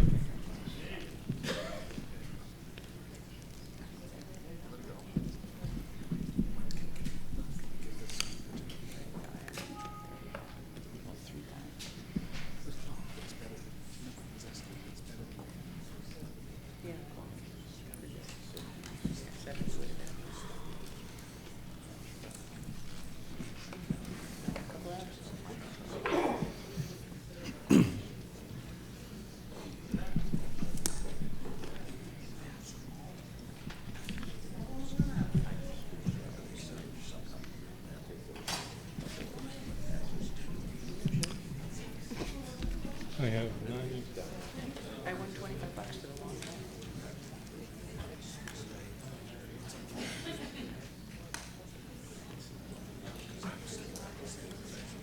He said I had to use it today, so he did. But he owes me $20 and he won 25. Whack it up.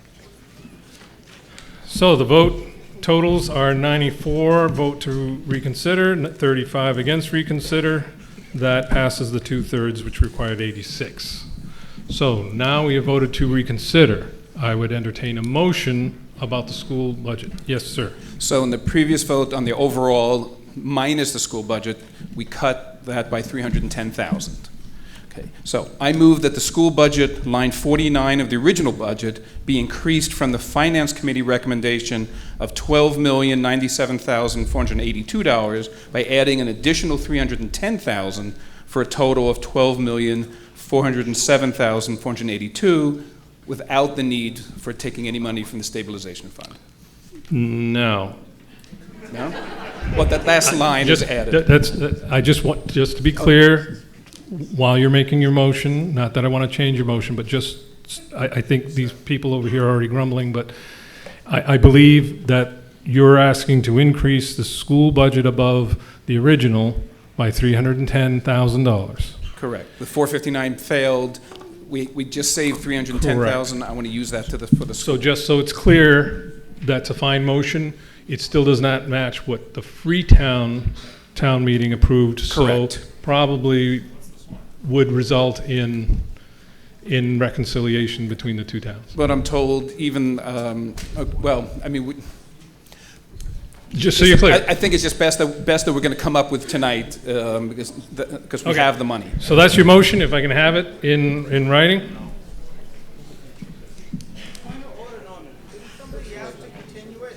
Why do we have to have this discussion now? We voted to reconsider it. Why can't we consider it next week?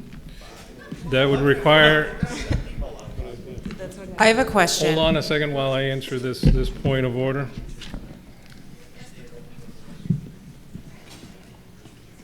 Mainly that your motion, or any motion to postpone to a time certain may not interrupt another motion. Is that the way you would read that?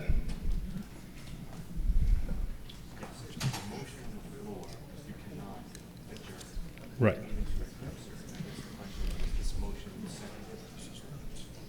No.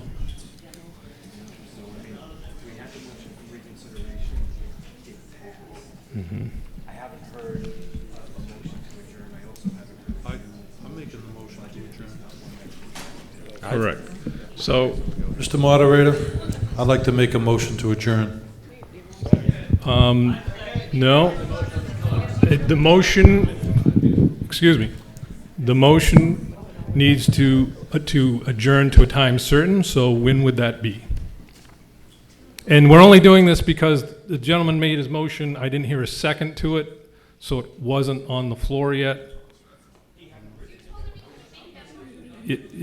But it hadn't been seconded, so once it's been, if it had been seconded and I didn't hear a second to the motion.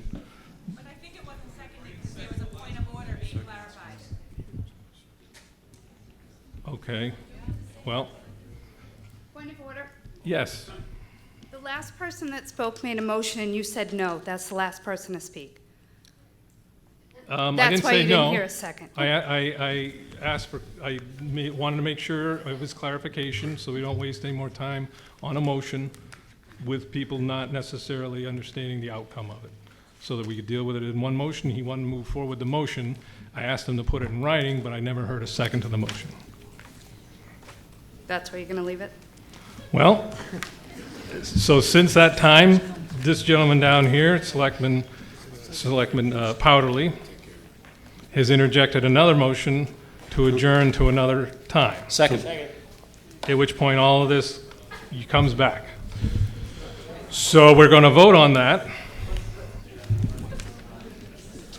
But I need a time that we're specifying. Next Monday night at 7 o'clock.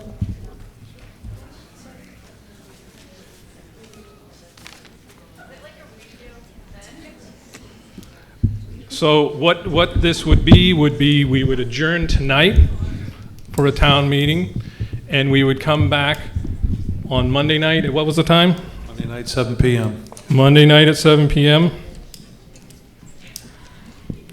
and take up where we left off, which would be where we have a motion to rescind. So that motion there or any other motion that would come before us would be taken up, as well as the remaining articles that we have not disposed of tonight. Second. So, yes, with clarification. So, what we're voting on now is to postpone this meeting and take it back up on Monday night at 7 p.m. Is that when we'll vote on the school budget and the rest? Correct. Correct. Not the rest of the budget, but the rest of the articles in the town meeting. So we've already voted on the rest of the budget, so it would be to take up the school budget issue, which has been rescinded, so we need to take that up. That's one item on that would be on for that night, or tonight, if you want to stay. And the rest of the articles, I think Article 5 through 19, apart from Article 9 that we already disposed of. That's been passed. That's been passed. It's just when we do it right now that we want to vote on. Do we want to do it tonight, or do we want to come back on Monday night? Just a point of clarification. Your question? Just a clarification. You had originally said Mhm. we can't entertain a motion to adjourn if there's already a motion on the floor. So I But a understand. motion and a second. It was a second that didn't happen. But you didn't, right, but you didn't hear it, and the other motion, no, I know, but what I'm saying is the other motion got its second and was moving right along. So the fact that there wasn't one, Well, I'm just asking, So it's... can we really it's- adjourn, or are we following the rules? We're following the rules. The rules are that someone needed to second it for it to be a motion, and it didn't happen. So this motion was made and seconded in the time being, so we're going to take this up. Now, if you want to come back and deal with this motion tonight, then I recommend you vote no to the postponement. If you want to postpone it till Monday night, then you vote yes. That's very simply what we're voting on. Thank you. You just clarified we just vote no if we want to do this last vote, and then we can come back up again and go for to adjourn, right? Yes. And you're doing a great job tonight. Well, that would be the first thing I clarify tonight, but go ahead. Thank you, anyway. So, any other discussion on the vote to adjourn to Monday night at 7 p.m. I see no one else rising. This requires a majority vote. All those in favor of adjourning to Monday night, please raise your cards.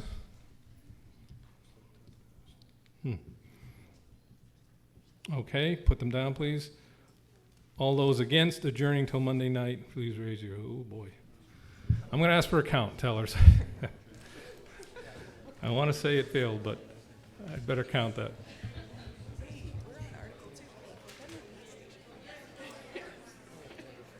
Okay, if you can raise your cards again, if you would like to vote to adjourn till Monday night, and hold them up for counting.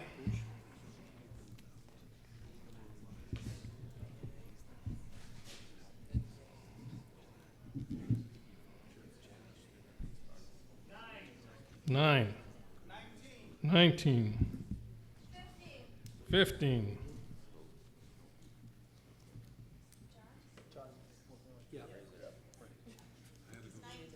19. You may put your cards down. All those opposed to adjourning to Monday night at 7 p.m., raise your cards.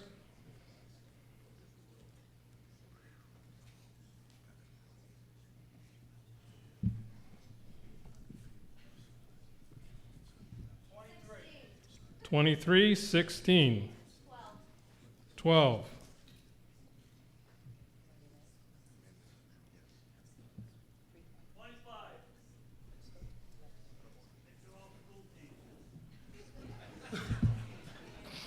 Okay, thank you. You must put your cards down if you haven't already.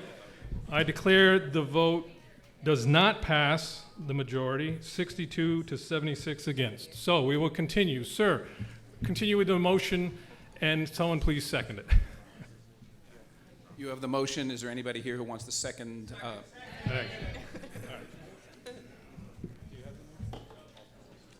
Mr. Moderator? Yes. I'd like to amend that motion Yes. to $12,557,292. Let me see what you wrote there, because I didn't see.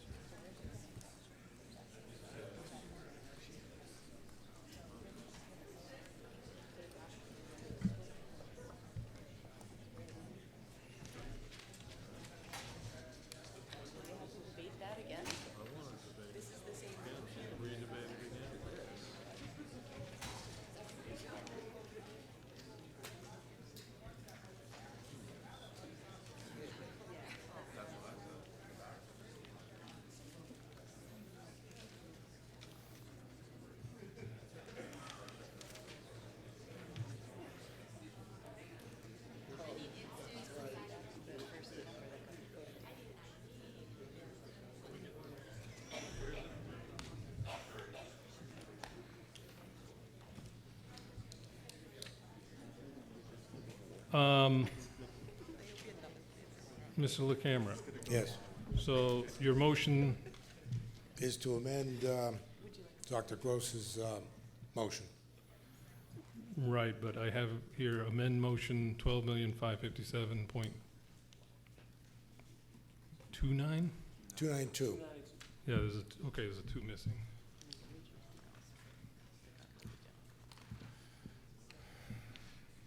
But so I have a motion that reads, I move that the school budget, line 49 of the original budget, be increased from the Finance Committee recommendation of 12,097 by adding, so that's the number you're making a motion to amend, the 12,097,482. You want to make that 12,557,292. Correct. Okay. Okay. Got it. And then the motion goes on by adding an additional 310 for a total of, yeah, I think when Okay, so the motion's getting a little bit recommended. So let me read the entire motion as you've just amended it here. I move that the school budget, line 49 of the original budget, be increased from the Finance Committee recommendation of 12,009 or of 097,482 to 12,557,292. Yes. by adding an additional 310,000 for a total. No, Or that you, don't- or you, okay. That you're- that doesn't apply.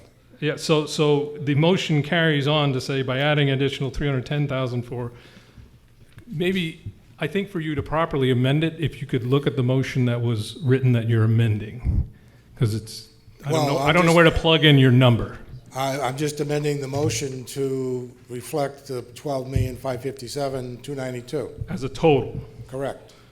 Okay, so we're still adding 310, No, you can't, well, I'm going to ask town council this, but that's the motion, you haven't amended that part. Well, I don't, first of all, I don't have to amend that part because there's 310 available from taxation that can be used.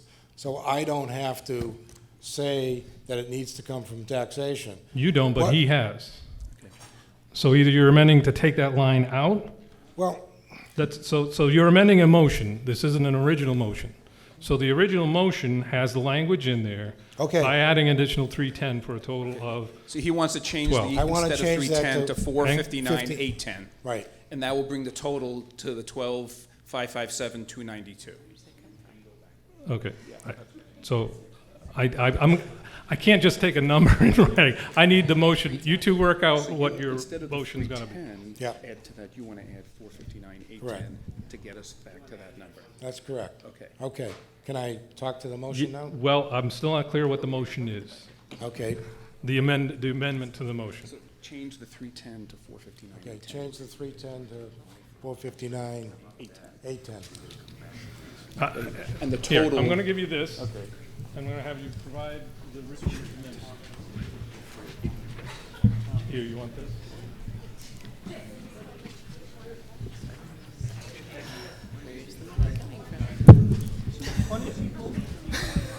Except for we need to be. Do we have a quorum? Literally. Are we under? My God. Yeah, we can call a quorum. Hey, Cody, no. Good to see you. How many do you think you have? This is crazy. We'll add the 2 votes from the last one. I mean, 62 and 76. This is your amendment. If his amendment fails, we're going back to your original motion. Okay. I have a question regarding. Okay, so to be clear, or try to be, we have the amendment that changes the original motion, which we will have to vote on first. If it fails, we'll go back to the original motion. But the amendment to the motion in final reads, I move that the school budget, line 49 of the original budget, be increased from the Finance Committee recommendation of $12,097,482 by adding an additional $459,810 for a total of $12,407,482. Thank you. Now, Mr. LaCamera, would you like to speak to your amendment? Mr. Moderator, just, the math doesn't add up. Yeah, it doesn't add up. Oh, did I read it wrong? Yeah. The new total should be 12,557,292. Correct. Yes. That's what I have.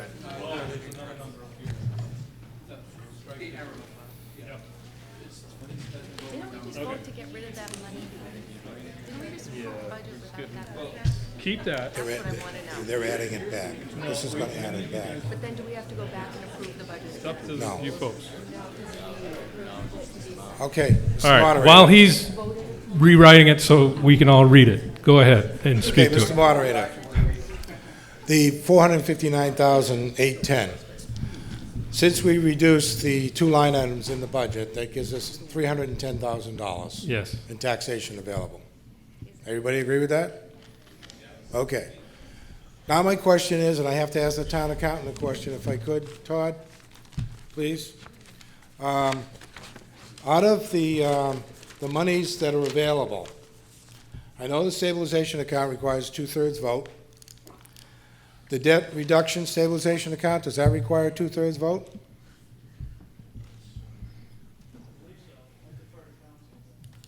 Debt service stabilization, 2/3 vote. Any type of stabilization. Okay, does the Howland Road property require a 2/3 vote? That can only be used for certain capital projects. Yep, okay. You can use it for debt, though, because you're paying off debt now.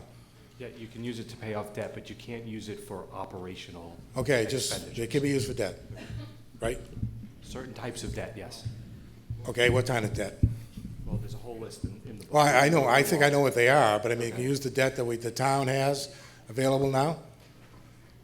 I don't have enough information in front of me to know whether, frankly, what you're even asking, but in order to use proceeds from the sale of real estate, there are certain specified purposes in the statute that you can use it for, including paying off the debt that was incurred in purchasing the real estate in the first instance. Okay. So, somebody's gonna have to go back and modify the motion for Article 2, right? Yes, because this is all changing. Well, there's no motion to do that. No, I'm just It's saying, been- but it's somebody's been gonna have to go disposed back of. and modify that. This is your amendment of mine. Yeah, okay, thanks. Right? That is an option, but basically. Well, you got no choice, you'll have an unbalanced budget. Yep, which means the selectmen would have to go back and decide how they're going to balance that budget, either with another special town meeting, different time of the year to transfer funds, or by calling for an override vote. Is that No, I mean, sound they could take it out of one of these accounts. They originally proposed a stabilization account, and we created ourselves a fiasco here. So I'm trying to come up with a solution out of all these accounts. Rich, the stabilization fund was a responsible place to take it because it wouldn't have an impact on the budget. This budget takes months for us to develop, so to change it on town meeting floor it's not that easy, you know that. But, Mr. Moderator, Yes, why did the what's your selectmen question? make that recommendation to take it out of the stabilization account? Then they didn't support it, and then they turn around and vote for an override, so, Unfortunately, that's a Please. question I can't answer. well, I'm just saying. Okay, so, I'm trying to come up with some solutions here that doesn't affect anybody. There isn't any free cash available. They used it all. I missed that. He's asking if there's any free cash available. I said they used it all. Yes, so, I mean, I can recommend to take it out of the stabilization account, but it's going to require a 2/3 vote again.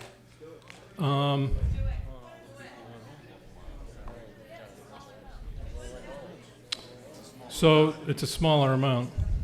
All right?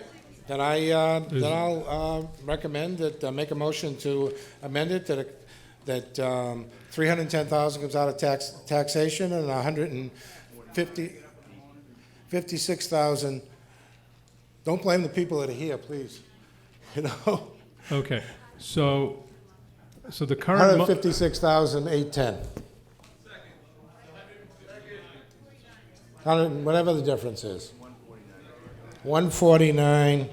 All right. 810. So provide what you're saying in writing, please, as a third motion to amend of your motion. Is that being written up by someone? I think Marty's writing it up, yeah. Nope. He has a new You have-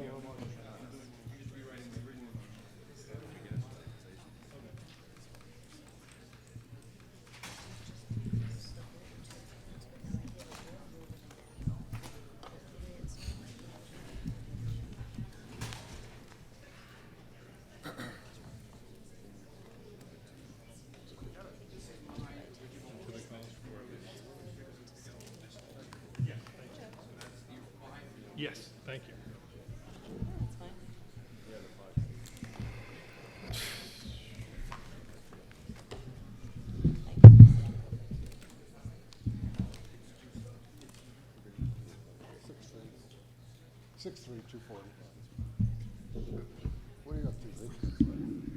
I was just explaining, the poor town clerk has to write all this for the annual report next year, so.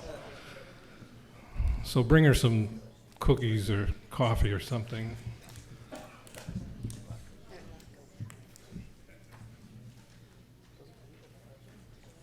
Okay, so first, since we had already had a motion made and seconded, we're going to amend that motion by adding the line 310,000 from taxation and 149,810 from stabilization fund. So this amendment's been made and seconded. Any further discussion on this last amendment before we move back up the chain? Yeah, Mr. Moderator, help me out with the 310,000 through taxation. I know we reduced the budget by 310,000 a little while ago. Where does the $310,000 through taxation now come from? Because the budget is 310,000 less.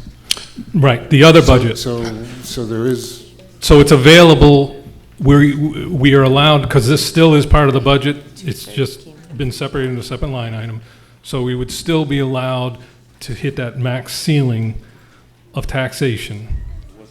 So the money is available out of the taxation that we reduced in the rest of the budget. So it is available for this as amended right now. Did I answer it? Yes, sir. Point of clarity more than anything, this is my first town meeting in Lakeville since moving here. Great You job. picked a good one. Great job with dealing with this circus tonight, I tell you. But honestly, just curious, like, where do we stand quorum-wise? Because the last vote counts have dropped significantly. What do we need for a Lakeville Well, town meeting? Are you? So let me first explain town meeting. Town meeting operates on the assumption that a quorum is present once one has been established, unless someone questions the presence of a quorum. And someone's going to have to come to a microphone to do that. I'm not listening to shout-outs. We do have a motion on the floor. So. Call the vote. Call the vote. So call the vote so you know he's asked to go ahead and vote on the current motion we have on the floor.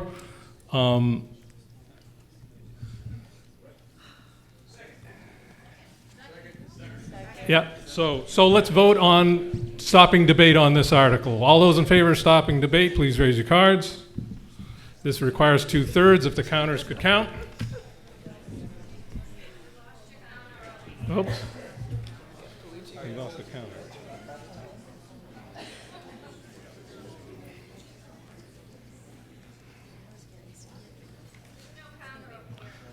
Okay. Can we do a substitute counting here?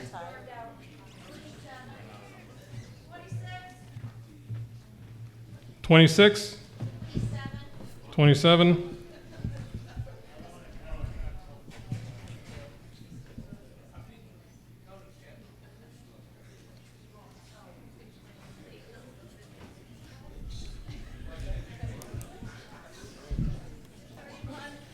$31.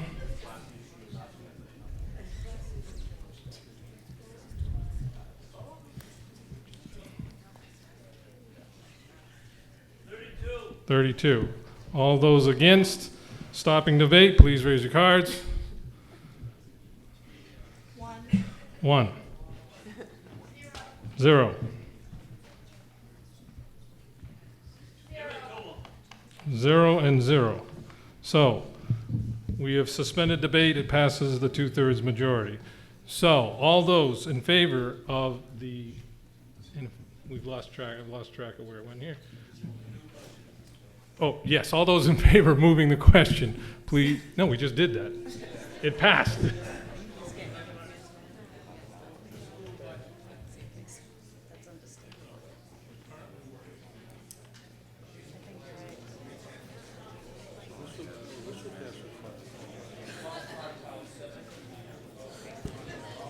Frank, are you happy that we moved the police station vote to first? I haven't. So.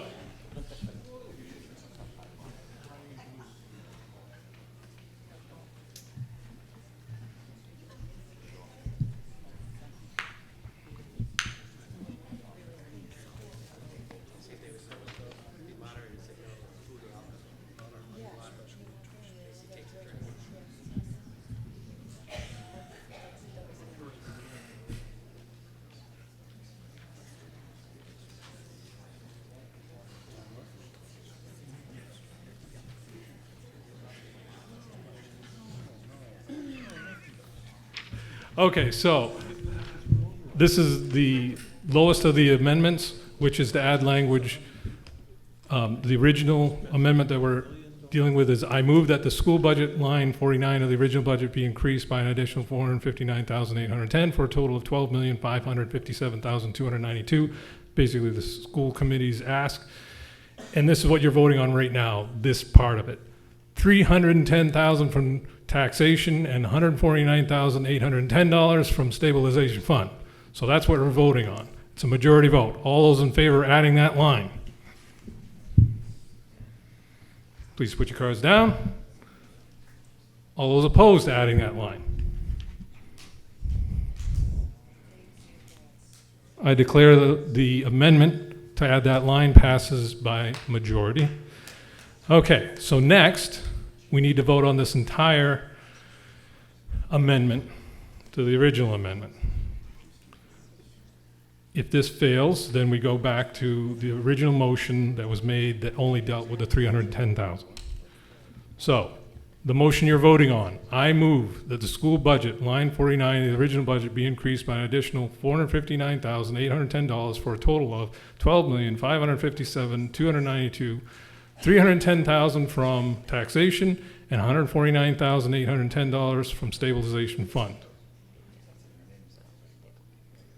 It is an amendment officially. So we're still in majority, okay. We're going to vote on it. If it passes, we'll pretty much just vote on it again only by 2/3. The next time will be by 2/3 if this passes, okay? So right now it's amending the original to say this, majority.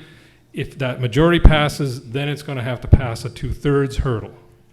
Just these are the things we have to go through. So I see no one coming to the microphones. All those in favor of that motion, please raise your cards. Thank you. You may put them down. All those opposed to that motion? Okay, I declare the motion passes by majority. Now that it has become the original motion in place of the gentleman's motion, now we are in the process of funding the school budget by taking money from stabilization. Requires a 2/3 vote. And once the vote is done, if the answer is yes, the school is funded. Or if it meets the 2/3 majority. If it's no, then we're right back to where we were. But that's okay. Any discussion on this? Okay, I have to check. All those encounters, and I guess, do you have another one? Okay, counters, could you count? All those in favor of this motion for the 2/3 vote, please raise your cards.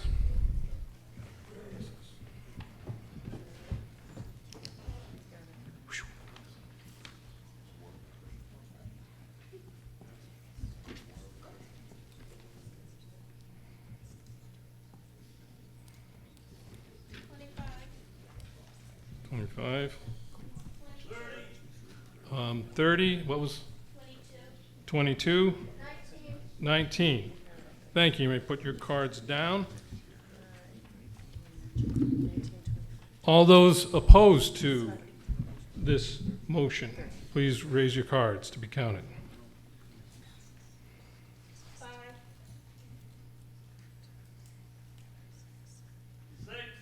6, 7.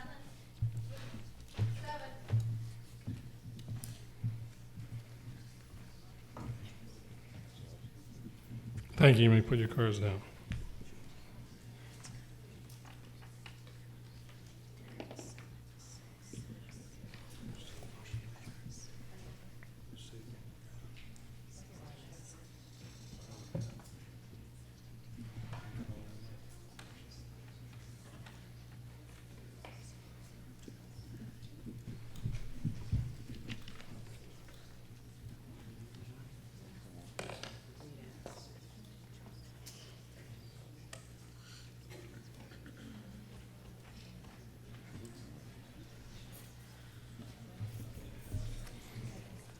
The vote was 96 for, 25 against. 2/3 majority of 81 was required, so the motion passes by 2/3. Mr. Moderator, Yes, sir. I move that we adjourn to next Monday night, the 19th, at 7 p.m. Okay, so we'll do the vote again. Again, this is a,